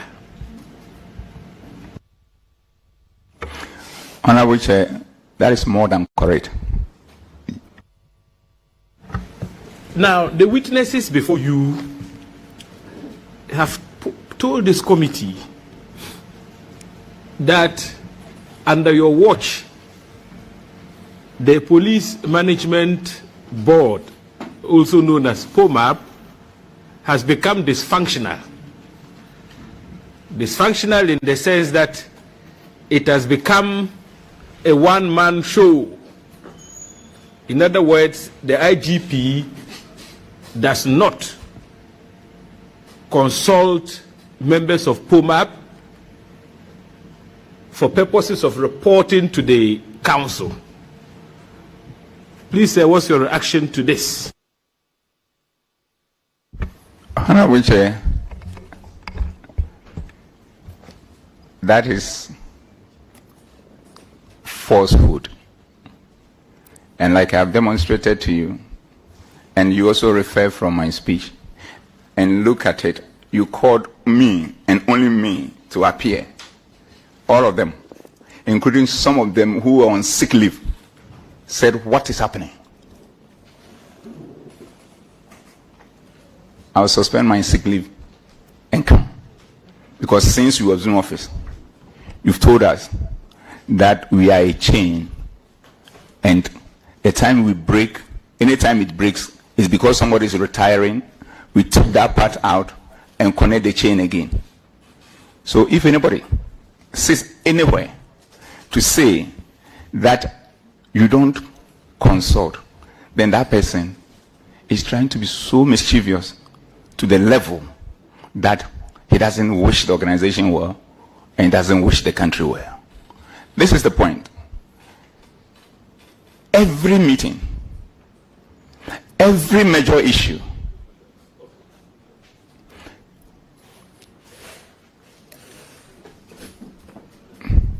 Inspector General of Police. Yes. One dimension of this interrogation which we inform our recommendations is about matters concerning the setup that you had. So please, you interrogate these matters critically in camera. So if you can veer off all the challenges of the service, the people who protect us should not air their challenges, because people should build confidence in the setup. So I'll crave your kind indulgence that in some of these areas of police and what you might be going through and unity and disunity will be better addressed in camera. Yes. Honorable Chair, I am answering a question about what is out there in the public. The person is saying that I don't do what I'm supposed to do with the team. Yes. And I'm answering to it, and the witnesses to the question is out here, is in here with us. And I need to speak to it so that the public, which has been misinformed, is re-informed with the truth. You've done that sufficiently. And I have to end it and nail it. Honorable Chair, yes, I have to end it and nail it. Other than that, at the end of the day, if there is snake you are killing, as our forefathers have told us, you must make sure that it is really dead. So the head needs to be cut off. So permit me to complete the cutting off of the head. Thank you. A lot of cutting off of the head will be done in camera. Honorable Chair, I'm cutting off the head that is in public. So, the point is simple. It is a lie and it should not be tolerated. Because my colleagues are here. They know, and I'm saying three things and I'll end on that. That every time there is any issue anywhere across the country that is of national importance, beyond the normal meetings we have all the time, at times thrice in a week, with some of them saying that, George, is too much because at times we just enter the office and you call us again on a matter. Beyond that, every single one, we have meetings on them. And all the minutes are there. And beyond that, we have the meetings, even including all hours, in the night, and at times Saturdays, Sundays, because the matters of policing, the matters of security has arisen, and we can't wait. Because if you wait, the situation will get out of hand. And this is what we've been doing. And when 95 to 96% of the time, I give room for errors because nobody is perfect, and I'm not. I wait for all of them to speak, and they are here. And after that,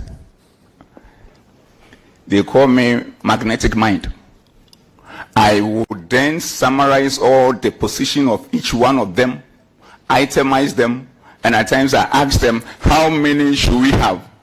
How many itemization do you think I'm going to have based on this meeting that we've had? And some of them, today we are tired, give us only 10. We are tired, give us 15, or go 8 or out. So at times we have the meeting discussions, and it's like, George, are you doing Ghana movie? Are you going to do part 1, 2, and 3 in this summary? That is the way we do things. And honorable thing, the second thing is to do with the fact that we consider ourselves as civil servant, and every servant has a master, and the masters of we, the police officers, are the public, even including a week-year-old child. That if something is happening to that week-year-old child, we go to his aid or her aid, because that old year child is our master and we are the servant. And because I head the organization, I call myself the chief servant, and my colleagues are here. They know it. And being the chief servant, it means to me that I'm the least among them, even though I lead them. And this is how I demonstrate them. One, anytime we are moving outside, all of them goes, and I'm the last car to move. When we get to the destination, because of the teamwork spirit that we have, which was also demonstrated here when we arrived, we all alight, line up in succession, in command position, and we greet each other, and then we walk to where we're supposed to go to. When we get there, still being the chief servant, I wait to ensure, and they are here, that each and every one of them has gotten a chair to sit before all of us decide to sit in unison. And when we finish and go back, what I do, they go ahead of me to make sure that everybody is okay because I'm the chief servant. And when we arrive back to the office or whatever our return place will be, we do the same, everybody get down, we greet each other, then we do debriefing to find out what exactly happened and what are the lessons that we can put. And they are here. So it is never true. Those people should stop disrespecting the public because it's just not fair. And the final one, as a chief servant, anytime there's any private family thing associated with any of my commanders, I personally call them, urge them, offer any support that I need to offer, including my own brother. I was there for him 100% when his mother passed on, asking all questions about the development, the movement, about the funeral. And on the day of the funeral, marshal all the commanders at Poma went and sympathized with him. And what I do additionally to build that teamwork to make sure that all belong is the fact that I make sure each one of them, when I address them, something that I call regimental diplomacy, even though I'm the head, I use please, thank you, brother and sister. And this is what has glued us together to be working the way we are working and to be protecting the good people of this country the way we are protecting. So it is a big lie if anybody comes here and make this statement. And that person, I think, need to apologize to the public. I thank you. Who did you have in mind when you said you helped your brother? Is it one of the witnesses? I'm talking to my big brother, Brajoj. COP, we see, because of the informality that has developed over the years, at times, even in a formal setting, I get it wrong.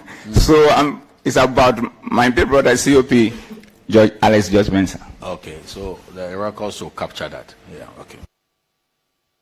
Okay, so my last preliminary question.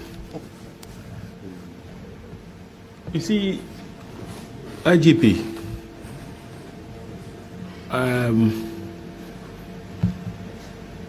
one other thing which has been said about you is that when you policed the Asinof by-election, you deployed virtually the entire POMAB membership, and so names like COP Yohunu, COP Awini, etc., were mentioned. And the conclusion drawn is that those deployments were inimical to the electoral fortunes of the MPP in the Asinof by-election. Sir, what is your reaction to this in terms of deployments? I mean, it's something that you may, in your estimation, you are the IGP, if you think that if you share with us, it might compromise, you know what I'm talking about. You can decline to answer and then do that when we go in camera. But what is your reaction to this? Honorable Chair, my answer will have no security implications. It's a very simple thing, and I've said it time with that number. So my views and the views of my team and the commanders across the country are out there in the public already. But let me recall it by way of summary. The first point is this. When my colleagues and I took over, we realized that anytime there's election, we were too late to operationalize our security arrangement and go about setting of National Election Security Task Force and all that. So close to the election. So there are always issues. So we committed ourselves to mainstreaming election security in all our police operations. So the first thing we did was to establish what we call Police Election Security Secretariat, to be involved and streamline election security across the police, so that when one election ends, the policing of the next election begins immediately. So this has been the template that my colleagues and I have been using in handling all subsequent elections since I assumed office. And we've done that for the internal elections of all the political parties, and we have also used the same blueprint to handle all by-elections. But this is the fundamental point. In the past, realize that all by-elections, from Talensi through Chiriponi to Atiwa to Ayawaso and other places, normally do turn violence. So we decided as a team to interrogate the issue and find out what is causing it, and realized that we're making a mistake from the security point of view, because when the political parties are treating that by-election as a national election in a single constituency, we were treating it as a local election and then relaxing on the security and leaving it in the hands of the local policing authority. Whilst we have everybody in Ghana at that location taking playing one part or the other in that elections. So we resolved that if the political parties and the other stakeholders involved in these by-elections, if they decide to play it local, we, the police, will play it local. If they decide to play district, we, the police, will play district. Then it means that it's a fair match. If they decide to play it regional, we, the police, will play regional. But if they decide to consider the election as a national one, then we, the policing too, will be national. And I know this is also not tenable.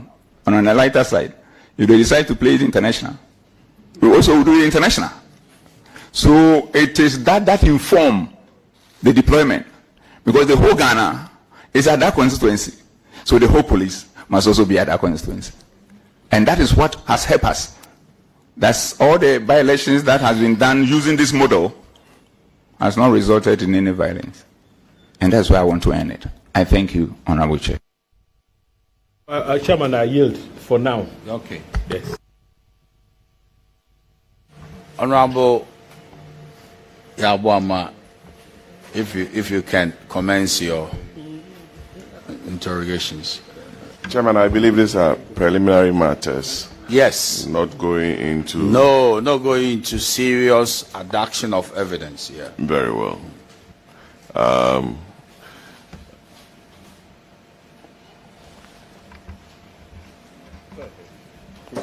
Yes, sir. IGP. You know Chief Bugri Nabu personally?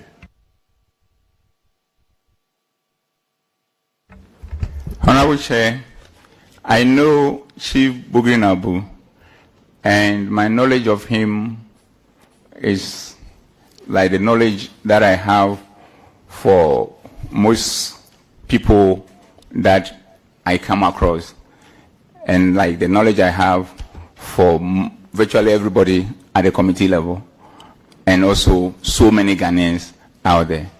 Thank you. Does he visit your office?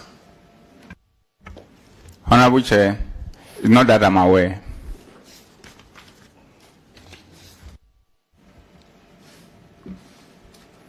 When some of the witnesses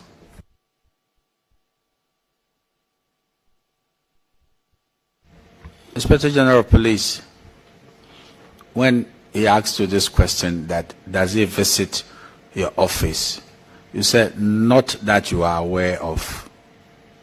Is there any recording that, for instance, Atachia came to the IGP's office, and even if when we are not there, somebody will tell you that in your absence, so and so came to your office? Honorable Chair, I have my ADC who let me know if anybody is in my office. But the aspect of recording and everything is done at the reception area. If somebody came to where you are as the IGP, you'll be informed that Atachian was here. Yes, Honorable Chair. So I think the question demanded a yes or no answer. But when you say not that you are aware of, then you leave the issue at large. Honorable Chair, if that is the understanding, then I'm sorry. Yes, I don't. The answer, not that I'm aware, simply means that he has not visited me. Yes, please. Thank you for the clarification here. Yeah, Chairman. So Chief Bugri Nabu does not have any commercial dealings with the police administration. That's it. That is correct. And for that, I want to respond to the fact that it's one of the falsehoods that have been put out in the public domain. He has no dealings, and I hear some contract, nothing. Thank you, Honorable Chair. Some of the allegations made to the committee was with regards to promotions. Chairman, I'm sure I'm permitted to be, and I'm within the confines of, I don't want to exceed, that some officers are due promotions, especially those at your level. I know some have to go to the police council for recommendations and approval. What is the situation with regards to promotions? Are there any hold-ups with regards to promotion of certain junior officers within the service? Honorable Chair, there is no hold-up of promotion of any junior officer in the whole police service. Even as we speak, the structure has been that any junior officer who is 4 years are sent to training and they are promoted. And we are waiting to have all of them promoted. Those who are due, the next set of junior officers who are due for promotion, who are now, we have worked on in trying to rebuild their capacity, send them to Ashramati in the eastern region to reshape and recalibrate them, are currently there, and we are rolling out these and making sure that they are promoted in December. And we've arranged it in such a way that it becomes like something like a Christmas stuff. So nobody in the service, at the junior rank that you are saying, whose promotion is being heard. So that is another set of concocted story that is being put out there for mischievous reasons. What about those senior officers whose promotions have to be sent from management to council? Honorable Chair, every one of them, with the exception of a few, have been sent. And the few who have been sent, and the few who are there, is based on the fact that beyond the number of years that you have been in the position, there is other factors. Other factors. And I'm told a few is about 7 or 8 or 9 other factors that come into it. And those other factors include competence, include vacancy, include integrity, including all other factors. And when these, beyond that, it becomes the preserve of the police council.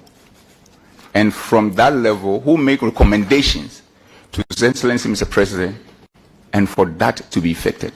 So as it stands, everybody who's supposed to be promoted based on the junior rank has been done. Everybody who's supposed to be promoted based on the senior rank has been done. And that is where we are. Thank you, Honorable Chair. So the grumbling officers, senior officers, promotion that has not taken effect. It's not from POMAC, but from the Police Council.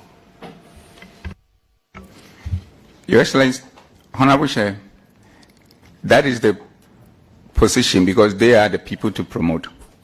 And more importantly, recently a meeting was held and some consideration has been done. But the most important thing is that everybody who's supposed to be promoted in line with our policies are being promoted. But the point that has to be made is that it's not a question about how many years we have been at the place. We will have all loved to be promoted as soon as we have 4 years and thereabout. Vacancy, competence is another thing factor into it. I myself, at a point, I was on my rank for 6 years. And I didn't complain because I understand.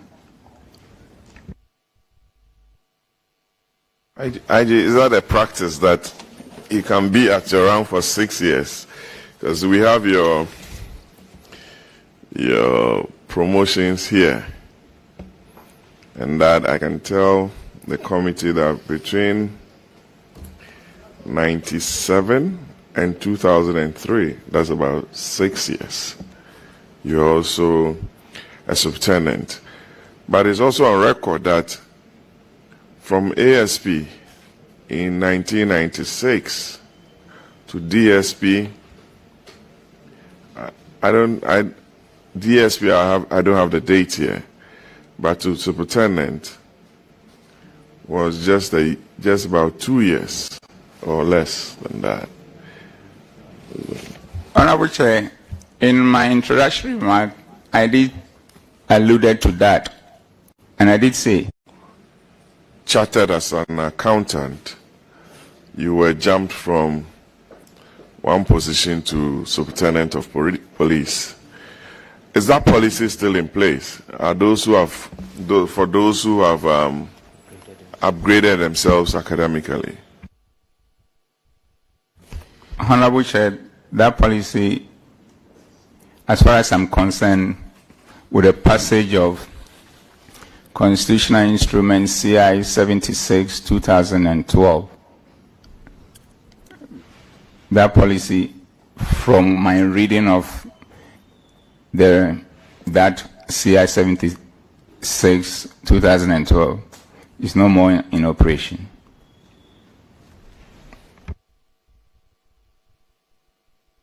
We determine the seriousness of that, Mr.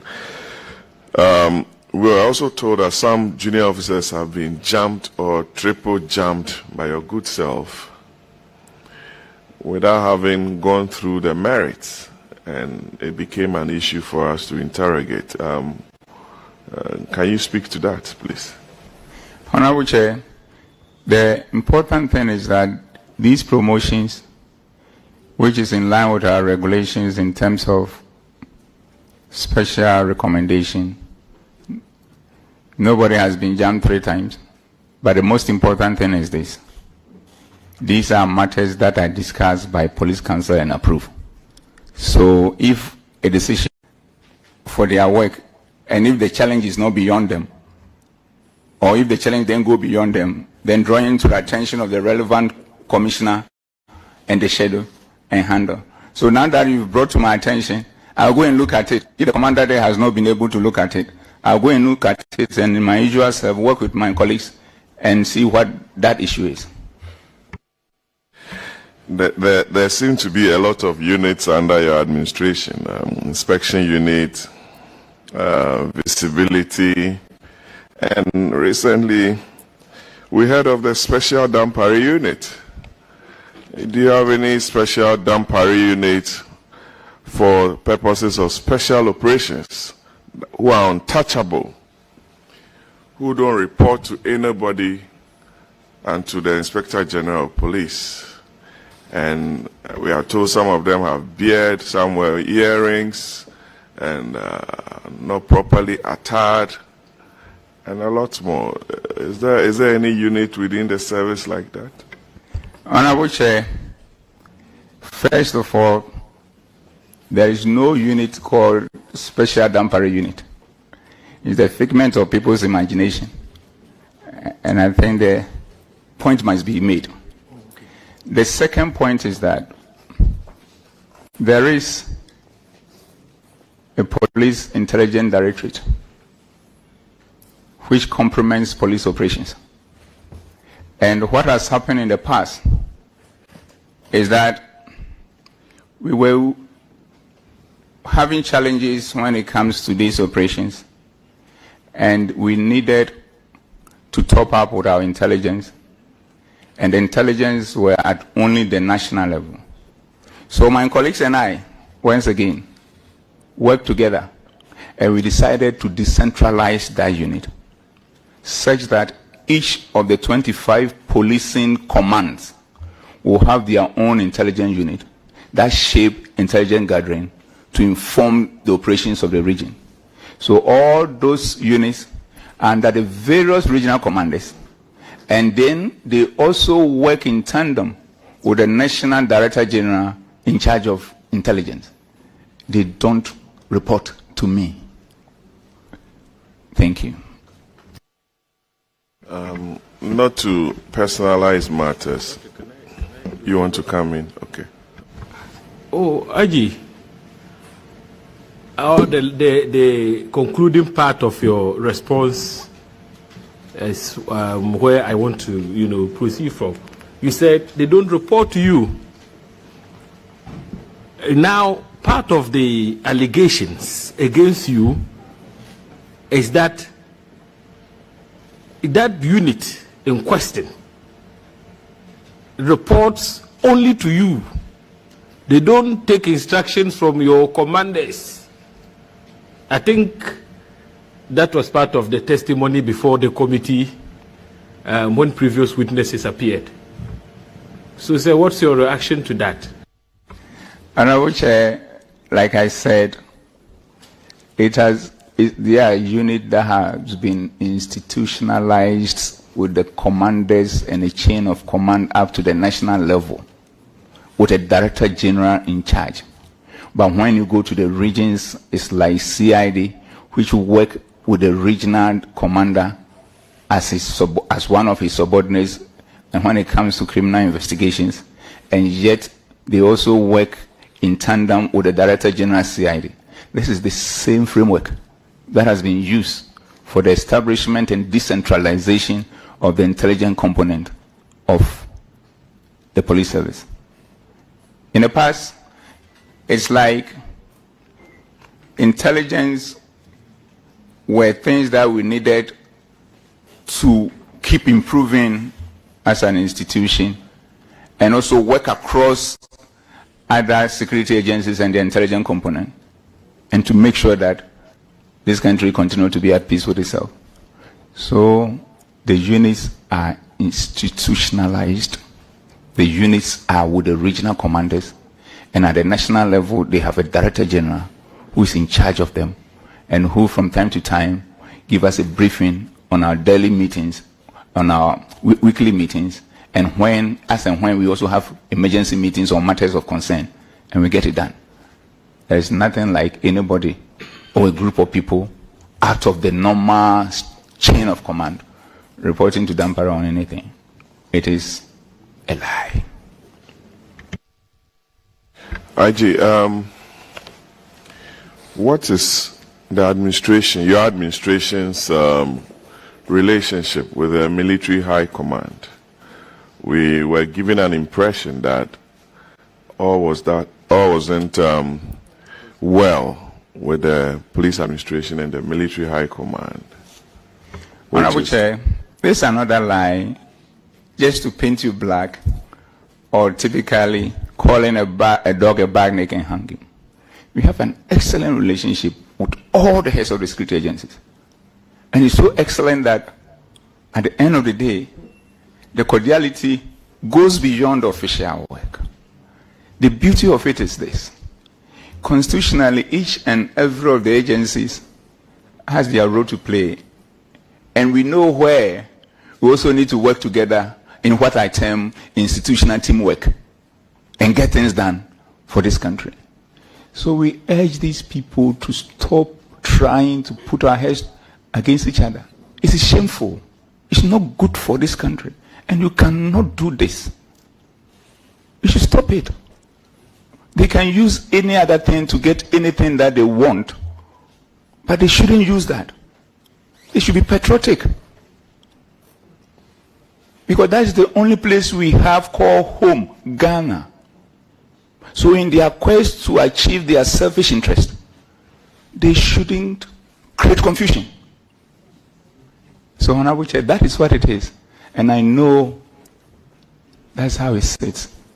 We'll continue to work together as various security agencies, helping each other in the interest of the country, for Ghana, our beloved country, to continue to be at peace with itself. I thank you. I can see that your lawyer is nodding. I don't know what is intended for. Yes. Mr. Chairman, when he said Ghana, our beloved country, I remembered the conclusion from Kwame Nkrumah, it's free forever.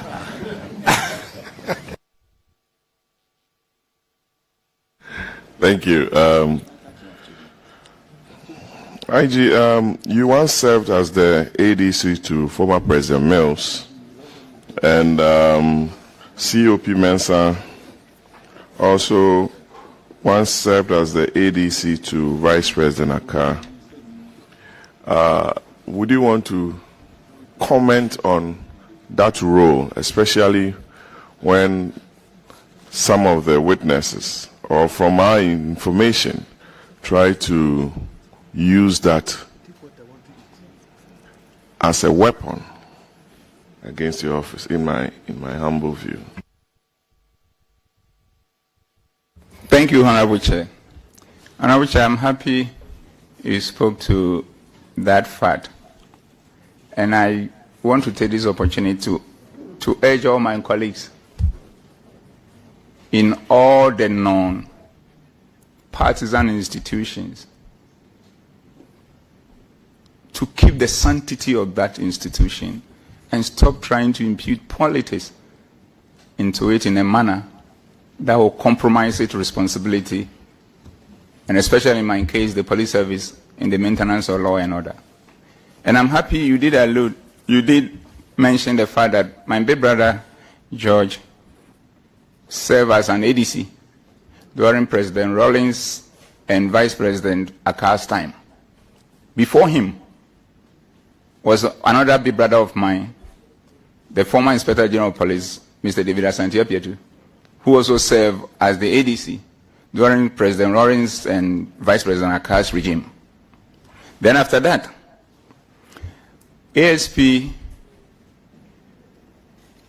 I have to get the name correct, another ASP served as the ADC during President Rawlings and Vice President Akkar's and Vice President Mills' time.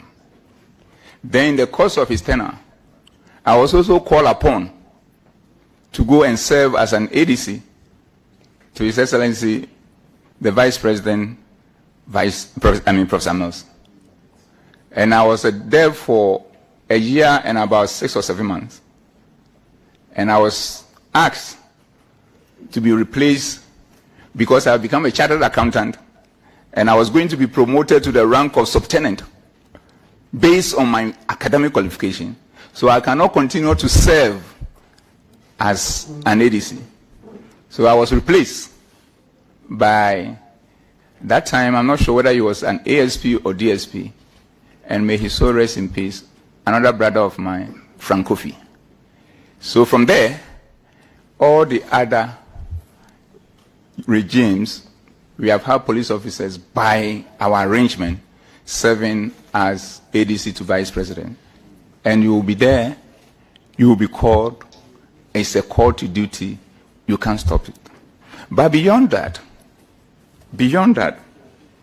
after serving as an ADC to Professor Mills, which was somewhere, I need to call it 2007 and 2008, thereabout, and I stand to be corrected on that. Came back to be the deputy auditor, went to UN mission, returned from the UN mission, went for further studies, returned from further studies and came to serve as Special Assistant to Honorable Kandapa when he was the Minister for the Interior. When my father, Honorable Kandapa, was moved to Ministry of Defense, another father of mine, Honorable Kwamna Batos, came in to serve as the minister, and he maintained me as a special assistant. And thereafter, in the course of the 2007 floods, I was there in the office, and Honorable Kwamna Batos said, His Excellency President Kufuor wants to see you. I went. I was ushered in to the office of Dr. Mr. Hesse, now the Chancellor of University of Ghana. And the idea was that the President Kufuor has found it fit to appoint me as the national coordinator for the management of the disaster. And that is how I have served Ghana outside my policing career. I thank you. Behind you are members of POMAC, I'm sure. Members of POMAC are seated behind you. I believe so. Yes, sir. So that notion of you running a one-man show, because we're told that you are running a one-man show, it's all about Dampari. Dampari. You are not involving POMAC. And it's very, very important for us to hear from you on this, especially when it's a creation of the institution by your legislation. Thank you. Honorable Chair, I think I addressed this question area, but I'll re-echo the fundamental points. Unfortunately, they are not on oath, so that they cannot testify on this matter. If they had been on oath, we would have heard them, what they will say. They call it United POMAP. United POMAP. That's what they call it. And it's a chain. Nobody breaks it. Unless you are going to a retirement, we take you out, and they will reconnect the chain. And I said, we can't go anywhere without making sure that they are ahead of me. We can't arrive at any destination without making sure that we account for everybody. We cannot go and sit at anywhere without making sure that everybody has a chair. And we cannot start any meeting without making sure that where is everyone? And if the person is not on leave, the person is not doing any other assignment, we make sure that we even wait for the person. So this whole idea, like I said, is trying to put certain things together to paint you black and make sure that you don't look presentable in the eyes of everybody. It is never true. And I said it fundamentally. The Lord that I serve, the God Almighty that shapes my life, He instituted teamwork. And I get incomplete when I'm not functioning in a team. Because I'm not sure whether what I'm putting out there, if I've had a second thought, it will be better. In any case, I have one philosophical belief. It takes other human beings for other human beings to be human beings. So in the absence of other human beings, I feel incomplete.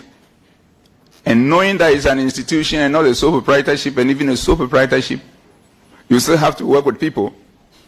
An institution that does not belong to me, I come and monopolize it. Then I'm not a good leader. Then I'm not a manager. And they know within their hearts of hearts that they were paddling falsehood in order to package it and send it to places and make me look bad, thinking that as it has normally been done in our environment, when people go and lie about you and say all things about you, you never get opportunity to speak to the matter. It is a lie. It isn't about Dampal. It's about the police service. It's about Ghana. And it's about the peace and security of this country. I thank you. So it's good we are giving you the opportunity to speak in public in the presence of the witnesses who made those allegations. And my last question, Chairman. What led to that letter interdicting the two officers, which was subsequently withdrawn? Thank you very much, Chairman, for the opportunity. Honorable Chair, I thank you very much. And that is also another thing people have used in trying to get to me. The truth of the matter is this. When all these things happen, whilst we are focused on ensuring that we work together as a team across the country and also across all the other security agencies to continue to maintain peace and security for our beloved country, then you get to a point and these things happen. And you feel pain that your own brothers can go and do this against you. But you forgive because such is nature. And the more you forgive, the more you become stronger and preserve your health. So I moved on. But I said that whatever is going on, I recuse myself from the process. So I was not part of whatever decision that was taken to interdict or de-interdict anyone. It is a matter that was considered at the police council, and they handled it in my absence. And anytime any issue about this particular incident is discussed anywhere within the police leadership, they feel my absence, because I think and I believe that is the right thing to do. And that is what happened. I am not involved in interdiction and the interdiction of anyone. I thank you. Yes, I can observe that Siopi Mensah, the lawyer you brought, he's not said one word, but he's been drinking a lot of water, you know. My colleague, I've been observing you are drinking water. What's the matter? And even as a chairman, you see my water, I have not drank any water. Mr. Chairman, you Yes. said you will not talk. Uh-huh. So I was drinking the water, waiting for the lunch. Well, I think it's very opportune to give the only female on the committee an opportunity to, interrogate the matters with IGP mounting the witness stand. Thank you, Mr. Chair. Chair, I think most of my questions has been exhausted by Honorable Patrick Boama, but I have one or two for my big brother and my boss as well. Okay. Thank you, Mom. You have only two questions. The younger man who is the vice chairman, is telling me that for health considerations, we should take about maybe 5 minutes break so that people can stretch their legs, and those who want to use the washroom will do so. So, because of common humanity, I'm compelled to have the proceedings suspended for maybe 7 minutes. If you want to use the washroom, do so. If you want to stretch your legs a bit, and then we'll come back. Yes. Yeah, you could see that some of your officers have stepped out, which means it's right for once, you know.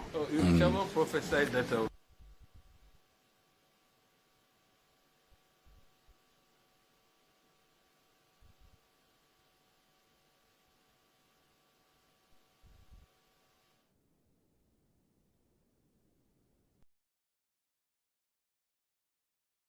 You are watching a GTV live event.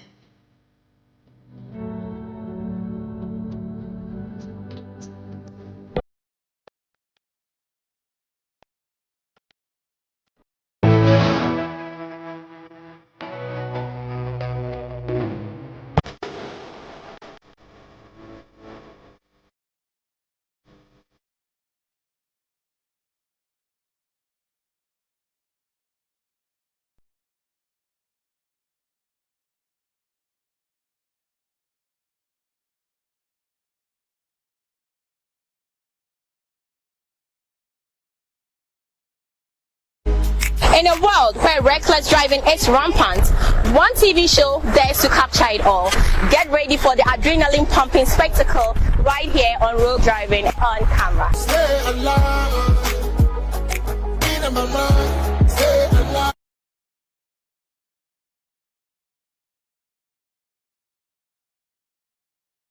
To the WhatsApp number 0506 771 771. As we confront the dangers head-on and fight for safer roads, together we can expose reckless drivers and cause a change in their reckless ways.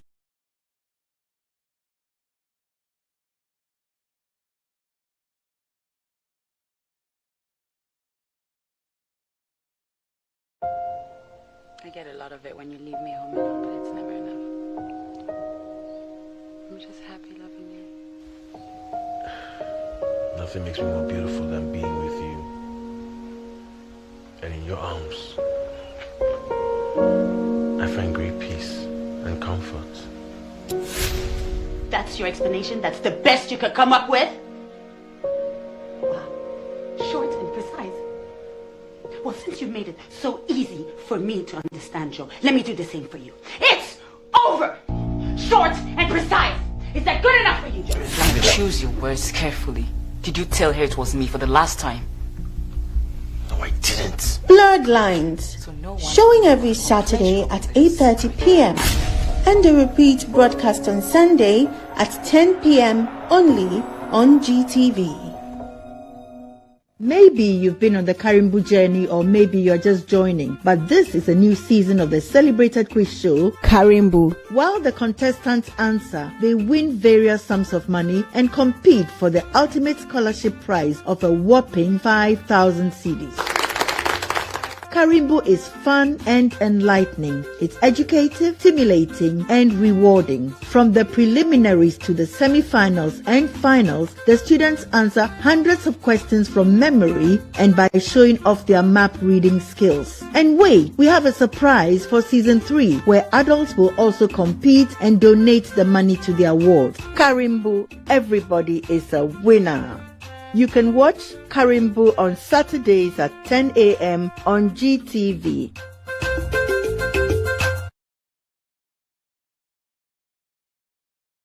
Ted Spear, pastor of the Fundamental Baptist Church International in Kumasi, Ghana. I'd like to welcome you to join us here on GTV every Saturday morning from 6:30 to 7 a.m. Please join us as we discuss the scriptures each and every Saturday morning. God bless you. Kings and nations tremble.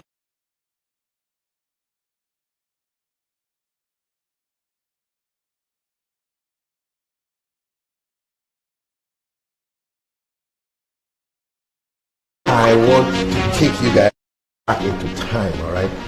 We had this amazing show. It actually made us sneak out of Sunday school. Yes, so mommy, you too. Yes.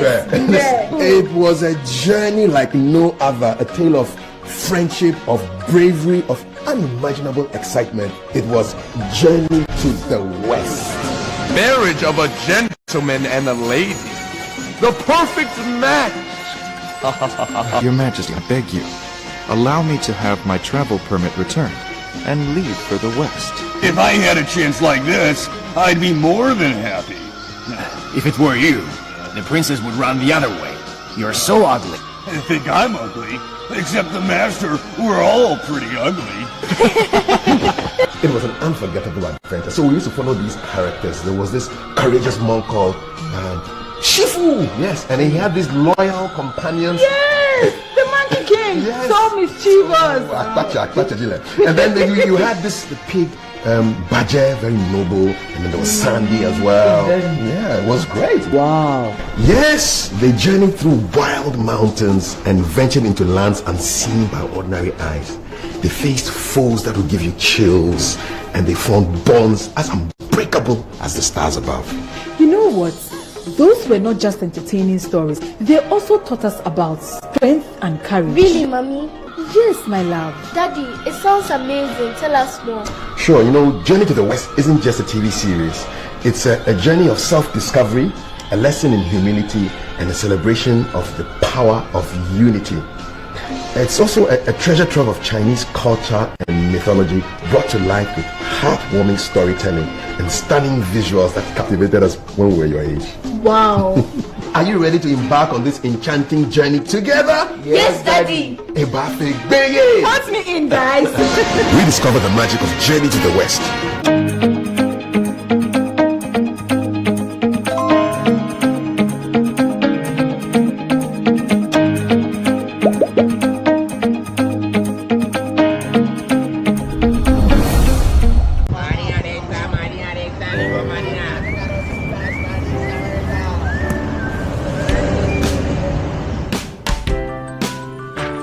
I want you so bad, Alpha Cracker. I want you. I wanna say yes, I can't resist. I want you. Ooh, I want you, Alpha Cracker. I want you so bad, Alpha Cracker. Don't me call one casa. Alpha goodness rich in milk and butter. In Alpha Cracker. Yummy and deliciously crunchy. But I can't resist you. Alpha Crackers. Simply irresistible. This advert is FDA approved.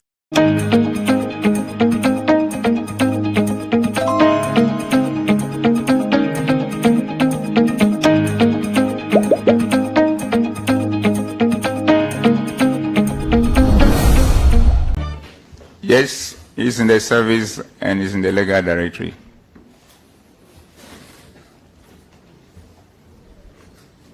All right. So I want to yield space to the only female on the committee to continue with the interrogation of the matters. Thank you, Honorable Chair. Inspector General of Police. Is he?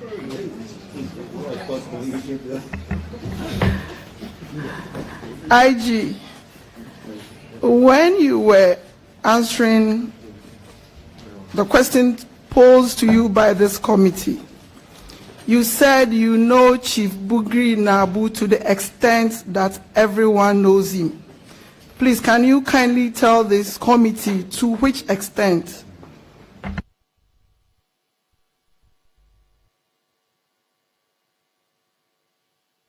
Honorable Chair, I know him a little bit when he was the regional chairperson for the MPP in the Northern region. Beyond that, that knowledge made me and him to be talking once in a while. And when I became IGP, he needed help with his area in terms of the number of police strength, like most people come to me to ask, in a vehicle. That is what it is.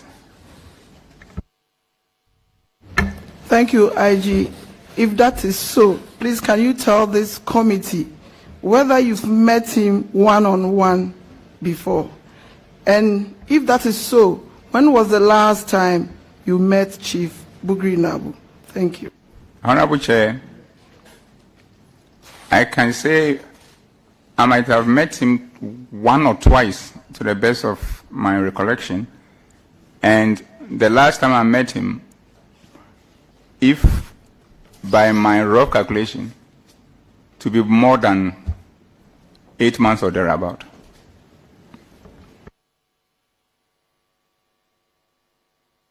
Inspector General of Police, your physical contacts may be few. What about your telephone engagements? The telephone engagement is along the same line as the physical contact.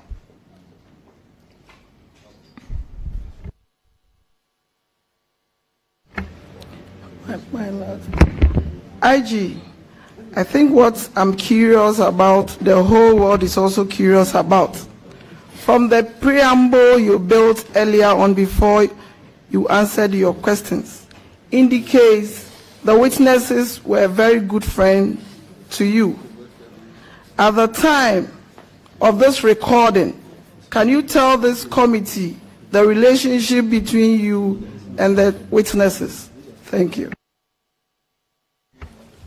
Honorable Chair,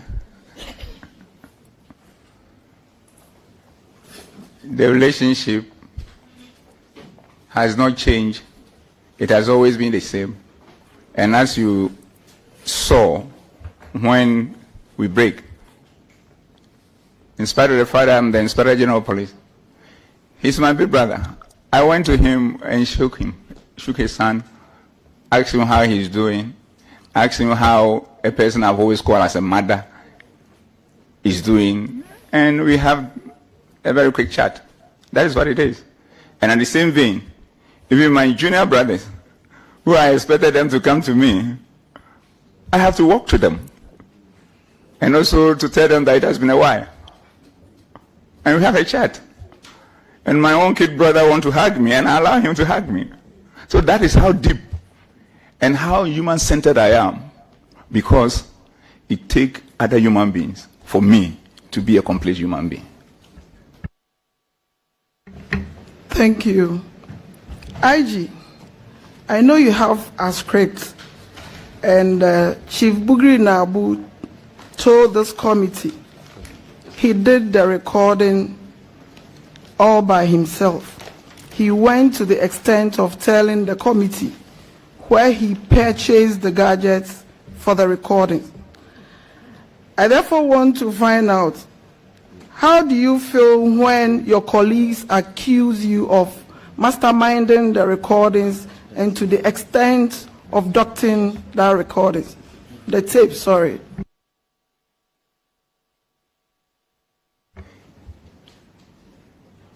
Honorable Chair, as a human being, like all of us, when your own brothers have done what they did, and instead of owning up and taking responsibility and probably apologizing for us to move on, they tried to cook baseless allegation and level it and smear it against you. And without a shred of evidence, as I said earlier on, you have been asked to speak to it. I would definitely feel bad. But who am I? There's nothing I can do about it. And if I feel bad, it's to some extent, but as a Christian that I am, forgiveness is a medicine. And that is what I've just eaten. I've drunk. By going to my brothers and just letting them know that, as far as I'm concerned, whatever they have done is not an issue to me, because the Lord that I serve keep comforting me in a manner that is beyond my comprehension. So I feel no hatred, pain, or whatever towards them. They are my brothers. And their children are my kids. Because the most important thing is this. If all of us in this room, we are left, all of you leave, and it's left with them and I, and something is happening to me, they will be my only hope. So if I'm unable to build bridges with them, probably I will lose my life because they were not there to help me. In the same thing, in spite of all what has happened, if there's anything now and beyond that I think I can do, or they themselves think I can be of help for them, I will not hesitate to do that, because that's the teachings of the Bible. I thank you. Inspector General of Police, I thought your forgiveness will abide the outcome of these investigations, because you don't know the full extent of what they have against you. So why are you forgiving so early? They've not.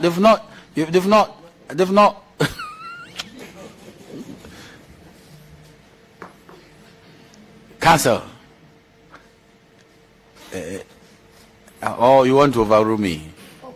Yes, because I was thinking that IG will hold his horses, and then what is going to happen is that when we recline and retire, and the evidence is being unearthed in camera, and then he will determine whether in the face of what some people will say or will not say, that large heart of forgiveness will continue to work or not. Mr. Chairman. Yes, my Honorable brother. Chairman. I don't want to be the one that always will raise an objection. But as humorous as we want to be, Mr. Chairman, these are your last remarks about the quantum of the missiles that are waiting my client. It's somehow prejudicial. Mr. Chairman, but the way you presented it, that if it's like when somebody says, "Unim de free through bank, watch it at the that's the way I see it. No, sir. In fact, I cannot predict what any of these individuals will say. I don't know it. It's a fact. That's why I keep telling you that we members of this committee, we don't have malice aforethought. So I wouldn't know. Honorable Chairman. Yes, sir. So far as I am concerned, at least for now, I have everything that they have against us. And this is captured in the invitation letter. So when we get to the other bridge, we will cross it. So you want to now agree with me that the forgiveness level of the IG has come too early? You should repent from dead works. Jesus said 77 times times 7. So we have not exhausted the scope. Okay. We are still within the limits of Jesus' prescription. Okay then. So the good lady will continue. But Honorable Chair, before she continues, I want to make the point that this issue of additional evidence against me and all that, I find it very uncomfortable. And the reason is this.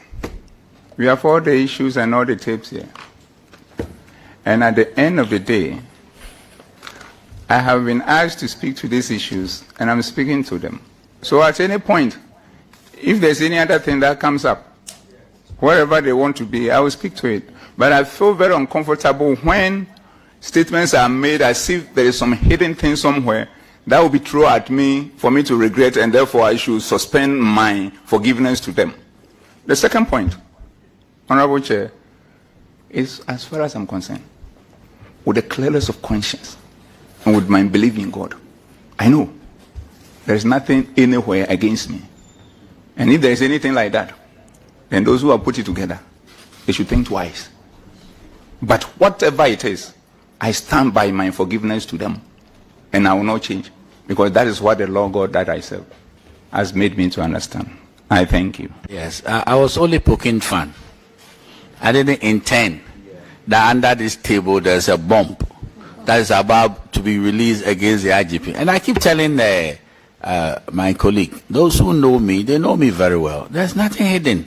As a matter of fact, we find the way our secretariat is managing affairs are super excellent, because every proceedings, even the one that we are having now, they'll give it to all those who are coming to appear before us. And with the greatest of respect, there is nothing that we have that we've not given you. And in fairness to the Inspector General of Police, there's nothing that anybody has given to this committee that we have not given you. So there's nothing again we have in our hands, except to say that when we go in camera, then if you said X or Y and it is bare, you say, do you have anything to substantiate it? That is with them, not with us. And I cannot tell you in advance what they are going to say. I don't have that level of clairvoyance. So please relax about what is going on and trust this committee that we are not here to shortchange anybody.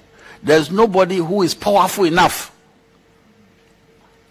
to cause us to slant evidence or do something untoward to the head of anybody.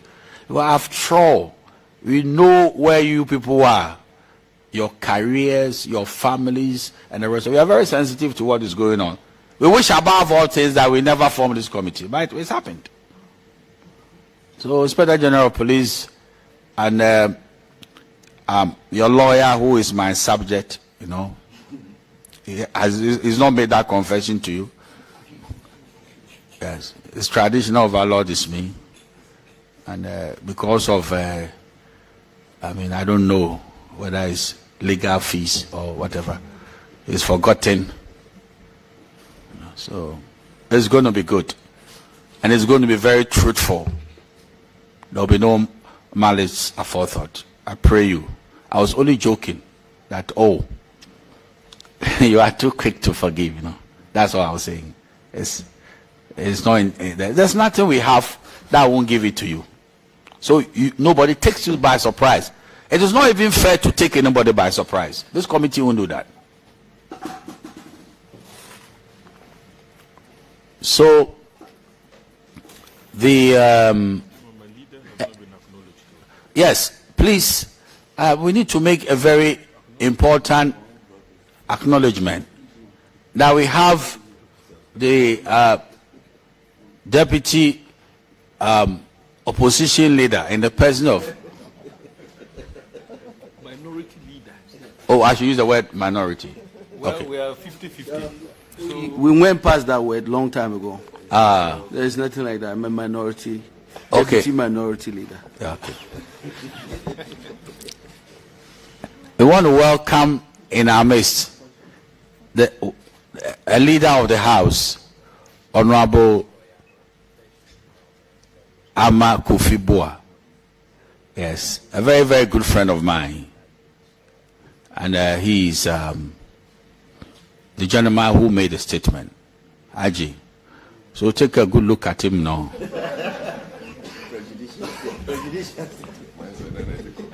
And he's also one of my key, brothers on the Mines and Energy Committee. We need to acknowledge him. He came to just observe proceedings. Leader, you are most welcome. Chair, thank you, Chairman. Yes. I wasn't here when we started. But I am very sure that the substance and the reasons why this referral was made by the Speaker has really been stated. I think that at the end of the day, we all believe that we should have a professional police service at the heart of everything else, whose core objective is to ensure the safety and security of the state with professionals that are dedicated to that job. And I think that is the core of why you are here. So we are very happy to have them. I'm very proud of what they do every day. Thank you. Thank you, Leader, for your kind words. It seems to me that is the purpose of everything. Yeah. So, my good lady on my right will continue. Thank you, Chair. My last question. IG, I want all of us to disabuse the perceptions out there. From the onset of these proceedings, the evidence adduced to the fact that the tape was meant for the president. And Chief Bugri Nabu went to the extent of telling the committee that he handed over the tape to the president. I was surprised when the witnesses mentioned that you have the original tape. What can you tell the committee about this? Or what can you say about this? Thank you. Honorable Chair, another wide allegation. I don't know which of them, my brothers who made that statement. Then I could probably ask the committee for him to go with me and tell me where I put it. Because technically, I don't have it. I don't know about it. So why should somebody come here and make such wild allegation without proving a bit of it? And then I'm asked to respond to it. Honorable Chair, I beg of you. I beg of you. I don't have it. And I pray that maybe going forward, we should make sure when people make allegations, they should provide at least a shred of evidence before maybe an invitation is made for somebody to come and speak to it. But now, looking at the proceedings and the way I feel, it's like allegations have been made, and then nobody provided a shred of evidence, and the allegations are out there in the public, and the allegations touches on my person, even though it has nothing directly to do with me, especially with all the wild allegations they are made about the management of the police service, which I do with my team, because without the word I can't make any pronouncement when I'm leading an organization. I don't use the word I. Then I'm being asked to speak to allegations that have not been substantiated with a shred of evidence. Then, after I've answered the allegations, I'm being told that when there is a in-camera meeting, those people who have evidence to now substantiate an allegation.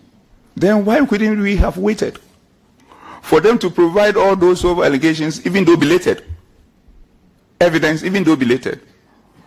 For myself and my counsel to look at them, and probably those that extend beyond me with my management board, whom I always work in concert with, to look at them, and then we can come and apply them appropriately.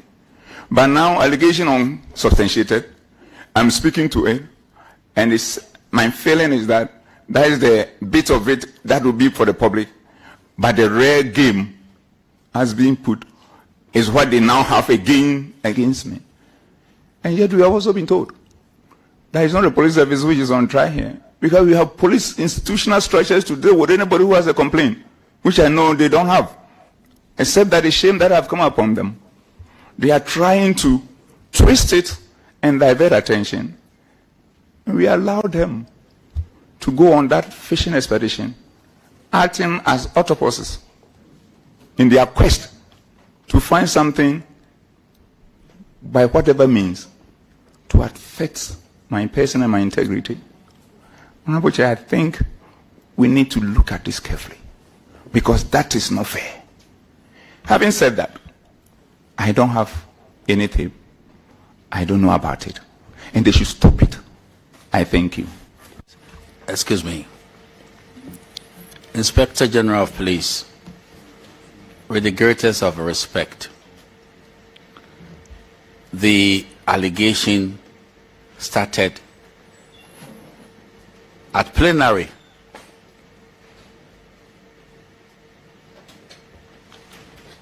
And the Speaker thought it wise that they should delve into the allegations. So we should be careful the manner in which we want to look at what is happening, lest it can even go to say that the Speaker was wrong. The Speaker should have, with the greatest respect, done his own homework very well and even adduce evidence before making the referral. So I crave your indulgence.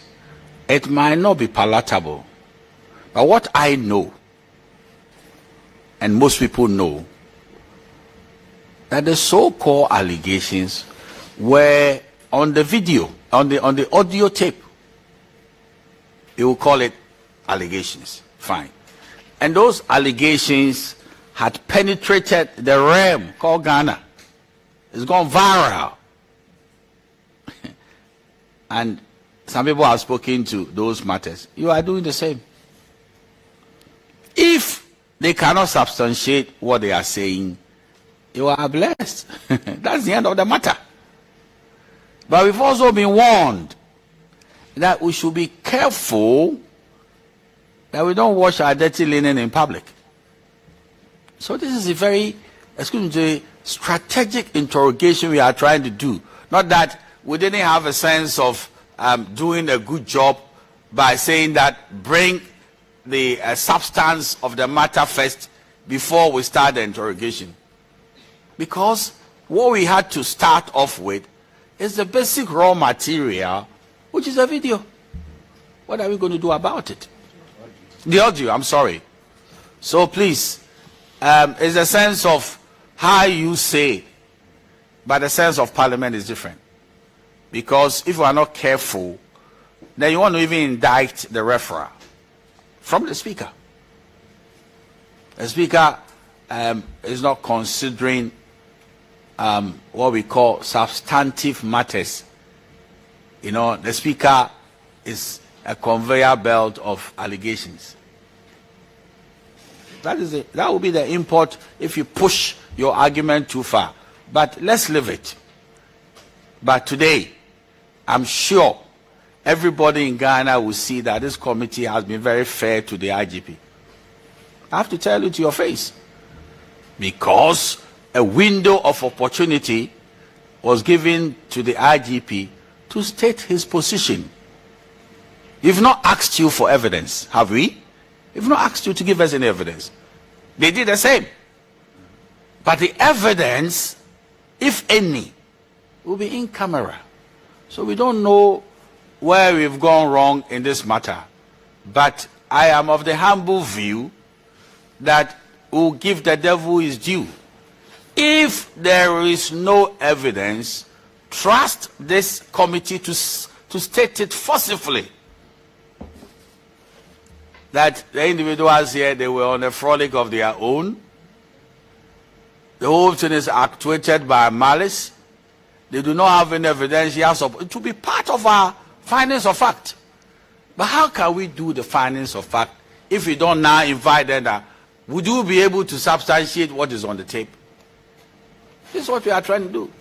Because the tape came first as the allegation, and we need the substance of the tape. And what can we do about it? Unless we call somebody to say whether this is your voice on the tape and the rest of it. So please, I know that it's a difficult moment for everybody. Institutional challenges, the rest of it. But I don't see any other way that we could have gone about what we are doing. You see, because we need to really weigh the issues critically, and then we'll have those moments. And your lawyer will be there if they are unable to substantiate it. We know how to write our report. So please, I know it's a painful moment for you, but we didn't originate the trouble. This committee didn't originate the trouble. And we didn't see any other strategic way of trying to handle a difficult matter like this, which was already in the public domain. The allegations that you are talking about has been fed the public already before we were constituted. So I crave your kind indulgence, have a little patience for us, and trust this committee that there's nothing that will do untoward. And if the evidence is in your favor, you have it. And your name will be hallowed. As for allegations, they can remain allegations. But if you can't prove it, you will say so. That X and Y couldn't prove it. If they can prove it, you will say so. That they proved it. So please, it's like that. I don't want to talk about my allegations against me. I don't want to talk about it. Even concerning this meeting. Yeah. So please, let's have some patience, and the truth will come out. You don't have to worry too much about it. Madam, do you have more issues raised? Mr. Chairman, Honorable Chairman, I have a minor point. You have a minor point. Mr. Chairman, going back to where you ended and the process and whether there was a different way of structuring this process. This is taking us back to the point I made earlier. So there is a tape, video or audio. Then testimonies of witnesses, the substantiation should have been done at the time that the testimonies were given. That's what has brought us to where we are. And the way it is going now, I'm beginning to get worried about the in-camera proceeding. And my proposition would be as follows: that the people who want to go and do their ex post facto substantiation. Don't say that. Don't say that. Don't say that. I crave your indulgence. Why are you trying to sort of impugn what you don't know? You don't know. Honorable Chairman. Oh, counsel, I crave your indulgence. You see how your client has behaved. He's taking it easy and he's going on a tangent. When I know it's pain, I draw his attention that the truth will come out. But I would not want to say, sitting here, to talk about post facto what? Yes, it was us. Listen carefully. It was us, and the sense of what we got about the matter, that we said, let's talk about whatever I want. Then we'll sit in camera and you bring your, what if, let me ask you this question. What if they started bringing the evidence in the open, which is so embarrassing and is so serious that it will undermine national security? There would have been, with the greatest of respect, if you like, the unreasonable men who said everything should come into the public space. That is not a exercise of discretion. If you like, let me show you the authorities. What we are doing, there's an authority for it. And I know you are a very powerful lecturer, but let's look at, I think you've paid regard to the Supreme Court authority of Raphael, Kubagi, and versus Asari and others. Counsel, you know this authority. The Supreme Court. Yes, Mr. Chairman. Okay, let me tell you what a principle that the Supreme Court enunciated. That's what we call substantial danger of unfair prejudice. There's something like that. That if we are not careful, some matters will bring about substantial danger of unfair prejudice. And also the Supreme Court said the one who is listening to evidence should have the power of what they call discretionary exclusionary rule. That is the point. So the referee or the judge should have the power of discretionary exclusionary rule. So you can use your discretion to exclude some things because of what you and I know could have national security implications. And you could use your discretion to permit some things. So even the Supreme Court allows that this is done. But in the final analysis, I do not know that you will be shortchanged. Because look at all the space we're giving the IGP. To also, put his case across. Do you want me to go into issues of evidence? Honorable Chairman. Please. So, where I was going to end would have been as follows. Once we complete this public hearing, we would beg leave of the committee and leave and go home and let the committee meet whoever has evidence to substantiate whatever. Subsequently, share that evidence with us. We'll spend time to review it and invite us back. Counsel, leave that to us. I've never seen somebody going to play a football match and, as a matter of fact, is trying to determine the scores. I know you are a lawyer of repute, but leave it to the committee and credit us with a modicum of honesty. 1, powers of discretion, and above all, common sense.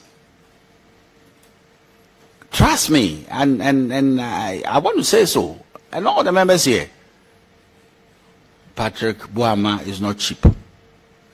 My brother and my vice chairman is not cheap. These are police officers.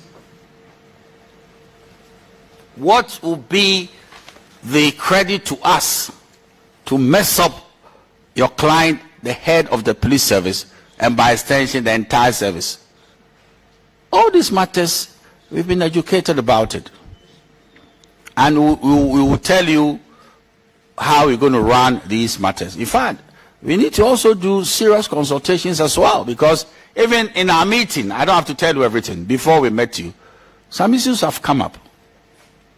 It's not got to do with any evidence. It's got to do with procedure, command structures, and how you treat the one in China. We will look at all these things. So please don't be apprehensive about anything.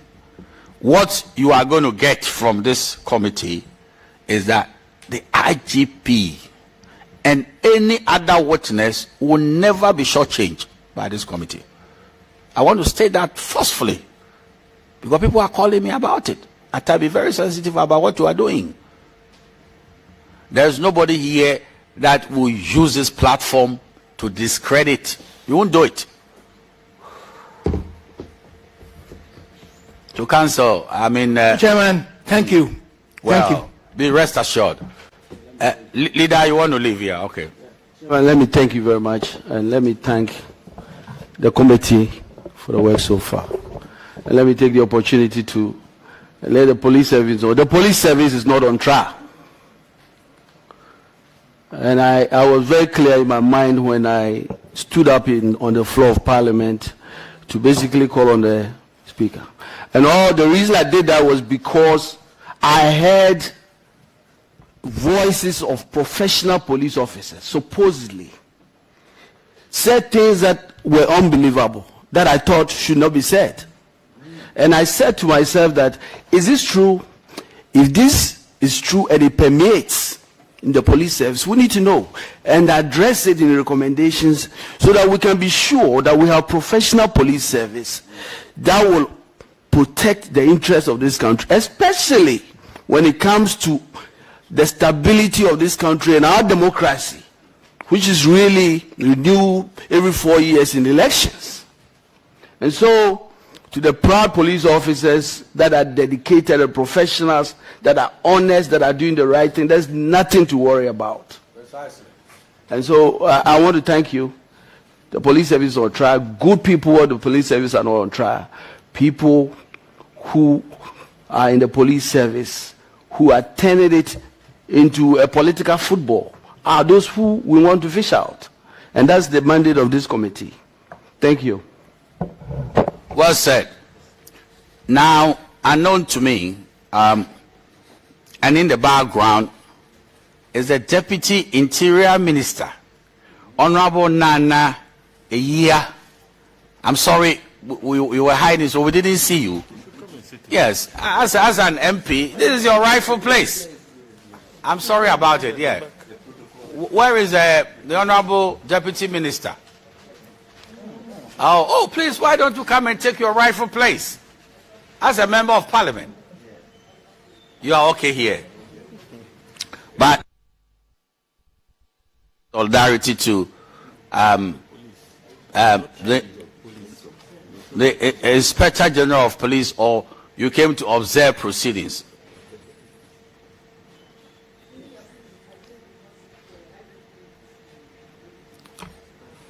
The IGP must be important, you know. Yes. I see. Good to know. You finish? Okay, now I will ask a few questions and then I won't go beyond it. And then I'll give space to my brother over here, and then I'll come to Vice if he has more things to say. Aji, I got the impression that when you are a senior police officer, you can be an ADC to anybody, and it doesn't matter who is in power. It seems to me that is your lot. Is that not so?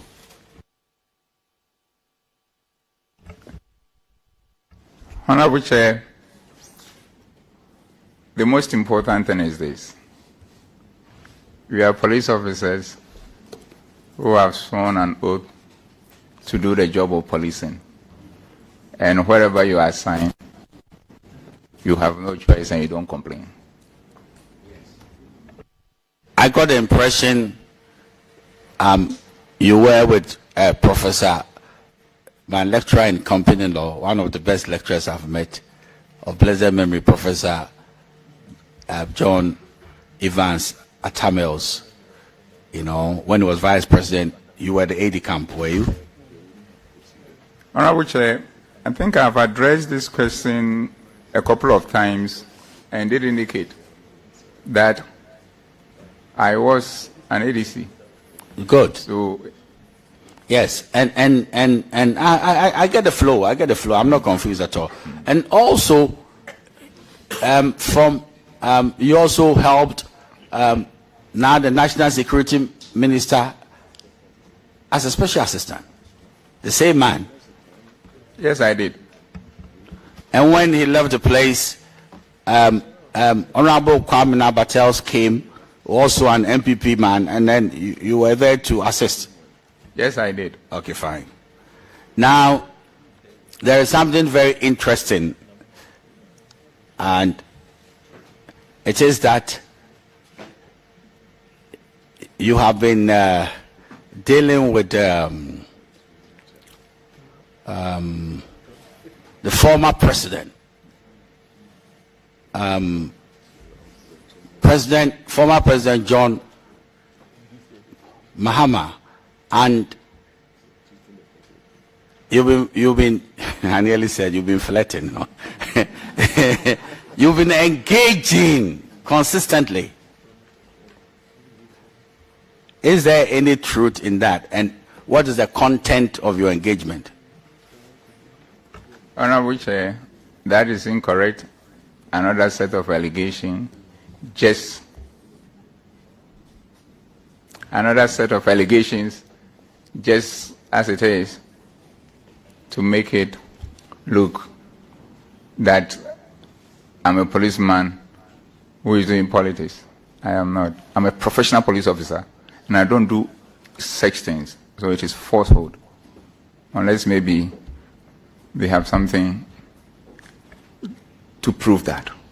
But it is falsehood. It's not true. So they should stop it. They can use any other means to get any other thing that they want, but not lying about me in a serious manner. I thank you. Is there anything wrong? Honorable Chair. Let me finish. Is there anything wrong for an Inspector General of Police to be talking to the opposition leader? Is there anything wrong? Honorable Chair, the position of Inspector General of Police, and by extension every police officer, is to serve the good people of this country, of which the former president is one of those. And there is nothing wrong with that.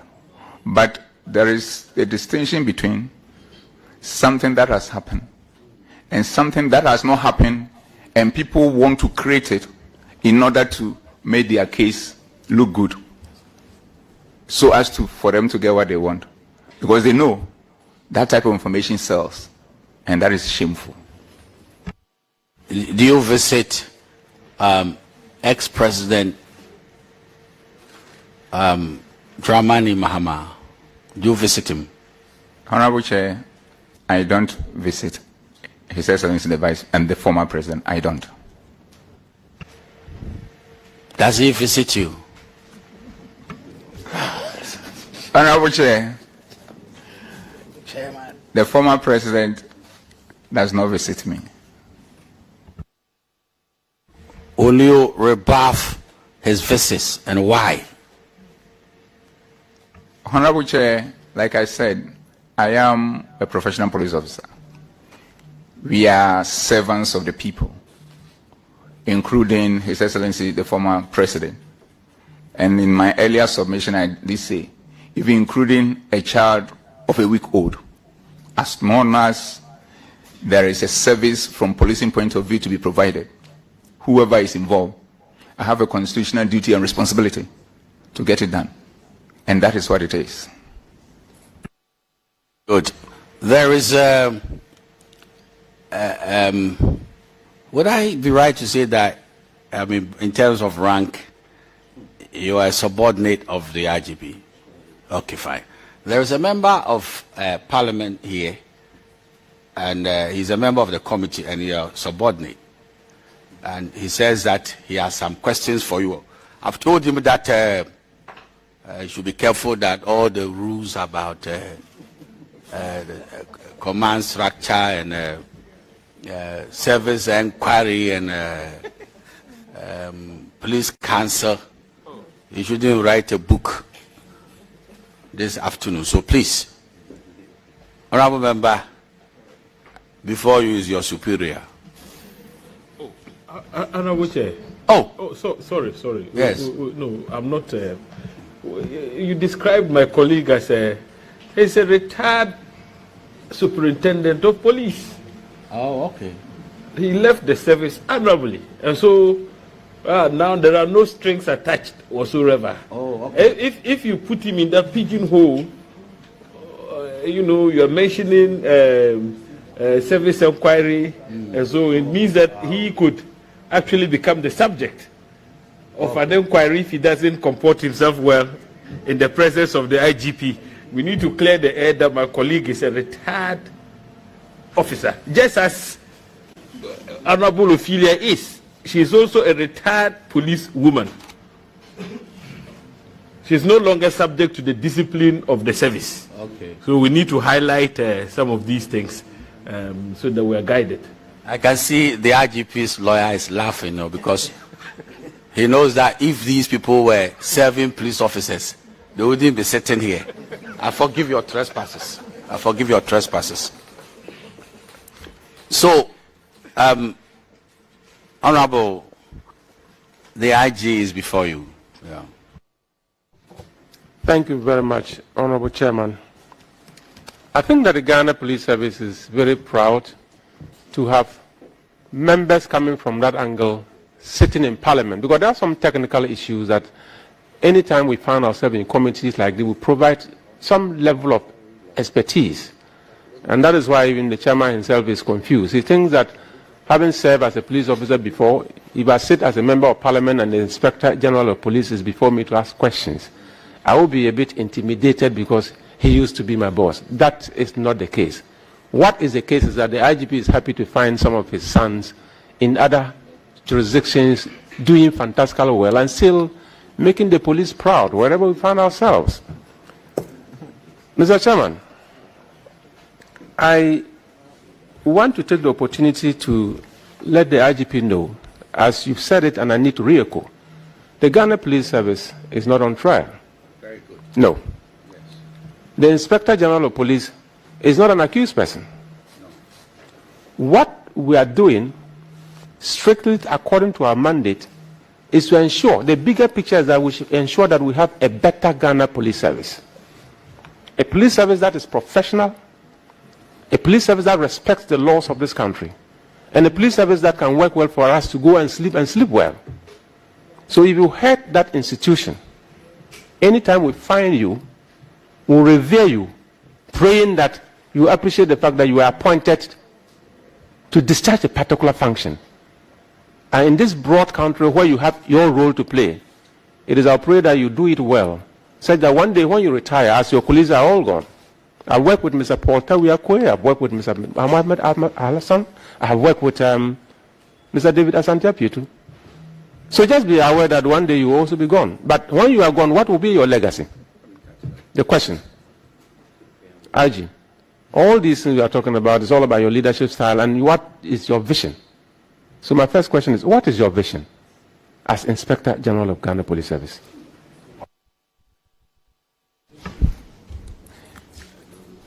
Honorable Chair, thank you very much.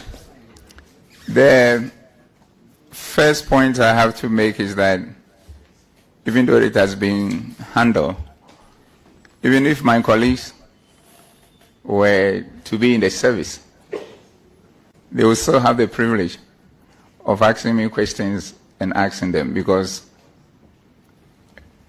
I have a listening ear. And I keep telling my colleagues here, and they keep even teasing me with it. Because I tell them, God knows why He gave us, each one of us, 2 years and 1 month. From that analysis philosophically, I think God wants us to listen more and talk half of the time of the listening. That is why the ratio is 2:1. You listen twice, you speak once. That is my understanding. So the police I lead, I work it out in such a way that my colleagues and I, as we tour the country, engaging the police people across the country, something I've done about 92% with all my colleagues, and then engaging the personnel and the communities. Sorry, Chairman. Sorry, Aji. You know, I won't allow you to take a whole of the time because I want you to go and rest. But you answer my question. What is the vision of the IGP? Straight, just simple. Because there are questions that will follow. I just want you to state the vision, then we'll go ahead. Thank you. Honorable Chair, allow me to finish. I was about landing, so that I'm not cut halfway. And also, I will plead with you, in order to ensure that I flow appropriately. I'm very measured in terms of the answers I give, and you have failed it. I know when to end it.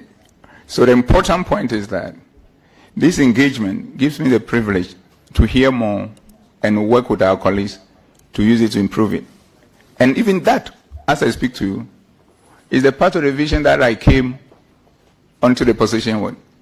But that vision has to be in tandem with the vision of the police service.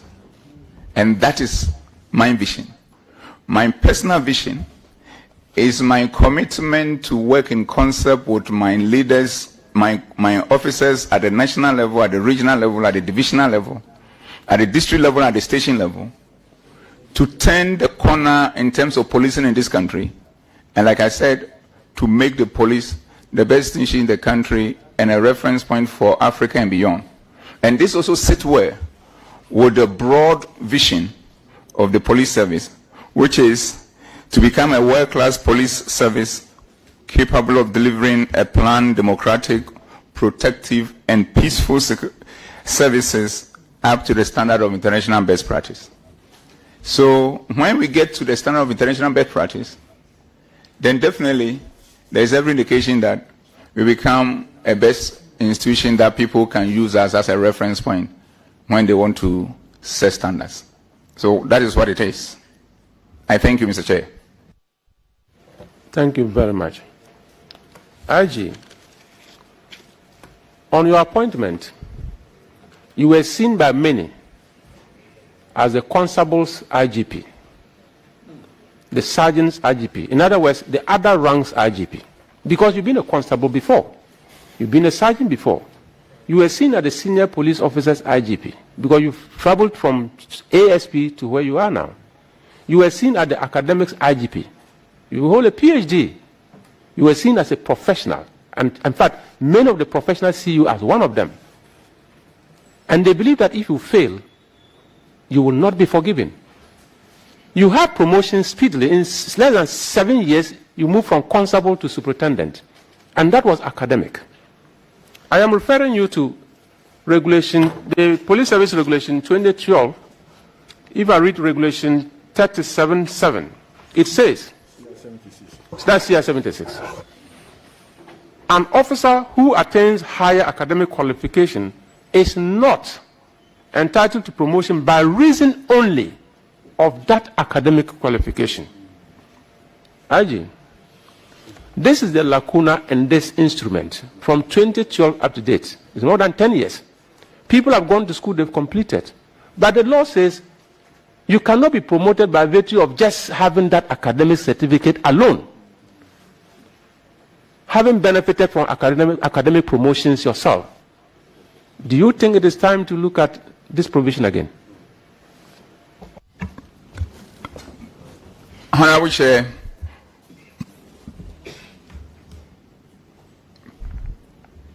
this provision, like Honorable Member did refer to,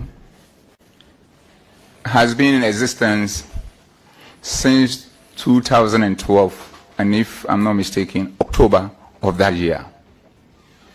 And it has been something that has been implemented since then by all successive police administrations. And the Ghana Police Service under my watch now is ensuring compliance of that law. So our hands are tied when it comes to people who have gone to school and they are coming and they are asking for promotion. And it didn't start on the watch of this current administration. It is 11 years or more ago. And this is something that has been implemented.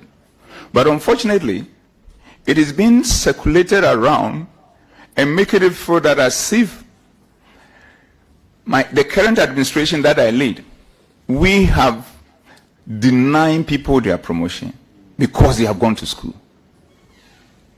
And then it has become difficult for me to speak to it because after they have petitioned the police council asking for some sort of mercy in terms of this promotion, and why the police council was considering the matter, they took it to court. So it's not something that is the creation of the current administration. It is 11 or something years old, and the people involved know it.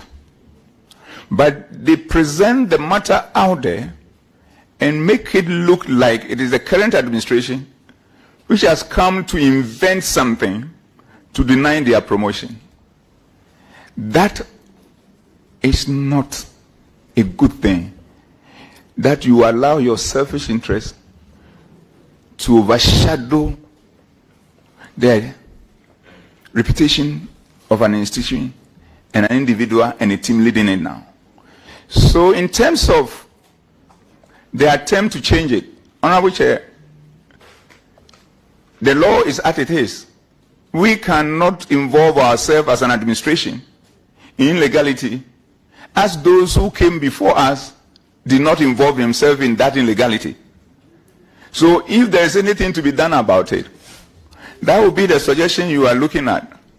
Because I am a believer of education, not for the purposes of getting a paper qualification, but a mental qualification of knowledge, and not just having the knowledge stored in your head, but the knowledge being applied.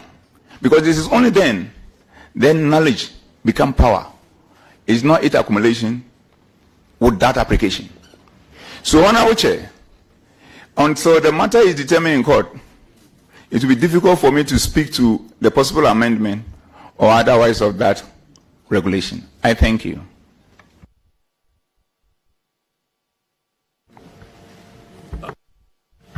IG, I think the question is seeking to elicit an opinion from you, looking at the way the provision is couched, you know, and so we are aware that some officers have sued, but nevertheless, you know, such an opinion would not be prejudicial to what is before the court, because this committee, if you look at the terms of reference, we have also been tasked to make recommendations which possibly could lead to legislative reform. Yeah. And so that is, I think, what the Honorable Peter had in mind. We are not dragging you into the pending litigation where you could be cited for or contempt. In any case, you are privileged because you are before Parliament. Whatever happens here I mean, nobody can take you out and cite you for contempt for speaking to a committee of parliament. Because you are the one who implements this particular regulation. So if it is no longer fit for purpose, I mean, you could share your thoughts with us and then we can be guided as a committee. I mean, it's very important, this particular provision. Yes. Do you want to make an intervention? No. No. Yes. Mr. Chairman, I was just worried about the pending case. Yes. In fact, I was going to respectfully invite the IGP to do a paper if he doesn't have confidence in this regulation. And then we will know how the minister will have to do the necessary amendments. So that's what it is. I don't want him to dilate on the entire thing, but the legal department is coming together. You can do a paper that, look, this is very inimical to, I mean, the progress of others in the service or otherwise. So please, let's leave it as it is. But I agree with council that we should leave it as it is. And if there's any paper, you can share it with the committee, and then we look at it. Council, are you winding up? Honorable Chair, if I may. Honorable Chair, I'm done. Once you have agreed with me. Honorable Chair, if I may say something slightly on that matter, because I was going to end a component in respect. I was going to add a little thing in respect of that question, because my brother did refer to the privilege I had benefiting from that. But the most important thing is that I will be the last person, and in fact, the very last person to deprive anybody of his promotion. I can't even think of that. My colleagues who work with us in the context of the appointment and promotion board cannot even think of that. We work as a team. So we want it to be on record. And thank you. So, Inspector General of Police, be good enough to give us a paper relative to the regulation 37.7, and then we'll make it part of our recommendations. Officer and Member of Parliament, are you winding up, or you have a long way to go? Chairman, thank you very much. I just started, but you know what you did to me? Basically, what he did was make sure that I'm the last person to speak. So many of the questions will be gone, and they're actually gone. So don't worry, I will soon finish. Inspector General of Police,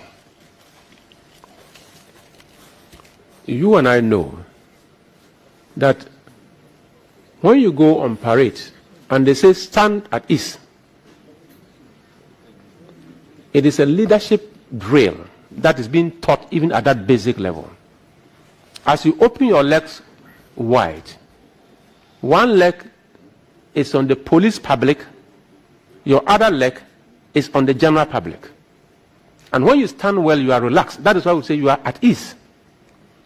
At any material time that the police public is not happy or the general public is not happy, you find yourself wobbling.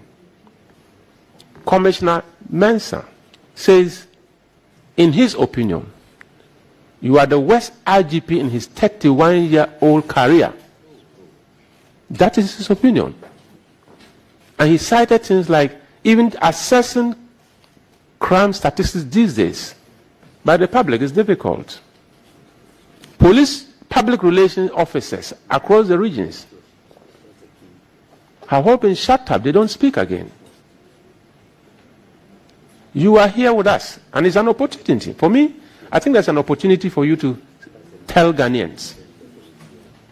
If this assessment from Commissioner Mensah is wrong, as you alluded to initially, and you mentioned a lot of things that you are doing, I've also just mentioned two things that he also mentioned. In doing the balancing act, what will be your comment regarding public relations activities and accessibility to information from the police by the public? Thank you. Honorable Chair, thank you. Honorable Chair, listening to the Honorable Member, I picked 3 of them, and maybe one is in one container. Two are in one container, and the other is in a different container. The first one, we were talking about the police community. And I can assure you, the police community is at peace with itself. Let me say this, Honorable Chair, as leaders and by godly natural design, you can't have everybody liking you. And even it will not happen that everybody will like you. Let's be very analytical on this matter. As somebody who believes in tradition and culture because of my multi-ethnic background as a Ghanaian,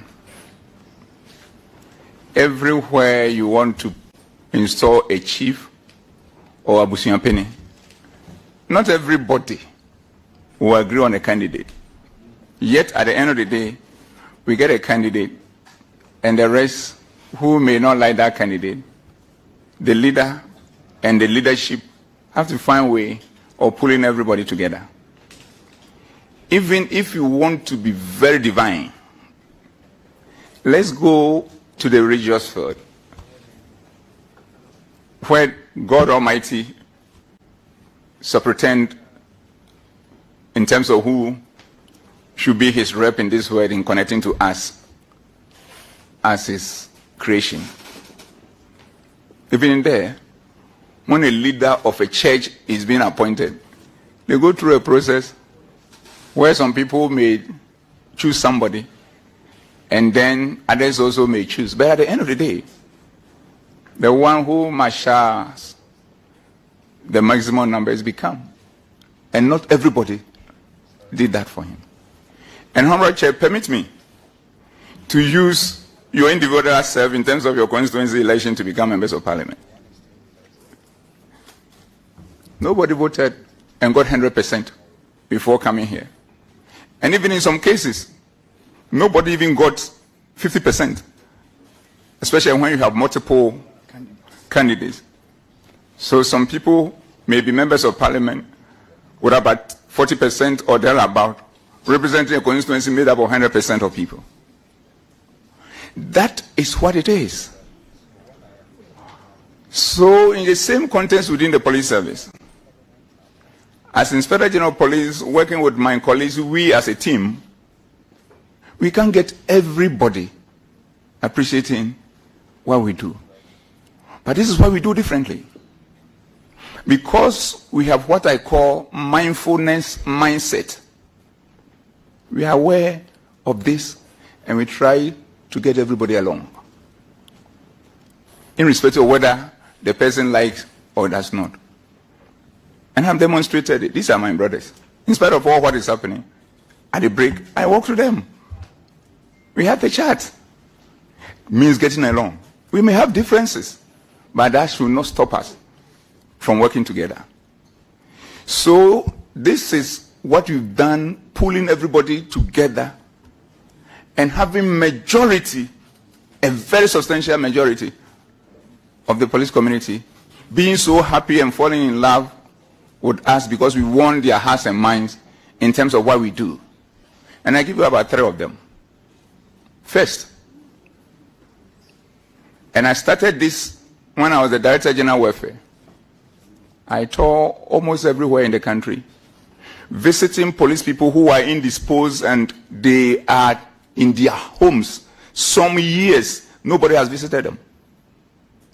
And it gave me an understanding of the suffering of some police people when they are becoming disposed and everybody has forgotten about them.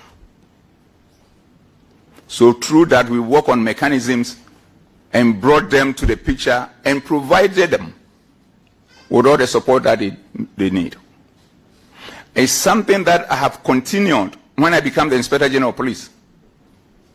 Everywhere across the country that I have been to, the 92 or thereabout %, going to every village, every town, every city, across the country. I touch base and visit all police people who are indisposed. And after that, we work towards making sure that they get the needed help. That led to the even establishment of the Police Emergency Medical Intervention Fund. That can take every police officer to everywhere in the country and be provided with support. These are some of the soft touches, soft things that we do beyond all the broad things, including not denying everybody promotion and having a listening ear. But two more of those soft things. Anytime, anybody, and mostly at the highest level, need to be reassigned, I call them personally. Some of them, after we have discussed at POMAP, and we think that this person should go here and go there, at times we put it even across for POMAP to look and suggest names that will go to places. And I call them personally to check and plead with them based on my regimental diplomacy, so that they can go and function there, so that they go with a very positive